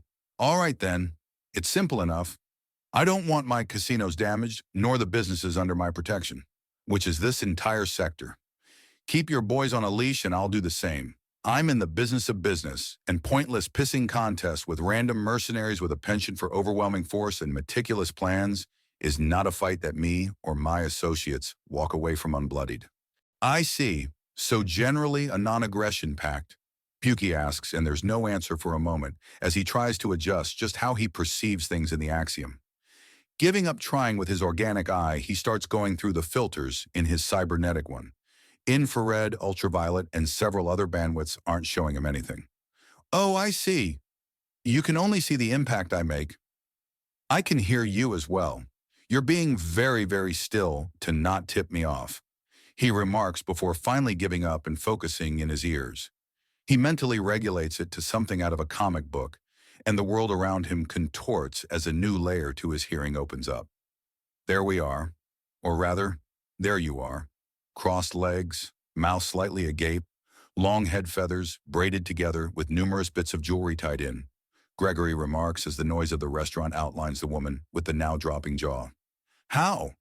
Your eyes can deceive you. Don't trust them. He quotes for the sake of confusion. Did you know on the Dauntless, currently the political capital of the Undaunted, that the guards have made sport of catching and quite literally throwing out cloaken spies? Apparently they compete for sheer distance in several leagues, singular and team, axiom enhanced and non-enhanced. Now that everything is nice and muddied, Pukey smiles to himself and then withdraws a flask from his coat. The few stills on the chain breaker were not examples of good booze. They were, however, powerful alcohol refining plants. They had all they needed for almost any kind of flaming weapon, or to up the alcohol content of the otherwise piss-poor drinks. This flask was filled with the latter and was nearly tasteless, any stronger, and it would count as medical grade. He pours only a half finger in and swirls around the drink before tucking away the flask. The clear liquid has a borderline haze surrounding it, and it refuses to dissolute into the wine properly, leaving tiny clear bubbles of high-proof alcohol in the otherwise mildly dry blue drink. He grins as the owner he's talking to ruffles through her outfit and pulls out a scanner. This next bit should be entertaining. He can kind of make out the expressions on her face, and hopefully they match up closely enough to humans to tell. He'll have to ask Franklin if there's anything odd in the species he should know about. It's just alcohol, he remarks as the device unfolds, and he reads the holographic display backwards as Cindy giggles. She can't see the expression the cloaken is making, but she can imagine it. There's enough in there to kill both myself and your wife, the invisible woman states blankly. Hence why I'm the only one drinking this, Pukey remarks as he slowly drinks it down and licks his lips. Thankfully, we've got a formula that tends to enhance what it's added to, rather than making a mess out of it. That stuff is incredibly flammable, the cloaken says, and Pukey grins as he refills the flute halfway, adds a touch of the alcohol, then covers the top with his palm and shakes it up. A tiny bit of axiom sparks the drink to catch on fire. He then salutes her with the flaming drink and then throws it back flame and all. He holds his breath and keeps his mouth completely closed to snuff out the fire before grinning. You're insane, the cloaken says, and he snorts in amusement. Let's not pretend that all of us don't have something that will baffle and possibly terrify the others. Pukey says with a slight chuckle. So just to make things clear, should we be attacked and find out that the person we've defended ourselves against is both someone we can make money on and is someone you've got under a paycheck or are collecting pay from? That depends on whom and just what you had to defend yourself against. If it's your provoking them to give you an excuse, and it's one of my inner circle, then I will blow your ship to shrapnel. You hire people that stupid? I hire talent. Oftentimes talent comes with a reputation, she says, and Pukey grins. Well, that's one bet I've won. Bike was so certain we had some competition. He muses with a distinctly smug air. You do. There are roughly 14 different groups that are trying to bait in or outright kidnap criminals with bounties. And how do my men and myself compare? Relatively unknown, you're new to the game, but what is known about you is actually rather scary. I suggest you calm down a little, or at least take more time before taking bounties unless you want a black bounty in your crew. She says, and Pukey nods. I'll take that as friendly advice, thank you, Pukey says with a nod. I hope you're as smart as you seem. I've had conversations like this several times in the past 2 months alone. At least 2 of the 5 teams decided to push and push until I had to push back, she remarks. Understandable. It was the humans stationed here that discovered the corpses. Oh, and no doubt you heard them telling horror stories about it for months straight, and even now you can find them with looks of utter despair in their eyes, Pukey says and rolls his eyes. Something like that.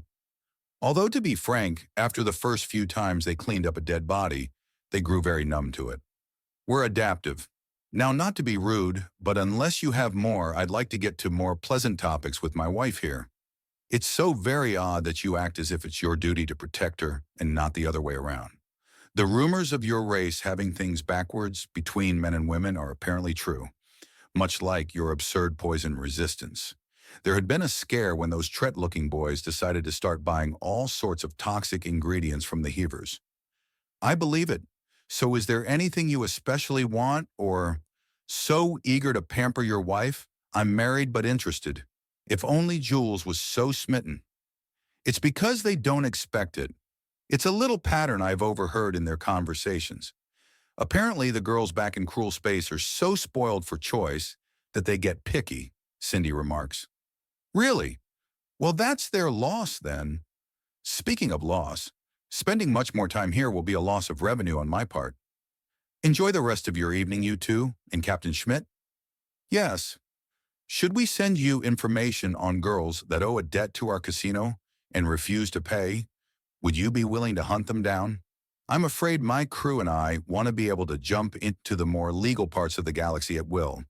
If someone's pulling a runner, then put up an official bounty. It shouldn't be hard to push it through. Obeying the letter of the law so you can have fun mocking the spirit, I can respect that. Again, enjoy the rest of the evening, she says before vanishing entirely from Pukey's senses. He relaxes with a smile. Is everything all right? Cindy asks, and he nods, even as he feels her fade back in some few steps away. Of course, our gracious host over there has been most welcoming. We don't have to worry, he says, gesturing towards the invisible woman that hasn't fooled him in the slightest. How does he do that? He hears her mutter to herself as she walks away, glancing over her shoulder at him, undoubtedly concerned. He merely toasts her with another flute of mixed alcohol.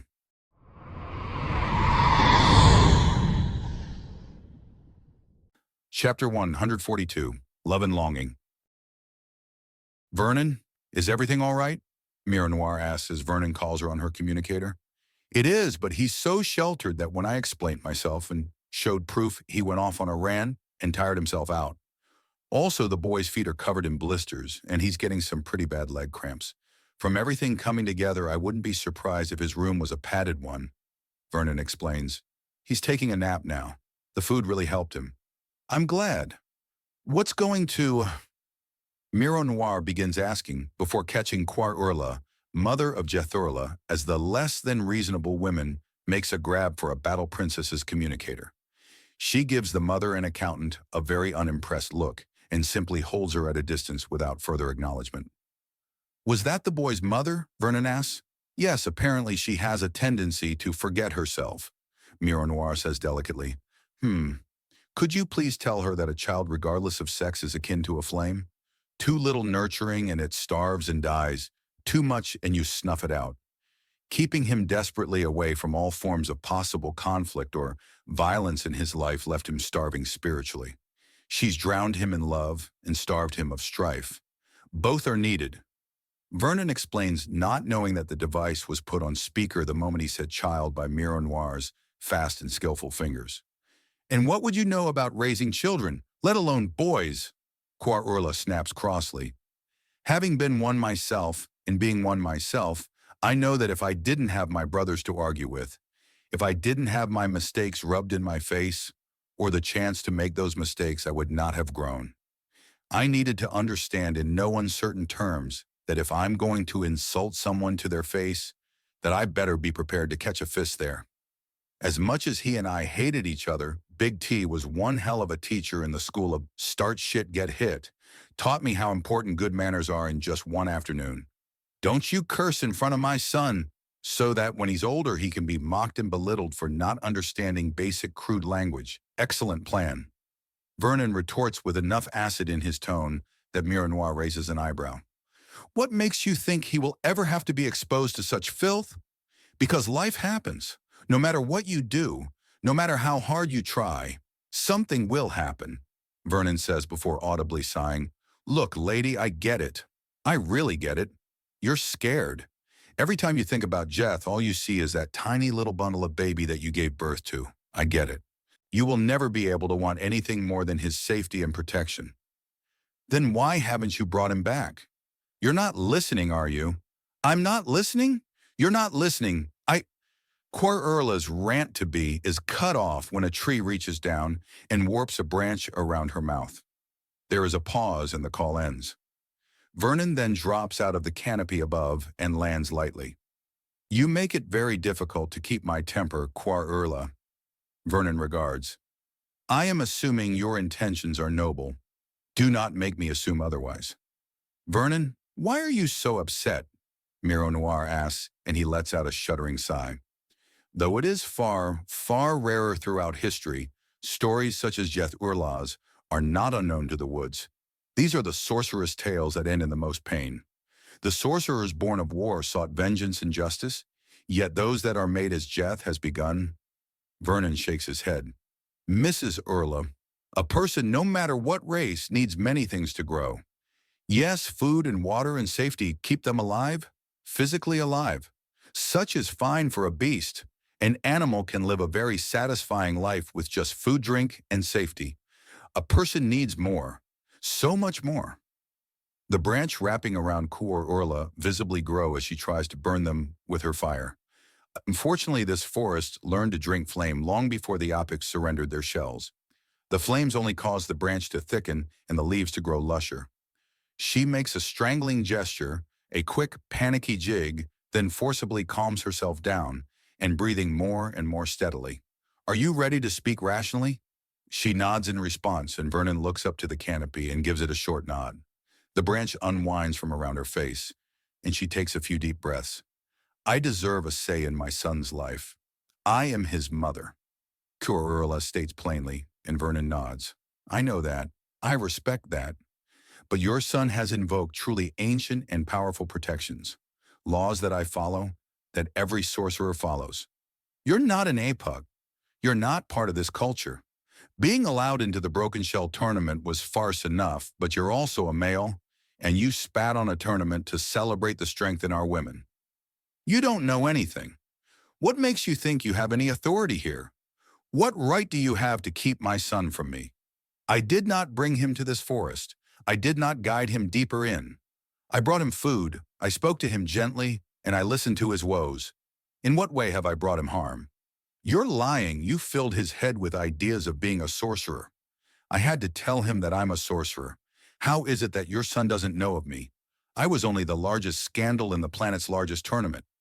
Not to boast, but I should be recognizable on sight by now. The last time I let him watch a tournament, he spent the next month doing everything in his power to provoke his sisters into fighting him. Do you have any idea what that's like? To come home and find your children declaring their intent to murder one another? Do you not trust your own children? I know my children. Quarla returns. I've personally given birth to 8. Then why? If any of them were actually threatened by fire, then I'd have buried all 8 of them, my son included, she says tartly. Did you see his scar, perhaps? It's a big jagged thing on the top of his head, so maybe not. It races from one horn to the other and is mostly hidden by his hair. He doesn't remember how he got it, and I'm thankful he doesn't. He tried to pull a Mr. Big Man routine, tried to act tough and strong. He nearly split his head open. You weren't there. You didn't see him lying on the ground broken and slowly dying? I did. I saw my little boy fading away in a pool of his own blood, and I knew it was my fault. I swore I would never let anything happen to him again. She rants at him, and Vernon simply matches her gaze without a word. Well, say something, Mr. Alien Sorcerer Boy. Lady, I'm going to be as blunt and direct as I can. You're going to want to hit me when I say this. My wife may want to hit me when I say this. I will not, Mironoir protests, and he smiles at her. However, it must be said, when it comes to your son's previous injury, when it comes to your sense of failure and desire to keep him safe, I don't care. Vernon goes from talking to a shout that makes both Quarla and Mironoir jump in surprise. I don't give the slightest of shits about what your damn excuse is. That boy needs help. He needs help that you've just told me you can't damn well give it to him. Meaning that putting him in your care is the worst things I could do. He came here, to a dark forest. Why? I don't care. The forest doesn't care. And if you were to buy a shit for me to give in relation to this, I wouldn't give one on general principles. Vernon rants hard, growing more and more animated, as he rants as if presenting a lecture with illustrations. At this point, he's speaking with his body as much as his voice. There are many less animated dances in martial arts. The first step is taken. The forest knows him now. The forest guards him now. The only way he leaves this forest is under his own free will. He walks out by choice, or he doesn't leave at all. No amount of excuses, of screaming or laws written on paper, signed in blood, digitized in computers, or chiseled in stone can change that. And if you or any army tries to force it and starts making headway, then the forest gets back up in the form of every sorcerer alive. Even without that, without the sorcerers. The forest is still so strong that high-grade plasma and laser bombardment from orbit designed to reduce mountain ranges into smoking pits has only a slight chance of breaking through. If it doesn't immediately overwhelm the forest, it will feed off the energies and become so strong that it may very well reach out of the atmosphere and drag down the offending ships. And if things have gone to that level, then you can be damned assured that the poor boy's already dead in the crossfire. But there has to be some way I can bring him home. There is nothing anyone can do to force him out of this forest. Not you, not me, not my wife, not even the Empress can force this issue. The only being in all existence that can bring Jethurla out of the dark forest is Jethurla of his own free will. No one and nothing else.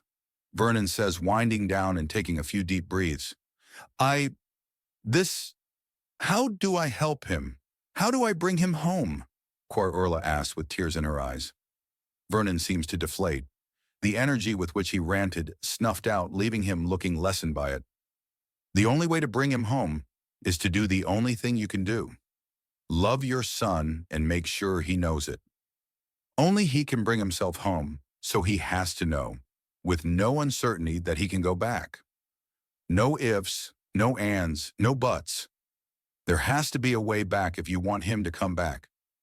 I can do that, Quarla says, nodding rapidly, and Vernon holds up a finger. Good. Now this is the hard part. You have to let him know that it's okay not to come back. What? It has to be unconditional. Whether he stays or goes, whether he visits so often that it's like he never left, or if he jumps on a spaceship and makes a point of being half a galaxy away at all times, he needs to know there's a way back, that he can have you as his mother no matter what. Otherwise, he might decide he's hit a point of no return and simple leave forever. He might leave forever, but letting him know that he can always come back, that means no matter what happens, there's at least a chance he will. Do you understand? I do. Perhaps telling her some good news, dear? Miro Noir asks, and Vernon smiles at her. Sorry you had to see that side of me. Vernon apologizes. Vernon, my love, I will never regret seeing you in the grip of passion, be it for my pleasure or the defense of another. Seeing the raw fire that burns within you has never failed to impress. Miro Noir says, leaning into her husband and wrapping her tail around his waist. There's good news? Quarurla asks softly. Soon a village will be built and your son offered a place there. It will be a home for sorcerers and those training to become sorcerers. Not only will this make his growing into one a much faster and safer, but we'll be opening a path for visitors as well. The Empress wants more sorcerers, and we plan to offer some foreign teachings as well. Of course, this is dealing with sorcerers. If Jeth doesn't want to be part of the village, we can't keep him there. What kind of foreign teachings? Knowledge from my home world. There was a nearly mythic group of master spies and assassins called shinobi or ninja in the days of old. They were resourceful, practical, self-reliant, and much of their strength came from an understanding and respect of nature. All traits that sorcerers share as well, it's just that they did it without axiom. So we're really just rounding out the skills sorcerers have and giving them a few more tricks as well as a sense of style that some will follow, but all are free to ignore or emulate. I see. You haven't started building it yet, have you? The workers and teachers are supposed to arrive in a few days. Until then, I'll be bringing him food and supplies.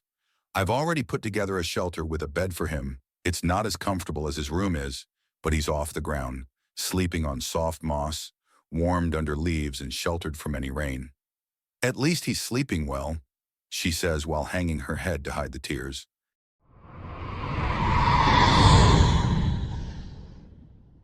Chapter 143 in the Pirates.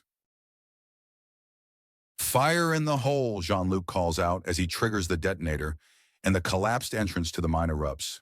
The shaped charges pulp the loose debris and stone to leave a clear and open path inwards. Good job, man. We'll take it from here, Hachitas remarks.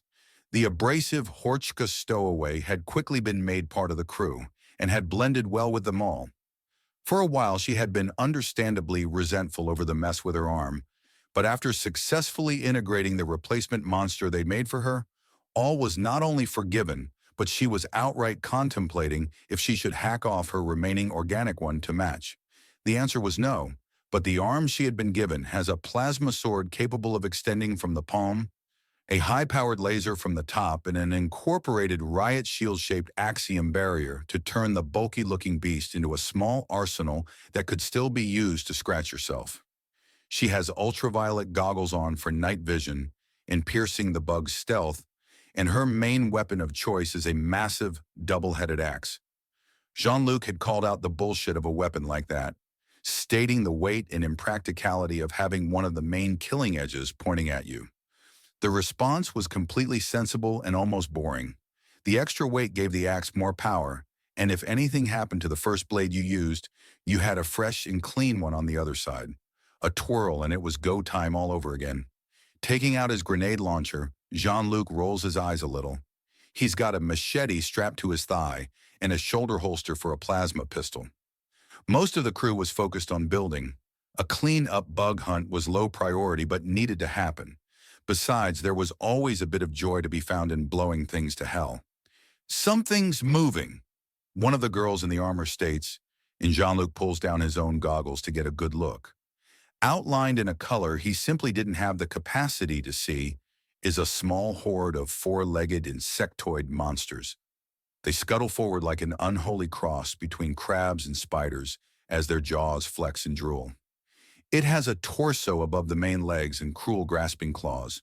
A damn nightmare in chitinous reality, all the more horrible for the fact it cannot be normally seen. Hachitas rushes in and quickly becomes a dervish of war cries and a massive hewing blade as the less physically imposing girls pilot their combat mechs to cut down the outskirts and several of the much more aggressive girls charge in close. Goddamn lunatics, the lot of them! Jean-Luc groans as several of the snick go at the chitinous horrors with arm blades as well as physical weapons. A woman with natural scythes as well as a staff, sword, axe, or whatever is a hell of a physical force if it gets in your face. The girls are treating this far too lightly. Someone's going to get hurt doing something stupid. Jean-Luc moved to the side to reposition himself and look more clearly down the exposed tunnel. His eyes widen, and he quickly launches a trinity of grenades down the way to utterly destroy a large wave of the monsters. The sound of the explosions from the cave system hits like a physical force, and whatever enthusiasm these monsters had is damn well gone. He fiddles with the zoom function on his goggles and clucks his tongue in annoyance. Past where they blasted the hell out of the entrance, the old mine system is covered in slime, and what looks like gigantic ropes of the stuff somehow solidified. All told, the thing looks more like a diseased throat than cave. Well, shit, he mutters as the girls finish off the monsters. When dead, whatever axiom-based bit of bullshit that keeps them cloaked fades away to show just how ugly the beasts are. But that doesn't help the fact that being locked into the tunnels only seems to have given them a greater chance to breed. There must be another entrance or something. All blowing this one did was redirect them. Jean-Luc realizes. Burning wrath! Are there more? You didn't scare them off, did you? Hachitas demands, looking toward Jean-Luc. Whether I did or not, we need to go in. They made the mines into a nest. We need to completely empty it out. He explains as he pulls out his communicator. Hey, Jingai, I need you to tell Miles and Lady Lilpaw that things are a bit more complicated than we thought. We'll need to do another sweep after this one. Why's that? One of the girls asks, and he gestures into the cave. The beasts covered it in slime, meaning they're getting food from somewhere, Jean-Luc says as he retracts the goggles back to a normal view. What? So we have to do what then? Hagitus asks, and Jean-Luc sighs. It means that this is more than just a check and purge. It means we need to map out the whole place and make sure there's not some hidden chamber of eggs or a birthing matron or a larder full of animals with many versions of these invisible little bastards growing inside them and eating them alive. What, do these things do that? No idea. All we know is that they're invisible predators and have been known to take bites out of people. They're big four-legged bugs with knives for fingers, a bottomless appetite, and a date with death. So let's make sure the whole nest makes it in time, shall we? Jean-Luc asks, and there's a cheer from the girls causing him to smirk. Apparently leading wasn't so hard after all. He'll have to belt Miles one for acting like it was a chore or something. Mechs with plasma throwers in the front and melee girls all around. If these bastards sneak in through someplace hidden, I want an answer to it no matter what. We're looking for the main nest and larder to torch them both. After that, we're finding out where the hell else these caves lead to, but only if it doesn't get us killed. All right, lover boy, let's have some fun, the nearest mech pilot remarks, and Jean-Luc chuckles. Trissa is in there. You wouldn't peg an ant-woman as sexy or flirty, but damn if she didn't break all his expectations. 6 extremely dexterous arms, and an ass that defied any and all form of description beyond damn. Needless to say, she and him got along great. Outside of the bedroom, she had delicate and steady hands, making her great for helping him rig together almost everything, including the toys he'd be using tonight. Jean-Luc, you there? His communicator chimes out in Beck's voice. Knowing the field medic, this could be a stupid joke, or it could be serious. It was hard to tell which way it would go. Yeah, I'm in the middle of a bug hunt. This better be good. Sai and I are heading over. We've got some of those scouting orbs we got out of the Sky Raiders fortress in an automap. This seems to be a perfect chance to monkey with it. Beck explains and Jean-Luc nods. Every time they finished getting used to one new piece of tech, another 3 seemed to pop up and needed to be mastered as well. There were just too many damn useful toys to ignore them, but there was just too many. The mechanized assault suits or mechs were a multiple-week project to really get a pilot for them going. Sure, you could jump in and be basically a walking tank, but if you wanted it to be a better option than even the most casual Axiom use, then you needed to know all the systems and components.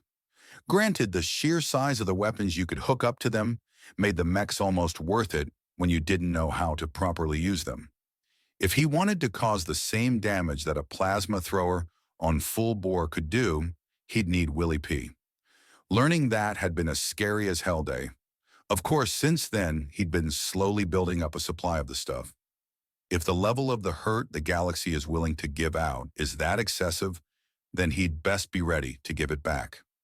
He and the girls hold position at the entrance of the cave, taking pot shots at the monsters that show up as they wait for Sai and Beck.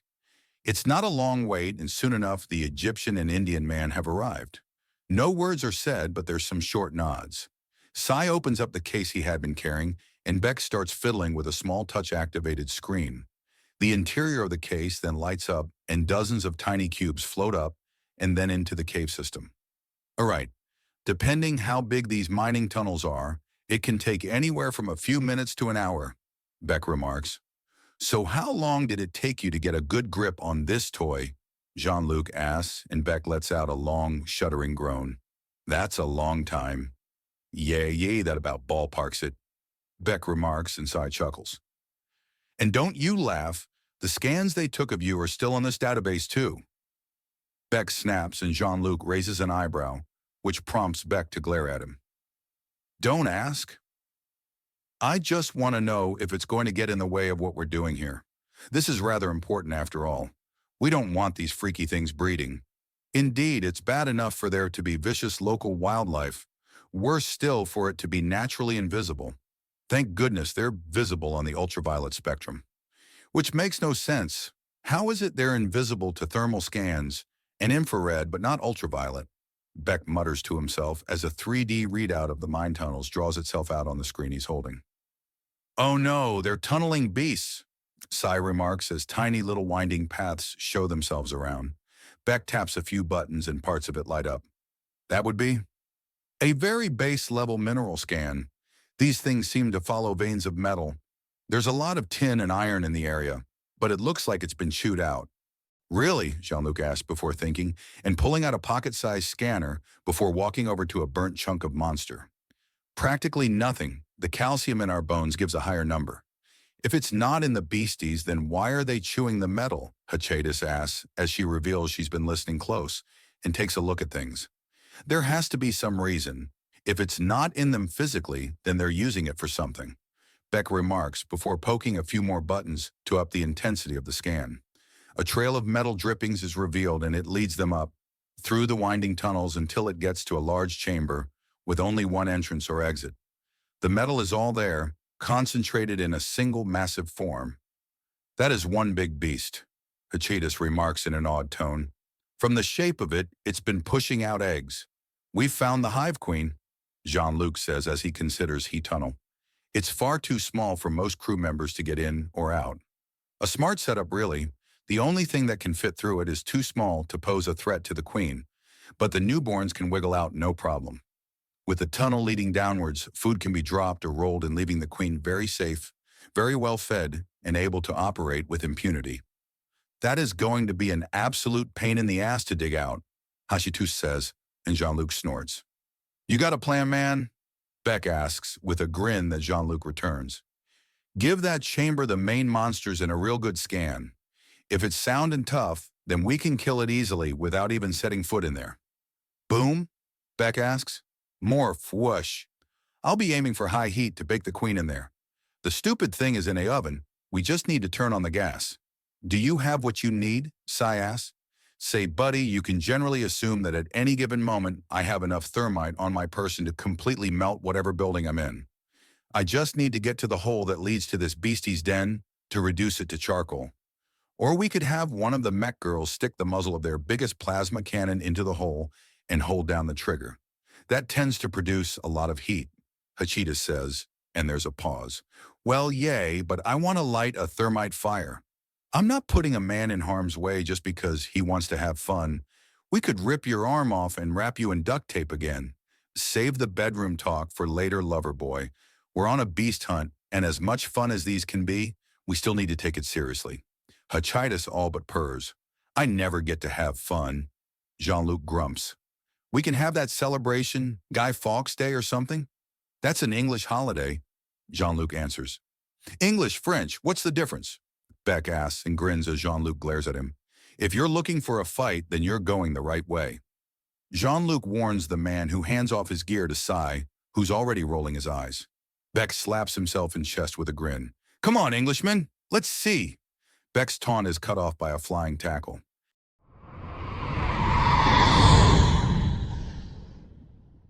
Chapter 144, RAK and Roll, Shadows of Centris, Koa's Conundrums. Koa's communicator starts buzzing, and with a smile, he answers it. He knows who it is. "Hello, Amadi, how's your day?" he asks as he notes with amusement that Nika is still holding, despite now being parallel to the spire beneath him. The girls had decided to hang onto his arms again and snuggle close. "Free. From what I understand, Reggie's with his shrink, so I thought I'd at least touch base with you.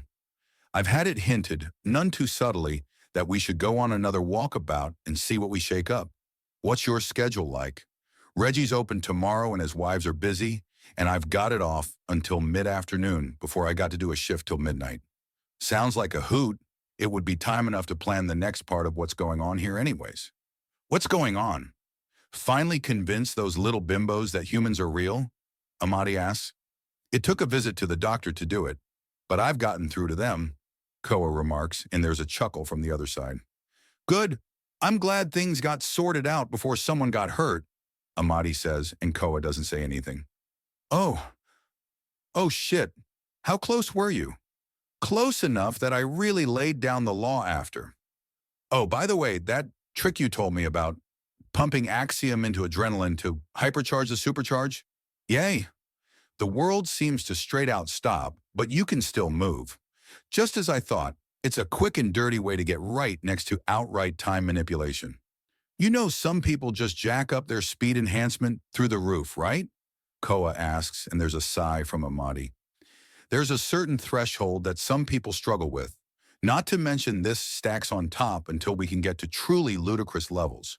Personal acceleration, adrenal hypercharging, and temporal manipulation. All three together, and your every twitch will cause a sonic boom." Amadi boasts and Koa snorts in amusement. "Anyways, if you're saying we've got a semi-official day with the boys tomorrow, then I like the sound of that. I'm in." "Good, we'll meet up on the Dauntless. Pick a spire at random and start mucking around," Amadi says, and Koa nods. "Sounds like a plan. See you then." "See ya," Amadi finishes, and the call ends. Then the walk continues. All right, so with all the excitement of the incident and our doctor's appointment, I honestly forgot what this sort of nonsense is called.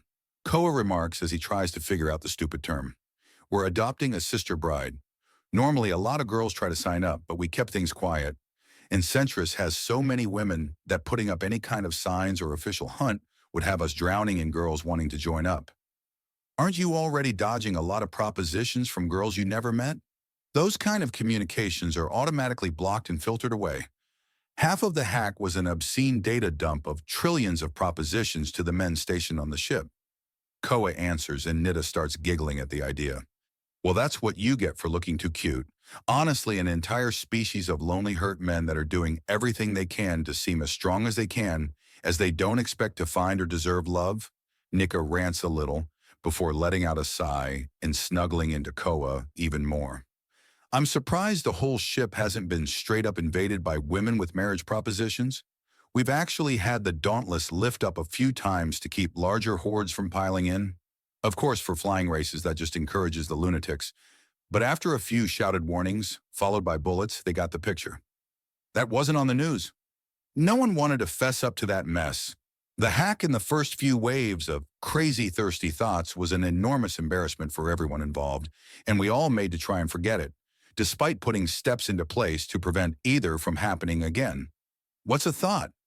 An abbreviation of that hoe over there, a general insulting term for a woman who thinks more with her lust, delusions of romance, or dresses, or behaves in such a way. Basically, it's an insult for lusty women. Koa explains as the lift brings them all up to the next level, and the destination they're now an hour and a half late from due to rampant stupidity. All right, we're on the right level. Which way now? Koa asks, and Nika points forward and slightly to the left. There's a sign that says Bachelor Barn. Really? It's a legitimate place to go. Girls register and can be called in for an interview. It has their jobs, their name and species in a picture. If it looks like it'll be a good match, they can be called in to marry. What about dating and wooing? Seeing if it's going to be a good match? Oh, please, the important part is being with the guy. Love comes after you've had a few bounces and kept him safe. In most marriages, a girl doesn't usually get a whole lot of time with their man, so it's less about how well they like the man and more about that she's got a man. Nika explains and Koa stops. I don't want to bring someone into a loveless marriage. You're in heat most of your life. There'll be plenty of loving big man, Nita remarks. Wrong kind of love, sister, Nika says quickly. Then she leans in and kisses Koa on the side of the head before letting go to flutter in front of him. My husband. She seems a little uncertain of what to say for a moment before sighing. Koa, you come from a very strange, very different part of the galaxy. Me and Nita have made mistakes, this is true, but we do know how these things work out here. Back in cruel space, it's probably easily possible and even preferable to love everyone you're married to, maybe even your whole family. It's just not something that can be done out here. What a girl gets out of marriage is sex, daughters, and a group that has her back. What the man gets is safety, stuff, and a group that has his back. Love is an extra. Loyalty is what's expected. Everyone wants love, but actually getting it is different. Our mother hates our father. They don't make love, they hate it. They scream abuse at each other, even as he pumps her full of more daughters. Explanation given. Nika lets herself lower to the ground and sighs a little, then lets out a slight sound of surprise as Koa picks her up and gives her a hug. That's a terrible way to live, Koa remarks. Well, if that's the way things are, it's no wonder that every relationship that's been struck up has been a huge success. Working at all to make it work is just weird in the galaxy, where the harems are so huge, you only have to deal with the ones you like on the regular, and the rest only when you're horny. It's both funny and depressing that Earth's largest export is likely going to be loving relationships. Good Lord. Still, diplomatically speaking, that's an absolute win. It really matters to you, doesn't it? Nita asks and Koa nods. It does. A home without love is a terrible way to raise a child, let alone an awful way to live. Most can't afford a house that big even with 100 girls working together. It's just not practical, Nika remarks as she snakes her arms around Koa's neck and nuzzles in with a sigh of contentment. Still, just trying on that level means a lot. You've been so good to Nita and me, but we haven't been as good to you, so we're finding some backup to help get you what you deserve. Back home, there are some people that would think I don't even deserve this. Koa rumbles in his chest before sighing. You deserve better. You're a man. You need to be looked after, not holding us up and keeping our acts clean. Now come on, Nika says, fluttering up and away and gripping onto Koa's left arm and pulling him behind her to the bachelor barn. As he lets himself get led forward and takes in more of the spire, there's a sound of power tools nearby. Some construction or maintenance is going on. A lot of metalwork is going on as the sounds remind him of the busier days in the gun manufacturing chambers, which makes him think it's been some time since he last upgraded or fiddled with his gear, hasn't it? Uzis were fun, but something with a bit more bang would be nice. Perhaps something in the range of a battle rifle? Centris is certainly dangerous enough to qualify for it. Nita climbs onto his shoulders and leans over in such a way to rest her breasts on top of his head. Is there a reason you're doing that? Koa asks as the door to the bachelor barn opens in front of him, and he pauses.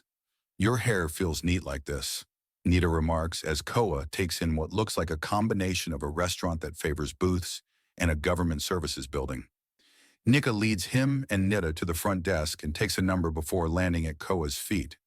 There are about 14 spots ahead of them, but they're all being stared at heavily by the actual workers behind the counter, giant desk. He helpfully points towards the desk and they get back to work. It takes roughly a half hour of waiting before their number's brought up and they're called to the front. Well, hello, Mr. Man. I assume you and these little meatak are looking for another wife? The receptionist asks, and Nika flutters up to stand on the desk. Get off the desk. It's for paperwork, not feet. Then don't make 'em so tall, Nika protests, then lets out a squeak as Koa lifts her up by her thighs and holds her off the desktop. We're looking to bring in at least one more. All three of us got the muscle. My sister and I are security, and the big man is one of them humans. We've got an apartment on Gillenspire. Think you can hook us up? So you're looking for a well-educated partner near Gillenspire? Okay, that narrows things down a lot. The receptionist whose name tag reads Emma C states as she starts typing. The Tret woman quickly brings up a few profiles and nods to herself. All right, Booth 8 has 10 profiles uploaded. Most are fairly young, but we've got a case or two of girls who fell out of their marriages for one reason or another. Emma explains and Koa frowns. A situation must be really bad if these girls who don't expect actual love leave or are thrown out. Is something wrong? Are divorces common? Koa asks. Somewhat. It's usually because there's major friction in the marriage, or one of the girls has been arrested or forced to move for one reason or another. Girls don't normally leave so much as get forced out. Emma explains and Koa nods. Makes sense, Koa says. Thank you for your time. You're quite welcome. Come on, hubby. We've got to find out who we're bringing in. Nika cheers and quickly leads him to the booth in question. He then plucks Nita off his head and sets her down to sit next to him, and Nika sits next to her. Okay, time to see who's who, Nita says, tapping the table that lights up and starts projecting the information above it. Koa couldn't help but spot some tracks in the wall to suggest that the table can be raised or lowered, and so can parts of the booth. Modular is a good way to get around all the different races and physiologies that need to be accounted for. Hey, most of them are Lyrak, Nita exclaims as she browses through the profiles. Koa taps the species designation of BMH1100 number 2. Lyrak. Exceedingly agile and with a protein requirement often seen in carnivores, these squirrel women are nuts for nuts, but also nuts in general as they're incredibly stubborn with a species-wide case of tunnel vision. Once they set their minds on a singular goal, it's effectively already achieved. It's just a matter of the legalities of things actually being done needing to happen. Koa reads out loud before sighing. Who writes these profiles? They're public domain. Anyone who sets up an account with the Archival Association is allowed to edit them. Nika explains. So it's Wikipedia, but more prone for abuse due to sheer scale, Koa says with a pinched look. There are 7 Lyrak in the group, also a rabbi's artist, a gobe mechanic, and a charbish chef among the numbers. So how does this work? Do we just pick one we like the look of and then interview her or something? Do we talk to all of them? None of them? Some of them? I like this one. It says that she's the owner of a beauty salon. That's money smarts and management smarts. Also possible makeovers to look extra cute when we need it, Nita explains and Nika sighs. We've also got 2 pharmacists, a traffic warden, an accountant, and 2 small business owners, one a courier service and the other an odd job agency. Nika reads out. I wonder why we got mostly Lyrak. I've spotted a lot of them above the level we live at on Gillen Spire. Maybe there's some kind of population holdout there. I know there's a Charbis hive a couple spires over, but... Koa shrugs. Oh, I never noticed. It pays to pay attention, Koa remarks. So how is this done? Do we just call one and tell her she's in? Or do we talk to her first, or what? We do this, Netta says, bringing on the profile of the salon owner and poking the image of the brown-haired squirrel woman. Her shimmering fur and hair certainly makes her look like she takes good care of herself. The fact that Koa considers the gigantic, gravity-defying breasts to be simply normal on her at this point shows just how desensitized he's been to over-the-top female beauty. Her face and figure are close enough to human to be easily emphasized with, but far enough that she avoids the uncanny valley easily. Another poke and there's a shifting around the table, and a small bar fills up. Hello, this is Maresa's hair. Feather, hide, fur, and horn styling. Who's calling? Wait, this number is from the Bachelor Barn. Way to go, boss lady, a voice cheers from the back. Oh my goodness, Marisa, you better get there quick, another voice states. But we're only halfway through your... Marissa begins to protest. I'll pull some extra, boss. You get going, the first voice says, and there's a rushing around. I'm coming quick. This is for an interview, right? Marissa asks. Yep, I'm Nita. Nika and me are bringing in at least one more. We got muscle, but we need smarts, and you got that easy since you own your own business and stuff. Very well, I'm on my way, Marissa says, and Nita ends the call. At this point, she turns to see both Nika and Koa staring at her. What? You would have been talking for a long time and getting nothing done. There's talking, yay, but we need to talk to the new girls and see if we got sister wives out of them. Nita explains and Koa blinks a few times in confusion. So when I told you to start using your brain, did you turn it on, or? Hey, Nita protests as Nika laughs. It takes nearly a half hour for Marissa to arrive, and Nita waves her over hard and heavy. The woman's wearing short shorts and a button-down shirt tied to the front with heeled boots. Beyond that and her makeup, she's got nothing on and leaving little to the imagination. Well, hello, oh my goodness, you're one of those humans. A pleasure to meet you. I'm Marissa Brushtail. A pleasure to meet you. Marissa introduces herself with a slight dip as she brings her tail around, almost like a veil, likely a cultural greeting. And I am Sergeant Koa Jackson, a ground trooper of the Undaunted. Beside me are the twins Nika and Nita, security guards for several private citizens. Koa introduces himself. And the rest? Marissa asks. None yet, Nika says, and Marissa's eyes widen. Then, sit down, we'd like to get to know you. Nika says, gesturing to the seat, and after a twirl that displays her large bushy tail, Marissa then slinks into the spot and immediately starts fidgeting. Huh, excited? Koa asks, and she nods a lot. Sweetie, you have no idea how things like this go, do you? If you're called into a matchmaking interview, then it's mostly just a formality, Marissa says with her eyes shimmering as she bounces in her seat. I've never even touched a man before. Oh, I can't wait to see what I can do with that hair of yours. What do you call that style? What is it? Cornrows. I have to keep my hair under tight control, or it's a big mess of curls. Koa answers with a hand running over his hair. Anyways, interview time, Nika says, and Marissa is suddenly sitting still with her hands in her lap, or rather trying to, as the woman is vibrating in her seat. You want in? Nika asks, and she nods. You willing to sacrifice to be part of this? Is answered with another nod. Nika then nods herself. Welcome in then, sister. That's it? Koa demands in shock, and Nika giggles. Different out here, big man.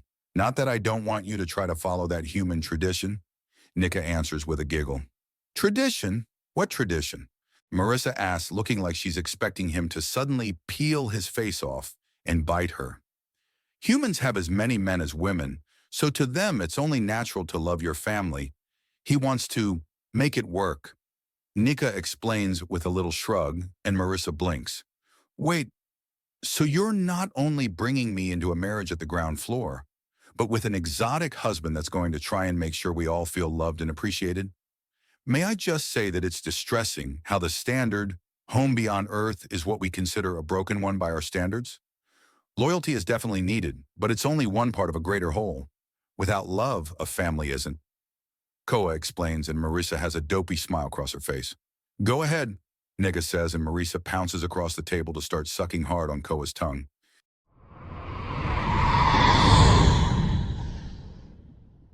Chapter 145. Rack and Roll, Shadows of Centris. Holy shit, were you wrestling an octopus? Is the first thing Amadi says around a full belly laugh at the sight of Koa and the innumerable hickeys he's sporting. New wife, she's enthusiastic, and the twins got swept up in the excitement, Koa says after a moment, and there's a snort from Reggie who's going over his notes on something. What you looking through? Just the details on the endless barrage. Making it's going to be a pain, but it's doable. A lot of finicky parts, though. It'll take some serious effort. It's all the ammo that's going to be a bitch and a half. We can do it, but Jesus, the time it's going to take. Did you get yours back? Koa asks. Technically, no, but I helped pull it apart, put it back together, and I have a copy of all the lab notes as we put two more together. I can probably slap one together by myself with a half-decent workbench and only some exotic parts and tools, but you need a mountain's worth of RPGs to fully load it. Still worth it, just gonna take a while. Like restoring a vintage car, Koa says, and Reggie just smiles and nods. Speaking of cars, I got good news, lads. Amadi begins. Uh-oh, Koa remarks, and Reggie snorts in amusement. Oh, shut up. I got funds released to us, so we can buy ourselves personal transportation. Not too much, so we'll be going to a used dealership, but enough that we won't be trying to drag out a heap of rust and calling it a car, Amadi says, and there's a slight fist pump from Koa, making him smirk. I'm going to be going for something that has a good amount of seating. I've got a lot of girls, and taking them to different spires might be fun. Not me. Each of my girls is either small enough to hang on to me on top of being flight capable or has a car of their own.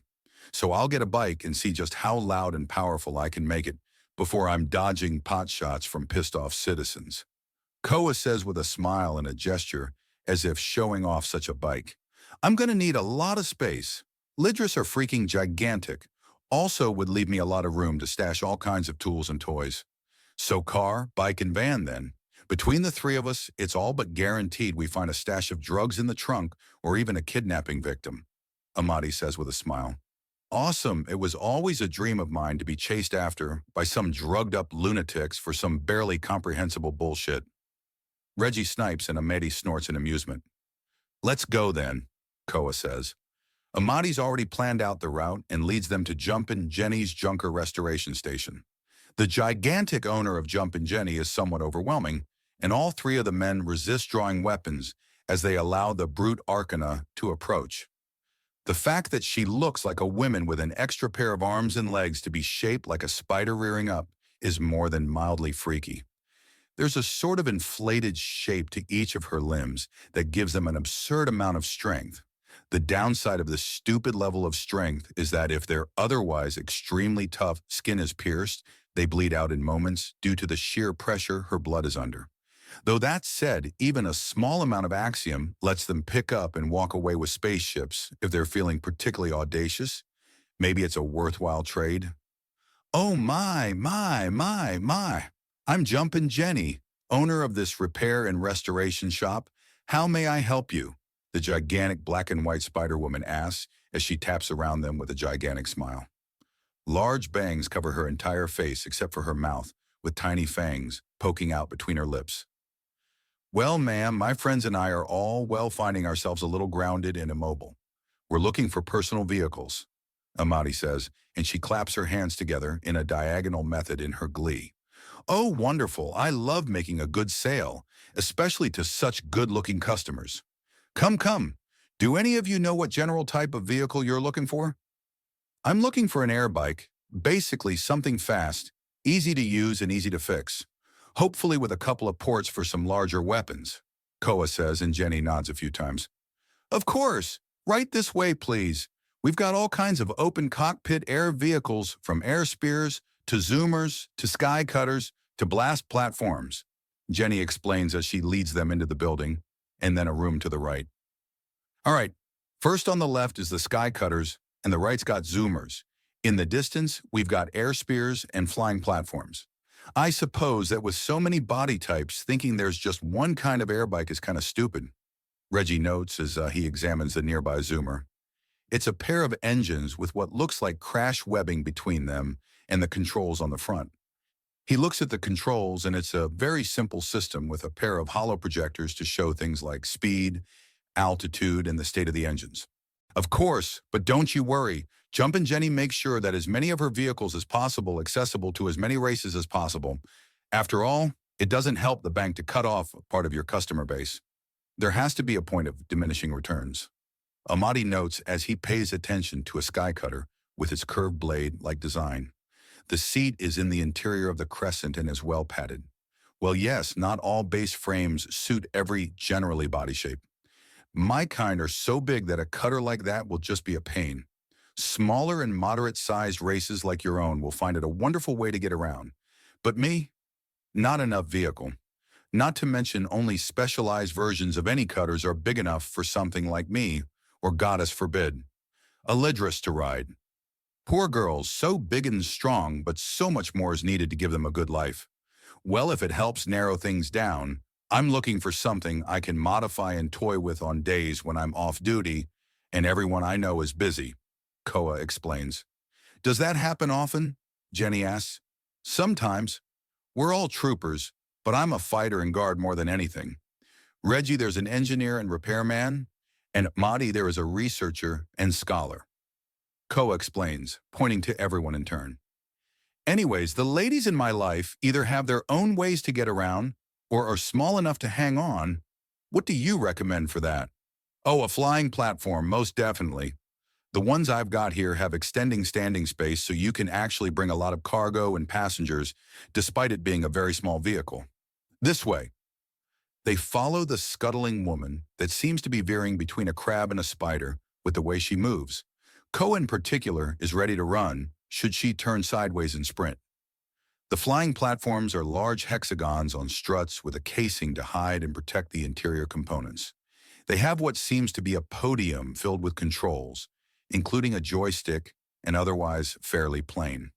A small indent on the side lets Koa step up onto the platform, and he looks over the whole thing. This looks custom. A lot of big companies like to have their own input set up, even if it's really, really stupid. Jumpin' Jenny doesn't let that happen in her shop. It's not even hard. They just keep putting all the controls in weird places. Stick controls where the whole thing is moving. The buttons raises and lower things like height and speed. It all comes with a manual for ease of use. And these ones here extend and retract the extensions of the platform. Something like this then? Koa asks, and he presses a button, and the platform extends in all directions. Exactly like that. A flying platform is very easy to use, very practical, and very, very fast. These controls here are for the air barriers so that you don't get swept off the top. Jumpin' Jenny explains as Amadi and Reggie wander off. Reggie pops the hood and looks into the anti-gravity and thrust portions of a platform as Amadi starts looking over an air spear. Out of all the vehicles, the air spear is the most dangerous looking one.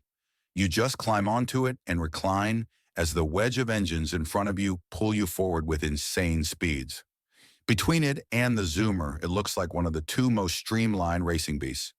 The cutter seems like something for entertainment, and the platform seems almost luxurious. Koa seems to agree because after some fiddling, he deactivates the platform and comes over to examine the spear that Amadi is looking through. If you're going for obnoxious or aggressive, this one seems to have you covered. I'm looking to be a pain in the ass that gets there fast, not flying skeet, Koa jokes. Skeet? Jenny asks.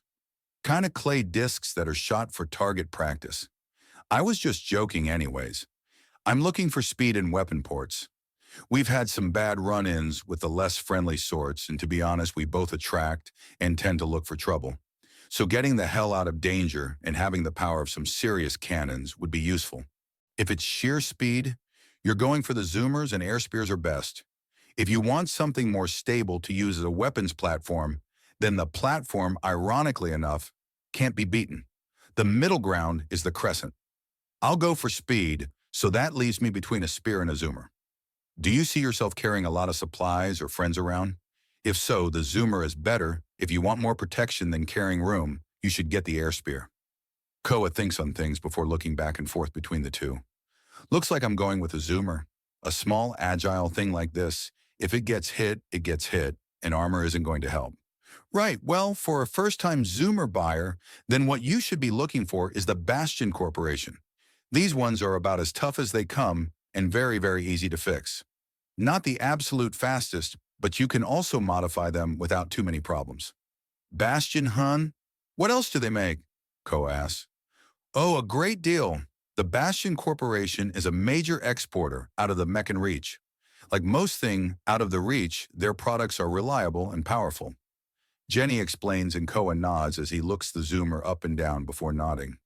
This'll work, Koa remarks with a smile. Amadi, you said you had the funds, right? I do. Here's your share. Amadi says as he passes 2 Jihes coins to Koa. Are these... They're enough. Now, if you like what you see, I can release this one, and you can take it for a little test flight. Jenny offers, and she pulls out a small device. She points at the Zoomer, and it powers up fully. 30 minutes until it comes back automatically. Have fun, big man. Koa climbs into the harness, and the entire vehicle easily rises off the ground. Moments later, he's soaring out of the building. Now then, that's one customer taken care of. How can I help both of you? Jenny asked with a smile. I've got a fair few wives without personal transport. Not to mention, I'd like to be able to get around and bring a bunch of friends. What do you have that has a lot of seating room? Oh, well, of course. I've got a wonderful variety of vehicles that are just perfect for the family. If they're of a smaller race, like the Gobs, Metak, or Cobes, then you can fit in the whole extended family. If not, then you can get at least a third for a race more around your size. Of course, if you're into bigger girls like me, then maybe 10 at most from one of these. How big is this vehicle? Amadi asks. The buyout contracts and bids on public transportation run fast and loose. If a company loses, they might try again next cycle. But if there's a major breakthrough in the technology, they dump all their buses that are in anything less than perfect condition. All in all, it's a wonderful opportunity for a repair girl like me, Jenny explains as she leads Amadi and Reggie into another part of her business. She could tell this would be a day of excellent sales. And the questions they asked. Oh, the questions they asked spoke volumes about humans and humanity as a whole. Volumes that would sell even higher to the right clients.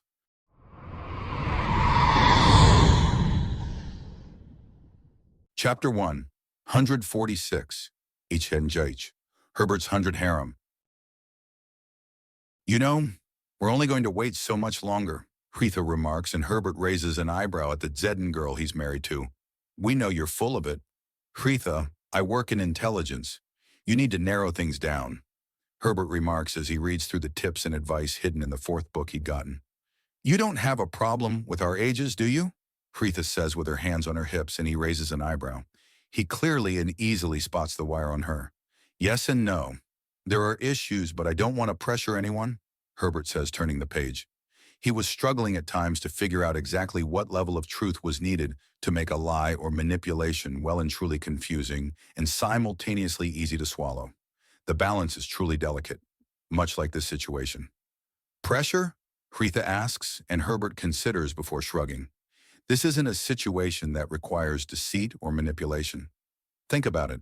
We live on the good grace of Ambassador Layla. For a family to be successful, it needs resources. Most, if not all, of my wives are finished with their basic education and moving into specific trades or more advanced fields. This is a period of learning and growth. I don't want it cast to the side due to a lack of restraint on my side. A lack of restraint? So you are tempted? Hretha asks, and Herbert sighs as he slips a bookmark in and tucks it to the side.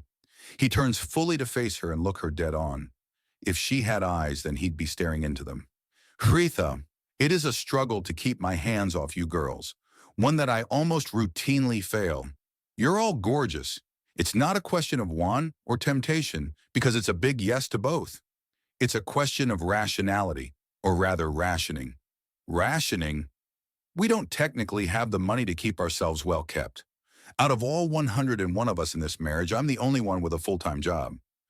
I'm chasing promotions and pay raises hard, but unless I somehow become a captain and get my own ship or end up as one of the heads of an entire division, then I simply don't have the money to keep 101 people fed, housed, and clothed, let alone any potential children we may have. Hretha gasps as it all snaps into place and a deep sense of guilt overtakes her. It was so easy to forget with all the energy he had and how he always seems new to everything. But he was a fully grown adult who had lived with his responsibilities and had supported himself before coming here, one that was now waiting for them to grow up. We can't rely on the good nature of the ambassador forever. She's a wonderful person and one that I respect and admire more and more every time I speak with her, which is all the more reason to not take advantage of her. So you're holding out until we're all ready to take care of a family? Well, yay. We're all in this together now, right? So we best act like it. You girls need to finish your training and get your jobs going. Then, when we have enough to make sure we can take care of each other, we can finally indulge. Why didn't you just tell us to begin with? I got moved into Intelligence Division, and Sir Philip Masterson, living legend, decided to take me under his wing and apprentice me. He has taught me so much about deception, about finding the truth and even using the direct truth to lie and misguide, and to see through such things that I've been putting the lessons to practice even when I shouldn't. I'm having a hard time separating home and work because both are so fascinating and amazing that I want to do both at all times, so it's blurring together. Well, I think I heard a saying that if you love your job, you'll never work a day in your life. Love is a bit strong, but I'm having a huge amount of fun. So what would you consider being ready? We are ready when we can move out and into our own home without drowning in debt, when we can stand on our own without handouts from others. A little broad, I know, but a fair standard, I think, Herbert says, and Hretha nods. What about the younger girls? The ones that are just starting their apprenticeships or secondary education? We don't need everyone to be finished with things, just enough. I can support 10 or 12 on my own paycheck.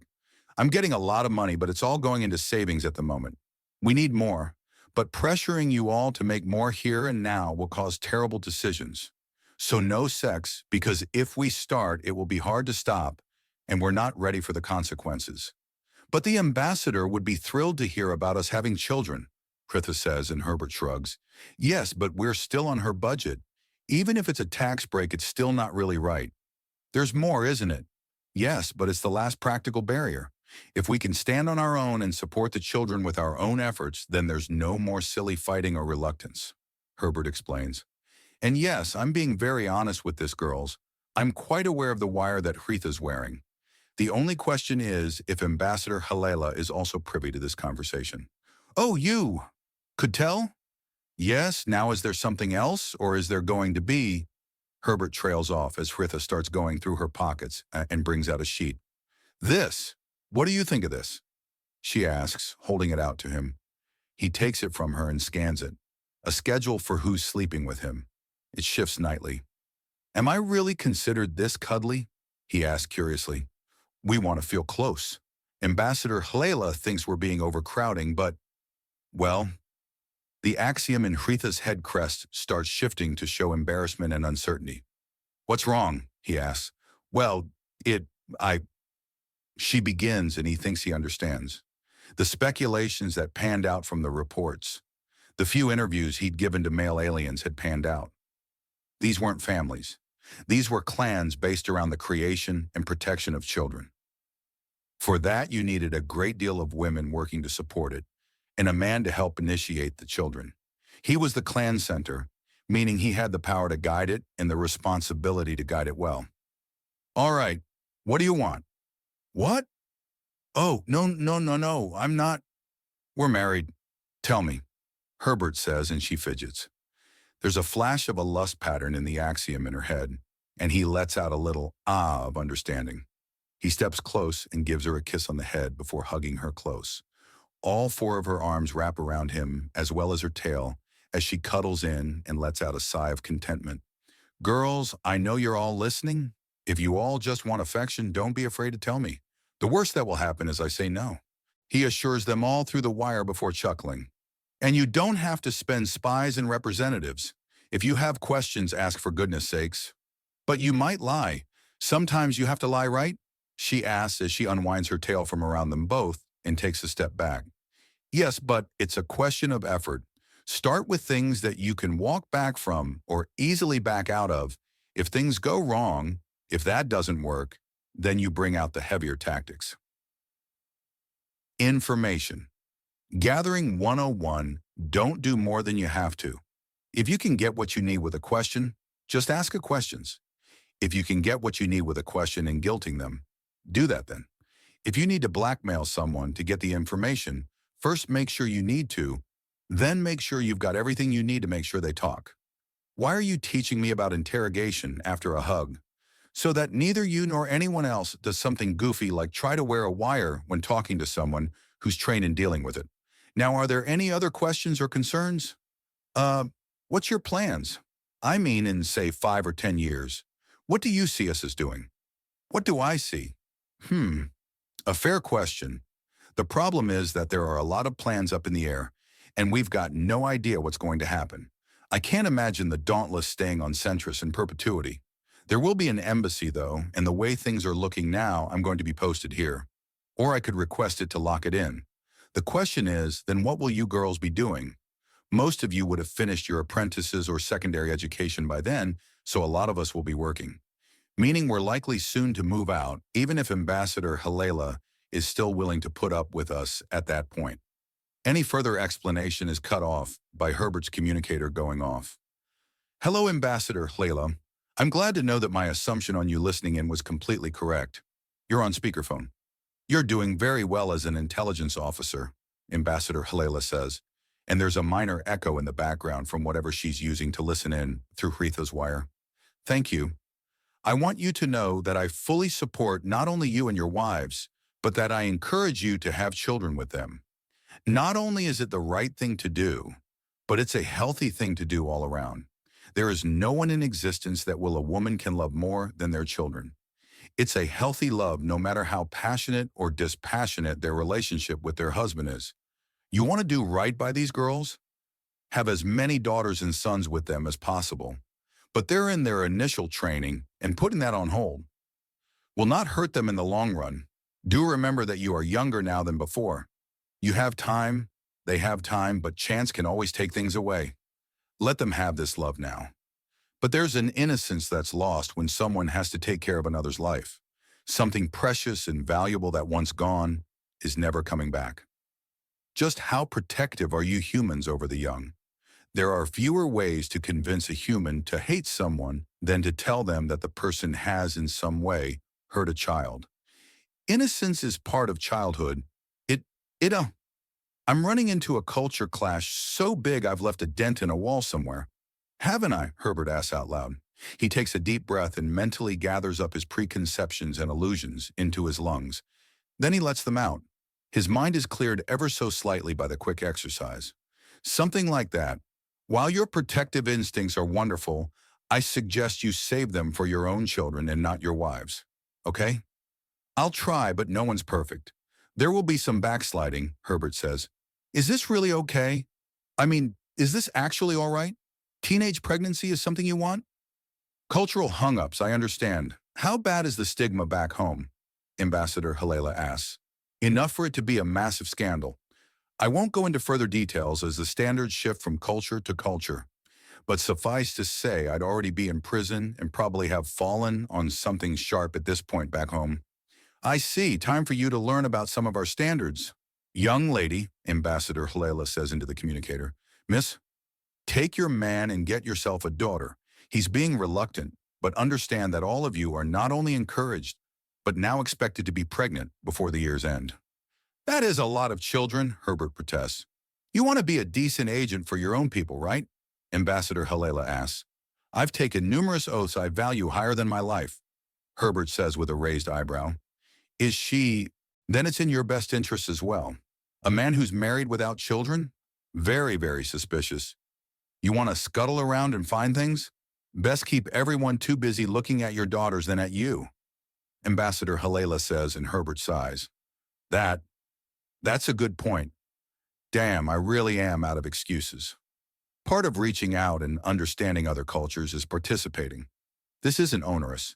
It's not what you're used to be sure. However, if countless men throughout all of galactic history can bear such a burden without your level of training, skill, and will, then I have no doubt you'll do an excellent job. At least I won't be the first to start the trend of such things, Herbert says as he takes a breath and lets it out in a huff.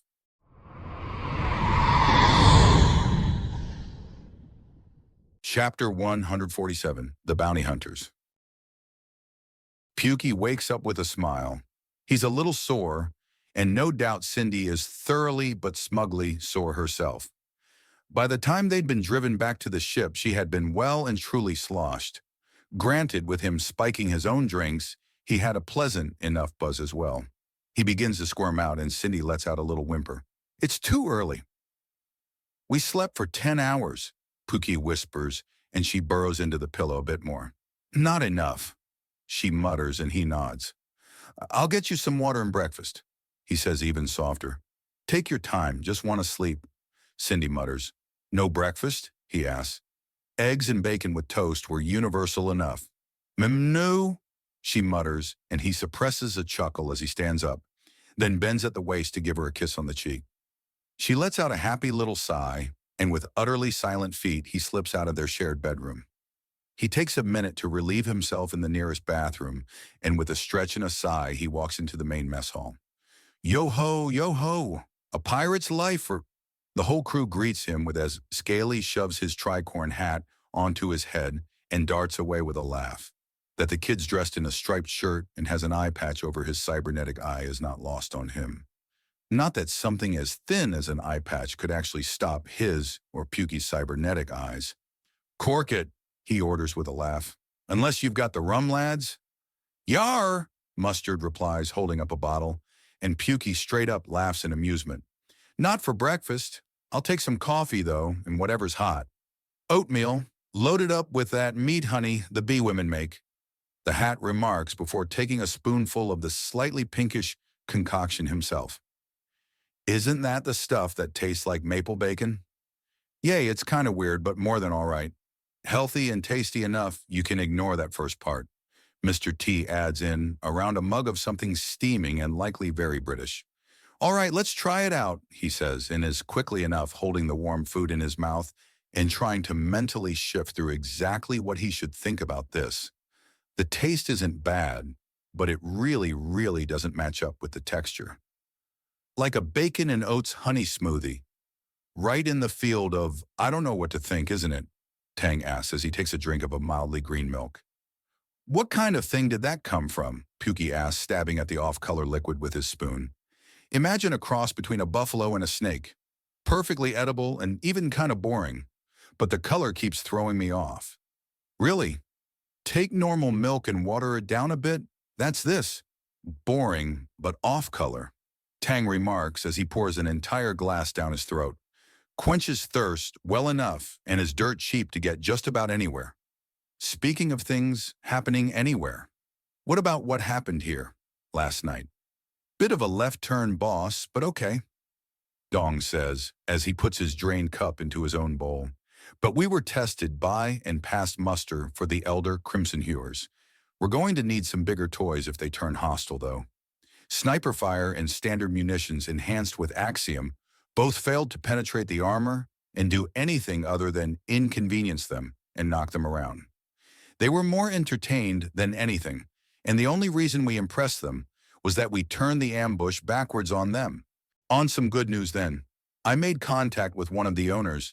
They're peaceful enough so long as we don't do anything stupid. Making inroads into possibly hiring us as well, I told them to keep it legal so we don't end up dodging bounty hunters of our own down the road. As much fun as that would be, it would make getting paid a pretty annoying venture, Airfarce notes. Oh, I don't know. Getting paid by the government to fetch my husband might make a fun game a few times, Onyx remarks with a grin. How's that supposed to be fun? Jade asks, and Onyx coughs nervously as Airfarce smiles up at her. Oh, you think this is funny? Fine. You explain it then. Mommy is talking about getting paid to have sexy roleplay with Daddy. Not like that, Onyx is instantly flustered. She's ignorant, not stupid. She can take it, Airfarce says. Our little girl isn't a frail sort. Oh, those things. Would it be all right if I... When do I get to try those things? Jade asks, and Onyx's eyes go wide. When you've got the skills and knowledge to stand on your own. When you're ready to leave. That's when you're ready to start your own family, Airfarce says with a smile of remembrance. That sounded like a quote, Onyx notes. It's a wordier and gentler version of what my father said to me, Airfarce says as he looks up toward the ceiling, and in his mind's eye, his gaze goes to Earth. Logically, he knows that he's practically guaranteed to be looking the wrong way entirely.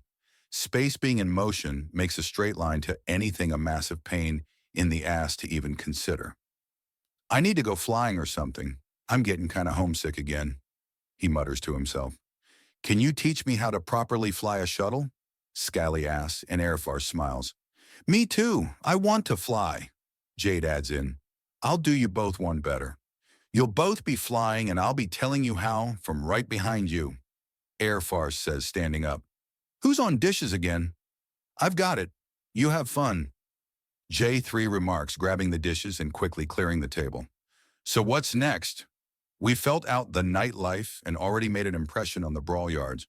Should we scout that out a little more thoroughly? Or the hivers? Gentlemen, I'm looking for opinions or wild ideas. Actually, sir, with a bit of modifications to these badges, we could get into the wetworks or see what we can about Spirit Street. The sooner we get the harder parts out of the way, the better. That's not hard. Andrea and Roth are basically local grunts. Rumor-mongering and knowing when to stay the hell out of the boss path is a honed survival trait for girls like that. And of course, they're willing to talk. The women of the galaxy redefine desperate, Pukey remarks. Hey, Onyx protests with her hands on her hips. Yes, Airfarce asks. I wasn't desperate. I scared you nearly senseless and you then did your level best to crush my pelvis. If not for the sheer padding, you'd have done it, he says, leaning back and slapping Onyx on the ass. Her hand zips down and holds it there. She then reaches down and lifts him up by the front of his shirt. There's a pause as she simply tries to stare him down, but Airfarce isn't someone that can be easily intimidated, and he slowly plants his feet on her thighs, reaches down, and then pulls at the back of her head to plant a deep kiss. I didn't need to see that this early, Jade grumps as chuckles round the room. Speaking of your new girlfriends and of such things happening in general, what's the plan, gents? We moved around a lot to avoid picking up too many extras and still ended up with fangtits there. Pukey remarks in a dismissive tone and snorts as Onyx flips him the bird, while not breaking the kiss with Airfarce. Easy enough, Captain. We make a rule and make it plain. Going full out with any of us means that you're part of the team now. We'll play around outside it, especially if it helps the job, but actual commitment requires commitment in return, the Hat says before starting again with a prissy tone. If those Crimson Hewer girls decide to chase my ass down, then they better be ready to commit. I'm not a one-and-done kind of guy. The guys choke down a laugh as Jade openly giggles. Onyx, for her part, breaks off the kiss. Airfarce, snorting in amusement, had kind of ruined it anyways. I wasn't paying attention, but yes, you are. She snipes at him, and the Hat mimes reeling back and clutching his heart as if devastated. Scaly snorts in amusement at that bit. So how are things with those girls? Mr. T asks Mustard, and the man grins. That good, is it? Oh, yes. They're distant cousins and have lived on the station since they were little girls. They're very, very familiar with the area. It's not official, and the local gents either don't know or didn't tell us. But there are a lot of air-filled bars for them to get a proper drink without it drifting everywhere. Hard to sip whiskey underwater, Pukey remarks in thought. Do we have any information on Spirit Street? I may have something, Bike says before tapping at the table a bit, before a hologram appears over them. He fiddles through it a bit until it shows what looks like a dark-skinned Tret woman with purple hair, an eye patch and strange lines in her body as if she were in segments. A wrap covers her lower body but does nothing to hide the fact she's got white panties on, and a sparkling pink tube top in a circuit-like pattern keeps her decent, barely. Meet Lady Gear. She leads one of the top 5 religious parties, and this one does not have raging misandry as a central tenet. The Synth Ascendancy. Long story short, it's a religion about being your best self through literal upgrades. A huge chunk of their population are brain uploads, partial cyborgs or full conversion cyborgs like Gear here. All right, how does this help us? Pukey asks. The Synth Ascendancy differs itself from many other technological-based religions by placing an unusually high emphasis on their reproductive abilities. Long story short, they all have not only artificial wombs, but the best in the galaxy. Even if the base species does not normally give birth to litters a single night with one of these, over-the-top fertile robot women will end up with dozens of children at the least. If there's a point, get to it. Pukey orders and Bike nods. They like their men the way they like everything else. Cybernetically augmented. You and Scaly would find yourselves welcome, if not guests of honor, in any of their temples. Cindy would also be very welcome. As a surgeon specializing in cybernetic implants, she'd almost be an unofficial priestess to them. Between the 3 of you, it's a very easy job to open up a friendly contact in an otherwise unfriendly part of the station. Basically, Captain, you're a walking fetish for these girls, with Scaly being the slithering jailbait. What about the Astral Guides and Mother Tearclaw? Surely they'd be willing to help out. It's in the name Astral Guide, Jade asks. She's where I got most of this information from. Or she pointed the way at least. I'm afraid that as wonderful as the guides are, they're also a severe minority on this station. It's a mostly Canador religion, and most Canador on the station are Crimson Hewers who are decidedly not Astral Guides. Still, it's good that you're thinking, you've got a good head for this kiddo. Bike compliments her, and she shows a smile full of serrated teeth. This may be an interesting thing to look into. How common are these tech-based religions? Common enough that you can find a temple of science in every major urban area. We just haven't had cause to pay much attention before. But I looked over the maps from our old missions, and Most cities and towns had at least one religious district, and in each one there was a temple or church of some kind of machine cult. This could have been useful before, Pukey remarks as he drums the table with his hard light hand to emphasize the point. Yes and no. Useful in that they'll make great local contacts. Machine cults are the go-to girls if you want the local information network cracked open so wide, you could lose a planet in it. However, you also had me on direct orders to include hacking and information retrieval into my communications officer purview. So that's what I did. Hell, I actually got some help a few times by asking some of their message boards how to hack better, and I got entire essays for answers. And not useful in? Sheets of technobabble in normal speech.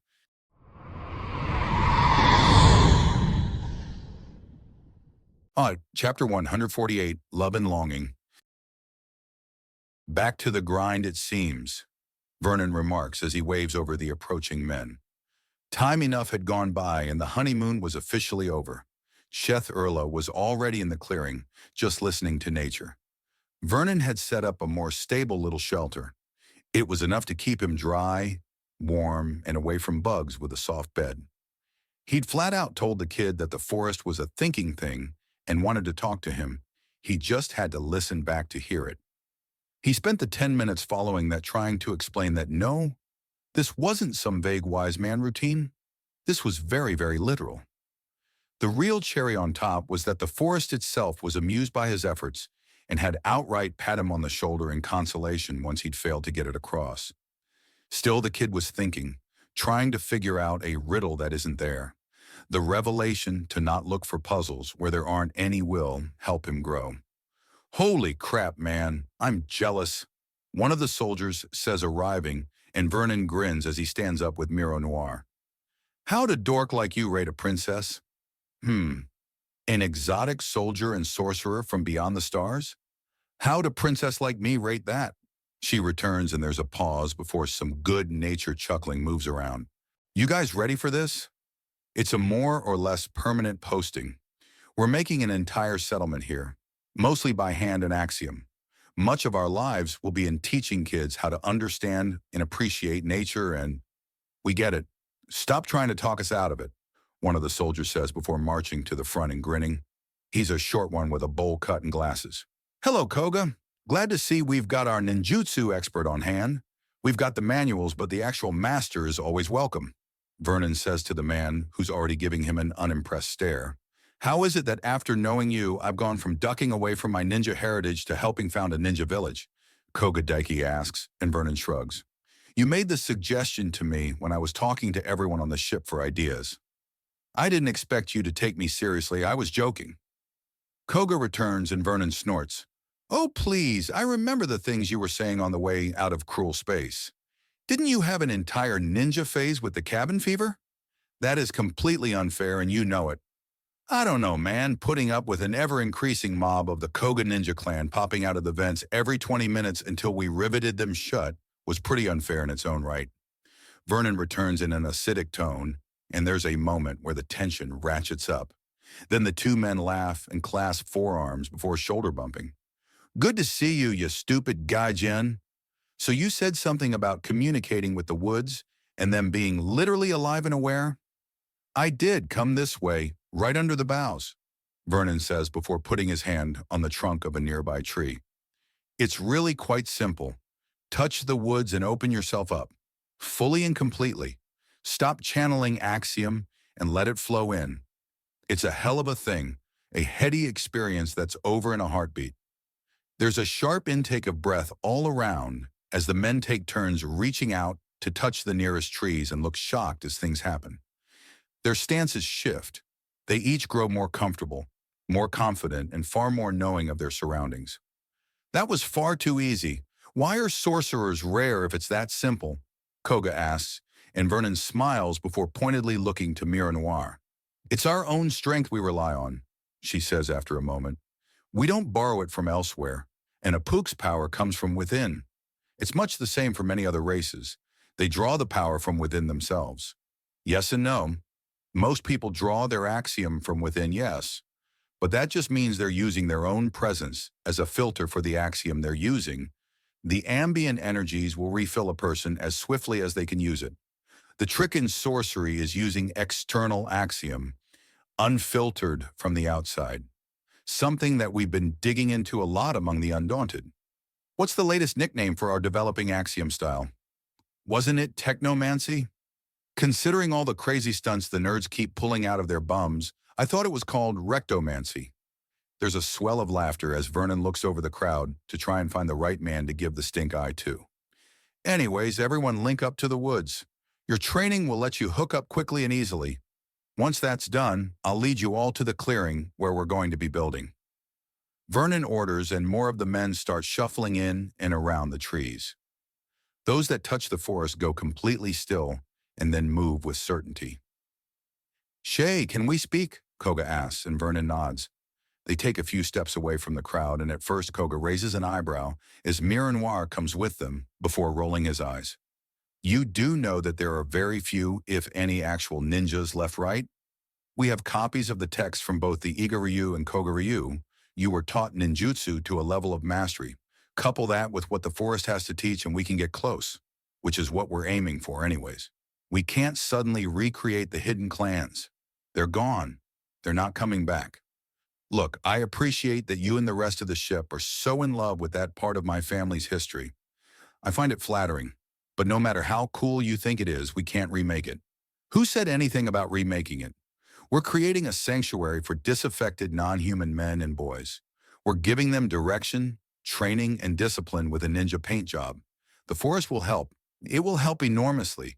We're not trying to recreate the spies and messengers of old. We're here to ease the growth of sorcerers in the now. We're just putting them in ninja jammies for a uniform.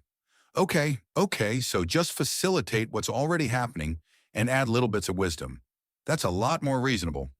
Koga mutters, running a hand through his hair. "More than that, most likely.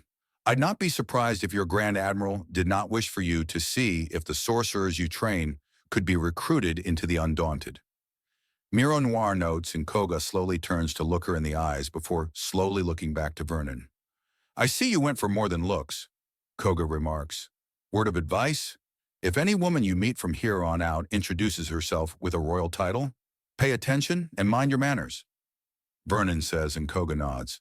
"Well, whatever. The gents here and I are just glad to get off of spaceships and into the wilderness again. We were picked out from those who like camping and are willing to rough it for extended periods. A propensity for working with our hands and a background in martial arts were also parts of this. Right, well, let's get moving." "Does everyone have the go-ahead of the forest?" Vernon asks before looking up at the branches above. "Hey, in the back, stop dawdling and touch the trees already." There's some grumbling, but the order is followed, and the last few grow very, very quiet. It should not be that easy. Becoming a sorcerer is a sacred, precious thing. "How is it so easy?" Mironoir asks as she looks over the men. Many of them are reaching up to the trees, reaching back. A vibrant curiosity is in the air, as both the woods and the newly minted sorcerers regard each other with an understated awe. "There's a lot of things coming together, my dear. The process in which the woods turns a frightened child into a mighty sorcerer is a slower, less obvious form of training than what we underwent. But there is enough there for the woods to accept us," Vernon remarks before grinning. "The Empress wants more sorcerers. She just got 100, 101, when Jathurla's training is finished. Yes, you mentioned that. Also, there's a kid waiting for us. The woods are keeping him safe. But yes. Now, gentlemen, focus and perform a wood walk to the clearing you can sense within the mountain valleys," Vernon orders, pointing into the woods. "My love, you don't mind if I carry you through on a woodsy walk, do you?" "Not at all. In fact, I'm curious as to how this will work," Mironoir says, and is gently hugged by her husband, and the world seems to burst like a bubble. It then reshapes with them leaning against a tree at the edge of a large clearing bisected by a river. From all sides, the soldiers step out of the darkness and into the light. "Oh, wow, there's a lot of you. Are you all sorcerers?" "You're all sorcerers, right?" Jathurla asks, bouncing around and examining the soldiers who smile indulgently and show off the tools and supplies they're carrying when he asks. "Gentlemen, welcome to our hidden village. Now, many of you are new to sorcery, so we'll start off easy with sorceress construction. Vernon explains before stepping away from Mira Noir and holds out his hand. There are many, many arts of sorcery. Most well-known are wood calling and wood walking. We've all wood walked to this place, to move from any place the wood touches to any other. By carrying the wood within you, wood walking can be used from anywhere to return to a place of safety. And the wood calling? Is that where sorcerers bring up huge plants and trees that then fight to protect them and drink the warfire of warriors? Jeth Erla asks, and Vernon nods. Yes, it is. But this is a third power, one that is alluded to but rarely directly seen, Vernon says before focusing and clenching his fist. Everyone but Vernon suddenly staggers as the ground underneath them shakes, and with a grinding groan and the sound of falling rocks, a platform of stone rises nearby. Then parts of it collapse to form stairs onto it. Earth shaping allows the building of mighty castles and towers, the forming great labyrinths and cave systems that can be filled with monsters and in a pinch to hurl boulders. At low levels and without much practice, building foundations like this can easily be created. You can also pick up and shatter a stone of almost any size, Vernon explains before reaching down and ripping a boulder larger than himself out of the ground before reducing it to gravel by slamming his other palm into it. Well, that's going to make things easier, Koga can't help but state. Yep, couple this with life molding, and we can get ourselves a few houses built in a day. So that's how you were doing things. The shelters you were making were way too sturdy to be normal, but there wasn't anything like rope or nails or glue or anything keeping them together. Jethurla realizes as he points to the tiny triangle shelter that he'd been hanging out in at the edge of the clearing. Indeed, we'll be making things with axiom and with our hands. Doing it with axiom is an experiment in will, imagination, and skill. With tools, we're doing things with strength, patience, and another form of skill entirely. This is what this village will be all about. Improvement of the self through honest physical effort, as well as sheer axiom power, with our own will and with the aid of the wood. This village has begun. I'm watching history, aren't I? Mira Noir notes, and Vernon turns to smile at her. Something like that. One of the main things about ninja is that you're not trying to grab attention, unless I'm horribly mistaken, Vernon says before turning to Koga, who shakes his head. You have it. Now we'll need more than a bare foundation, you know, Koga says, and Vernon nods. This leads to the fourth of the common sorcerer arts. This one is twofold and is often considered two separate arts, but life molding is both wood shaping and flesh weaving. The alteration of plants and animals, Vernon explains. So we're literally bending the terrain around us to make this village. Why do we even need to tool, Koga asks. Because as much as axiom lets you skip a lot of steps, you still need to know what you're doing. And there are few better ways to understand than to do everything by hand and observe every step of the process. So it's like transmutation then? Yes and no. It's much, much easier, Vernon says before letting the axiom flow. Several leaves break off of nearby trees to land on the foundation he had raised up. They then instantly grow into towering trees that then shift and mold to form a sturdy, multi-tiered house in a Japanese style. Like that, he says, while bending magic over a barrel and having his way with it. Koga mutters before focusing and making a motion, like he's giving someone an uppercut. A small platform erupts from the ground and he frowns. I focus on extreme control and finesse. If I'm using a thimble's worth of axiom, then you'd be best served to bring out a bucket. Vernon notes with a grin. Hey, where's the door? Jeth Erla asks, walking around the house Vernon built. It slides open. Vernon calls up to him. So the 5 sorceress arts are 4? Miro Noir asks, and Vernon nods. Yes, indeed. He says as many of the men start pulling at the axiom and raising foundations from the ground. With a gesture, Vernon forms a bridge over the river. They make life in the wild so very, very easy. There's a reason that no sorcerer in history has left the woods starving and desperate. They may enter them that way, but never leave it as such. It's just a pity that I won't be so welcome in... Mironoir begins and stops as Vernon puts a finger to her lips. Those that enter in peace will always be welcome. The house I'm building here for myself will have more than enough room for you as well. Besides, who better to teach young Apuk about warfire and Apuk war-making than a battle princess? Vernon asks, and Mironoir smiles before giving his finger a slight kiss. I'd rather that be a little higher up. Can you two cool it for 5 minutes? Koga complains from nearby and is given a dismissive wave by the kissing couple in response.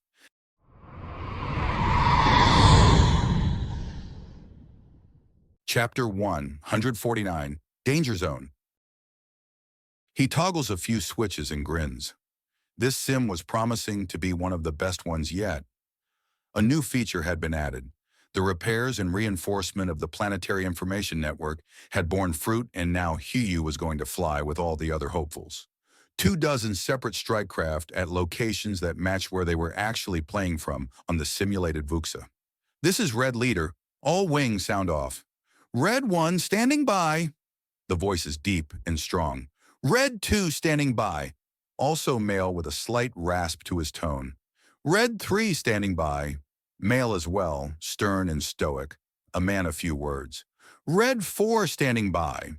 Very scratchy and deep, but this man could sing. Red 5 standing by. HFY adds in. His own code number for flights had been a gift from his brother-in-law Franklin.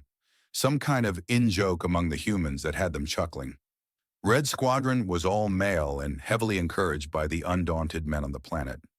Most of them, HFY among them, had sworn the undaunted oath and wanted nothing more than to prove themselves.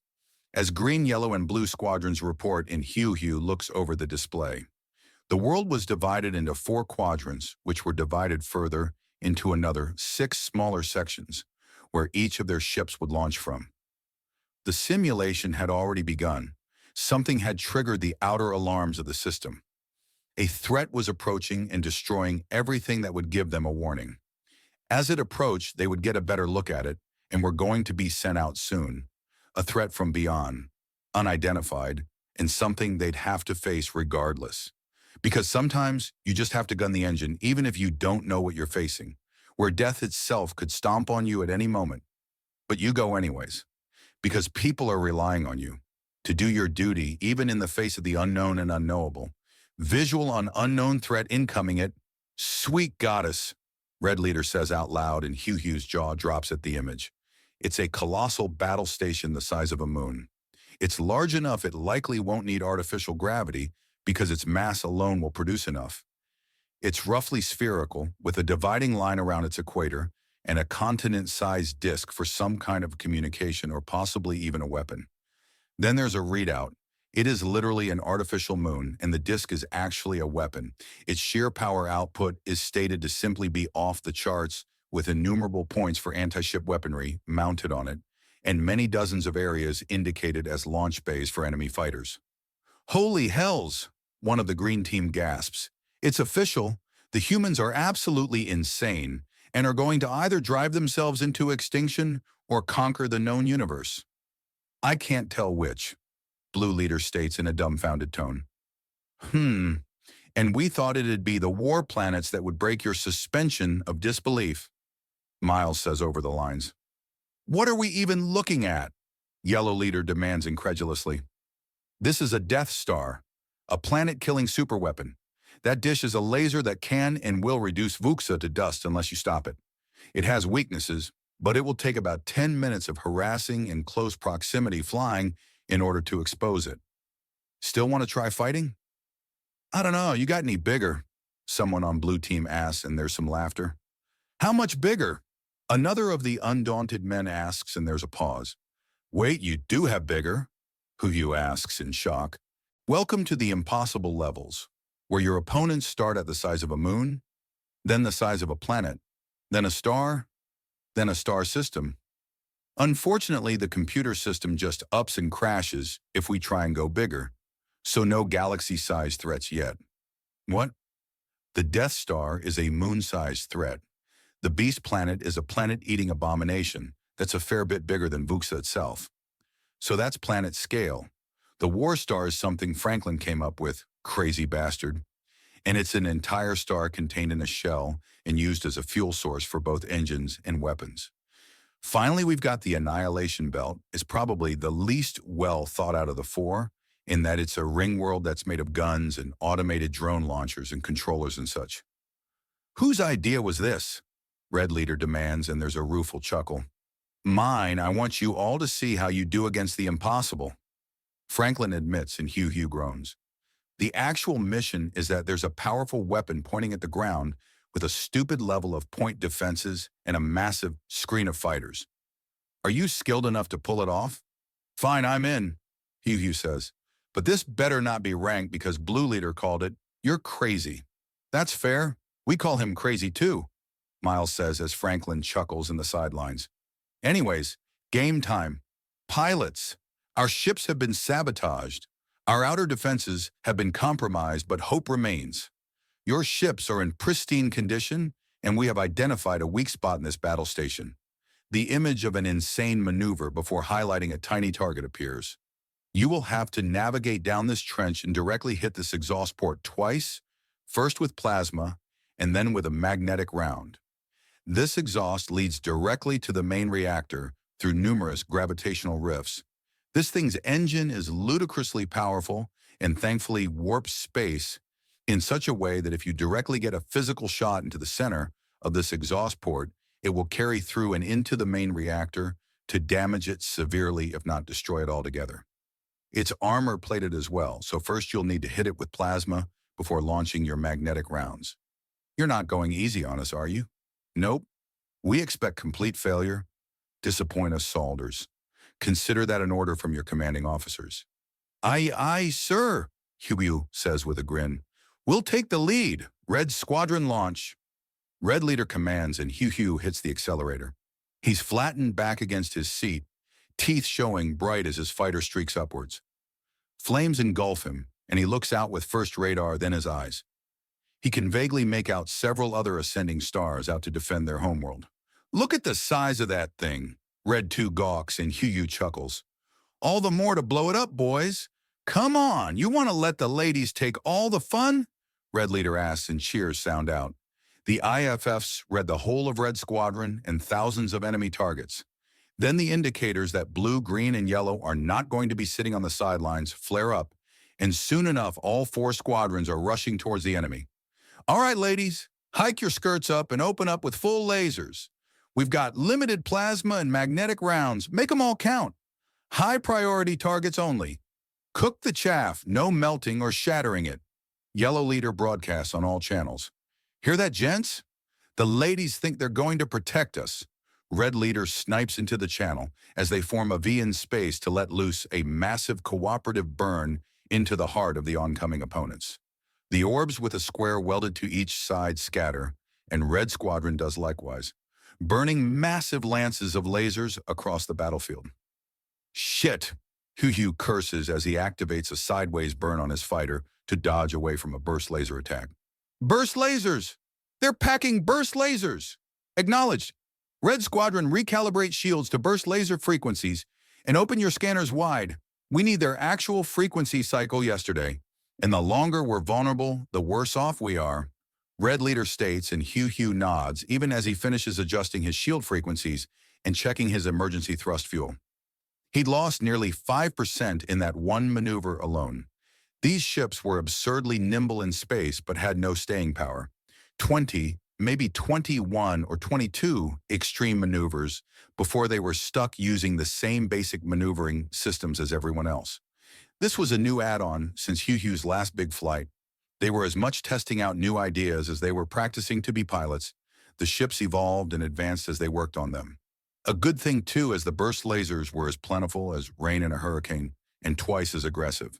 Thankfully, burst lasers were a sort of sidestep rather than advancement on lasers. Short burst attacks on linked cannons on rotating frequencies made for a nasty punch. They'd move around most shields, but if you could get into the pattern yourself, they were actually borderline useless. Burst lasers were a spray-and-pray weapon. If the weapon's frequency was synced to an army's shield frequency and equipped en masse throughout an army, said army only needed to aim in the general direction of their opponents and be practically guaranteed to hit a target somewhere. However, burst lasers would fail the moment the enemy also found out the frequency, so the smarter types would put them on a cycle, but that too could be hacked. The whole thing is using a burst laser setup?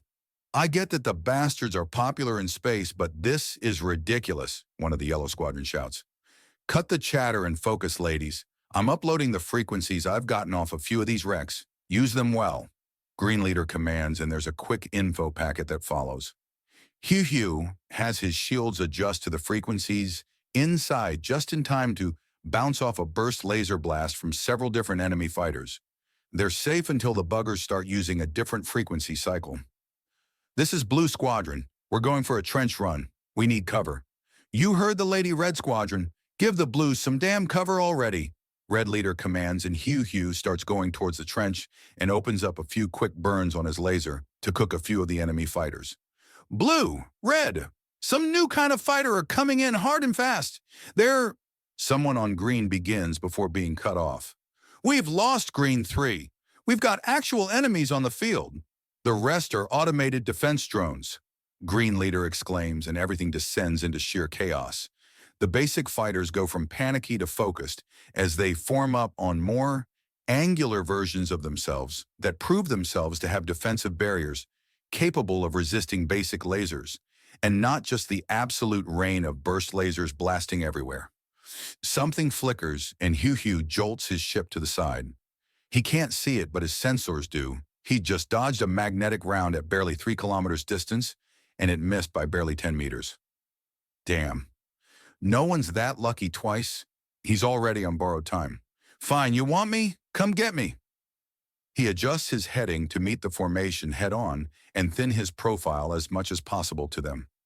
He then launches a magnetic shot under the cover of a full burn onto the main opponent. His sensors pick up a transmission from the main station to its drones, different from the basic controls, and the simulation shuts down as all his systems are destroyed in an instant. He leans back in frustration. They changed the frequency cycle or added something new to it. Damn. I wonder how many of us that got. He opens the pod and climbs out before pressing a few buttons on the side. Almost everyone? We really weren't ready for that, he asked with a slight chuckle. Most of Red and Green had been picked off right after the frequency cycle had been altered. They weren't able to dodge in time at that range. Then he smiles as the victory screen goes up anyways. It hadn't mattered. They'd attracted enough attention and bought enough time for Blue to make a successful attack run. Apparently they had gone into walker mode and had just bombarded the target with everything until they got the perfect shot. No one got away from the station before the explosion took it out, but at the same time, it was a win. He presses a few buttons and his smile turns a bit more genuine as he sees that his last shot actually shattered one of the maneuvering engines of the main enemy pilot and caused them to careen out of control and slam into a station sensor tower. It had blinded it just enough to give Blue Squadron all the time it needed. He's invited into the voice chat and he accepts. You all right there, half-size? You're the youngest pilot of us all? Red leader asks, and Hugh bites back the urge to curse the man out. I'm fine. In a fighter, it's only skill that matters, and I've put in as much time, if not more, than anyone else on the team. All right, relax. It wasn't an attack. I was put in charge of this mini squadron, and I intend to do that justice.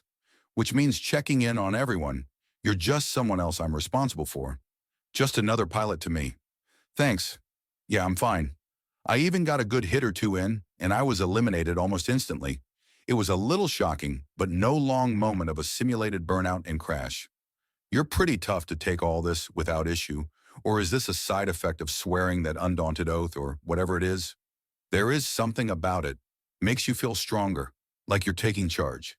Hugh says, and there's a slight hum from the other side. It's not something to swear lightly, though. Is it just me, or do humans not seem to have any option but crazy or intense? Actually, I've seen them in fairly calm and thoughtful states too. It's just that when they're being over the top or crazy is when you really notice them. If they're not doing that, then you can easily mistake them for Trets. I'll take your word for it. Although, to be perfectly honest, they kind of scare me, he says, and Hugh nods sympathetically. Yeah, I get that too. I mean, my sister is married to one, and it's that extra crazy flavor in the form of Franklin, the red-coated Axiom adept that straight up murdered the horrors. He outright played with them before killing them, and that's more than a little messed up. They're on our side. They're good people, but there's something wrong with them, Hugh says, and there's a silence from the other side. Yeah, yay, that's it exactly.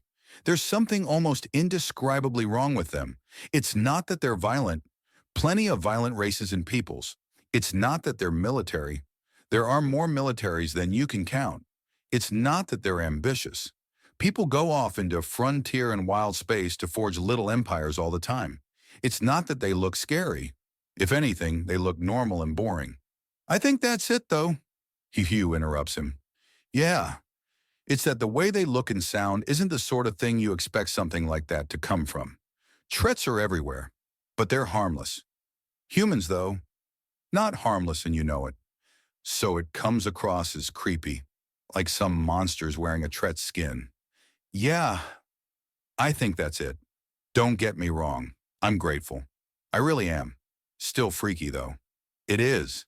Yes, it is.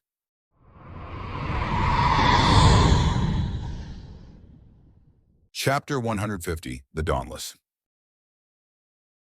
To be honest, I expected these earlier. Admiral Cistern remarks as he overlooks the designs of the many different styles of space stations that had been handed to him in an overstuffed folder with a USB drive taped to the side. Apologies, sir.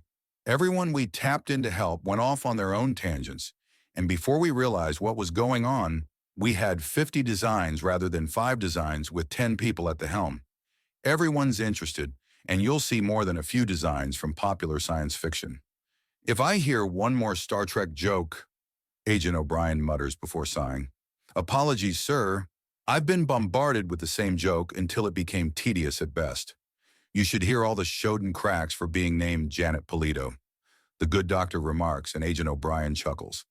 Fair enough, ma'am, he says politely as Admiral Cistern allows only a tight smile. Very well. I do hope you've cobbled together something exceptional with the additional time you've taken the liberty of awarding yourselves. Apologies, sir, Agent O'Brien says somewhat nervously.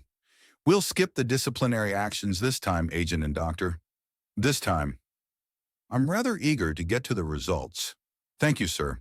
Now, as to our final design, it's on the very top, as is only appropriate. You'll notice that it's in fact 2 designs, both wildly different but of incredible potential. I'm seeing 2 wheel-like structures designed to rotate in a vacuum. Hardly revolutionary, Admiral Cistern remarks as he scans the rough blueprints. They work in tandem, sir. Powerful magnets and basic rail systems can be used to launch and catch shuttles into and out of cruel space in order to facilitate the movement of goods and people with a minimum of fuss. With some fine-tuning, we could have these structures so close to one another that it would be a simple matter to shuttle people from the first station to the second without any axiom-based technology. These would function as a 2-step last-stop system for leaving cruel space. With these small control shuttles, we can stop anything stupid like a stowaway, getting themselves killed with null exposure, and maintain a steady stream. Think of it like a bus or bullet train system, Dr. Polito explains, and Admiral Cistern nods. From the looks of it, you think the idea of having numerous such stations and travel between each one being a primary goal. One dedicated to mining, one to commerce, another to residential areas, training, and other such things. A city in space, sir. Each station a district by itself rather than a singular massive construct. It also means that there are several layers of redundancies, as each station will have some bare essentials, allowing it to subsist alone. Effectively, each one will be perfectly functional alone and massively more efficient as a unit. Agent O'Brien explains, and Admiral Cistern nods before frowning somewhat. That leaves a fairly large weakness in the form of the shuttles themselves. It's a good idea, allowing for modular void-based habitation and construction. However, an offensive force can do ruinous damage to the community if they target these shuttle lanes. How do you propose to get around that? Admiral Cistern asks. Sir? His desk comm goes off. He presses the button to let them know he's listening. Speaker incoming.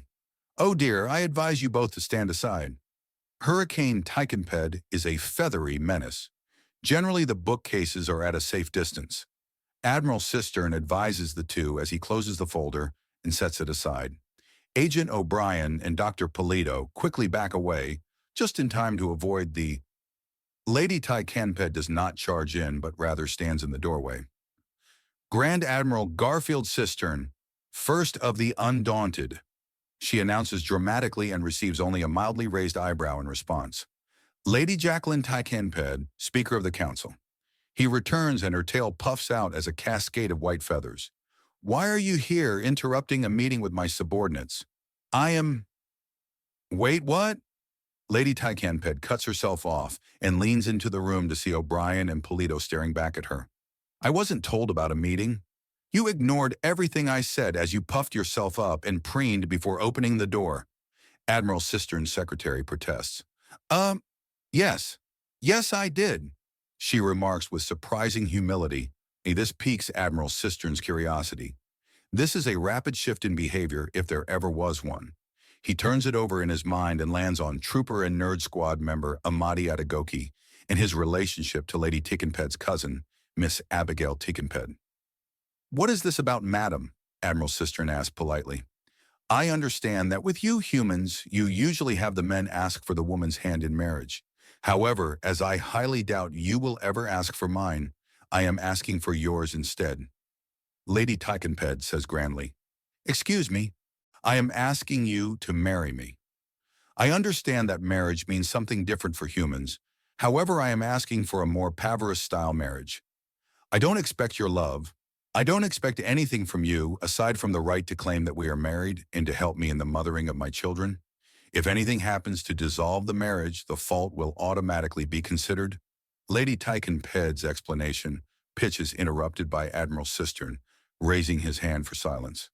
Madam, while I understand that the marriages of Centris are practical for the galaxy at large, and are in fact a continuation of very common practices that most races perform, I'm afraid that there's an enormous culture clash occurring.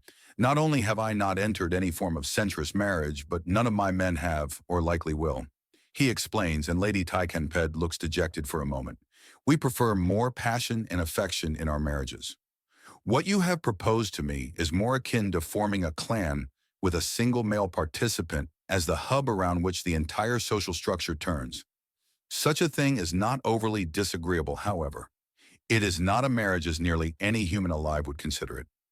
So you accept? She asks. If my first wife will agree, then we shall try. Admiral Cistern remarks, and Lady KyleKKent looks shocked before her mind visibly races. Ambassador Nikta Tal of Brule. Very well, Lady KyleKKent muses. Excuse me, I need to make a call. With that, she leaves the door way, and Admiral Cistern watches her fetch her personal communicator out of her cleavage as the door closes.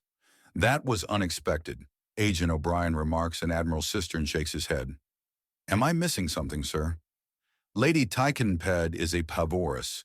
Once she sets her mind to something, then there is little, if anything, she won't do to achieve it. It appears that she considers being wed to me her next main goal, which means she will be both persistent and shameless in her wooing of me. I have little doubt she will achieve what she wants, however. If it takes the form she imagines, I will be most surprised.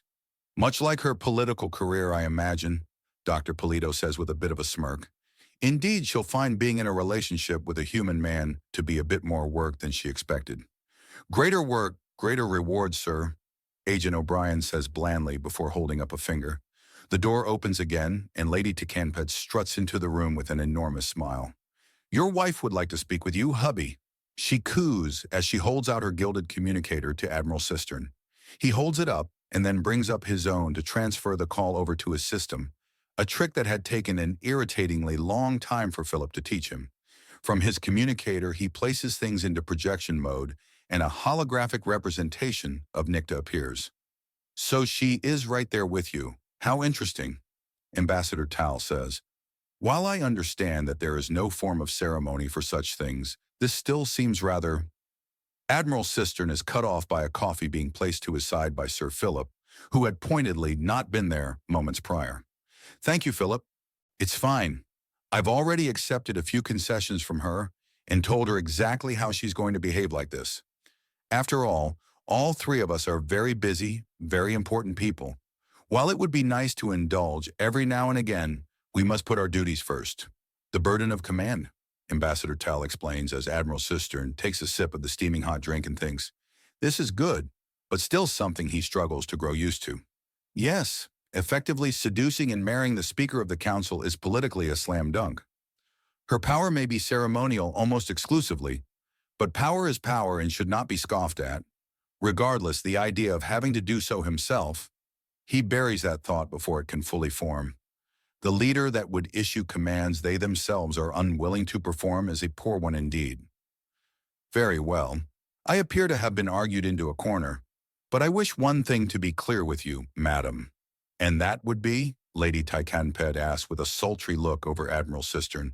Not a single one of us is going to be some simple trophy, nor a status symbol. This is a partnership of equals. We are each and all expected to behave with decorum and for the betterment of our peoples. Be you of Brule, of Centrus, or of the Undaunted. Admiral Cistern says, and Lady KyleKKent looks somewhat surprised before smiling. Agreed, however, I would also like to stipulate that you should consider a revitalizing coma. I do like the matured aesthetic you have going, but if you are brought low by something so very easily countered and contained, it would be most unfortunate. If this relationship with myself, yourself, and Ambassador Tal is to last, then it must be allowed to last and truly last in a practical scale, and not the primitive short lives that your people have been regretfully subjected to. Very well. Now I don't wish to be rude. My dear, however, I was in the middle of a meeting with Agent O'Brien and Dr. Polito when you arrived. If you don't mind, Admiral Cistern asked. Perhaps the madam would care to see your quarters, sir. If she's going to be a common sight on the Dauntless, then it would behoove her to have an understanding of the ship and its layout. Sir Philip offers and Admiral Cistern nods. An excellent idea. I do need to go over these blueprints further. Admiral Cistern says, gesturing towards the folder, and before he can say anything else, Lady KyleKKent grabs it and glances inside. He takes a sip of the steaming hot coffee so as not to say something he might regret, although there is a definite twitch around the eyes. Oh, a transit system between multiple space installations? Interesting. It will certainly serve as excellent training and employment for a great many beginner pilots just getting used to flying in a vacuum, she says, and Admiral Cistern pauses and considers. She has knowledge of value in this regard? Interesting. It will indeed. What Agent O'Brien and Dr. Polito have been proposing is designs for the stations nearest to cruel space to maximize the protection of those within and without the phenomenon and facilitate the emigration of my people from the homeworld. Do you have anything to suggest to what you see, madam? Sir Philip asks, and Lady KyleKKent quickly flips through the papers and scans them at a blurring speed. O'Brien and Polito give each other a glance as the mental image of the bimbo that wormed her way into a position she couldn't possibly deserve takes a hit. Communication, construction, residential, manufacture, refining, mining, transportation, training. None of these space station designs have a dedicated area for diplomatic talks, something many peoples will be clamoring for, and it may even be seen as a form of insult if no such embassy stations are on offer. You're also missing luxury recreation, although that could be folded into the recreational station design, she muses out loud. You could work a large indoor garden as part of the hydroponics in the luxury station to both help with the atmosphere and with the food production for more exotic or perhaps less exotic fare. Color me impressed, Lady KyleKKent. I had no idea you held such interests, Sir Philip notes. Oh, it's nothing. Just a hobby at times. Lady KyleKKent waves it off, and Admiral Cistern hides a slight smile behind another sip of coffee. Perhaps this will not be an onerous addition to his duties?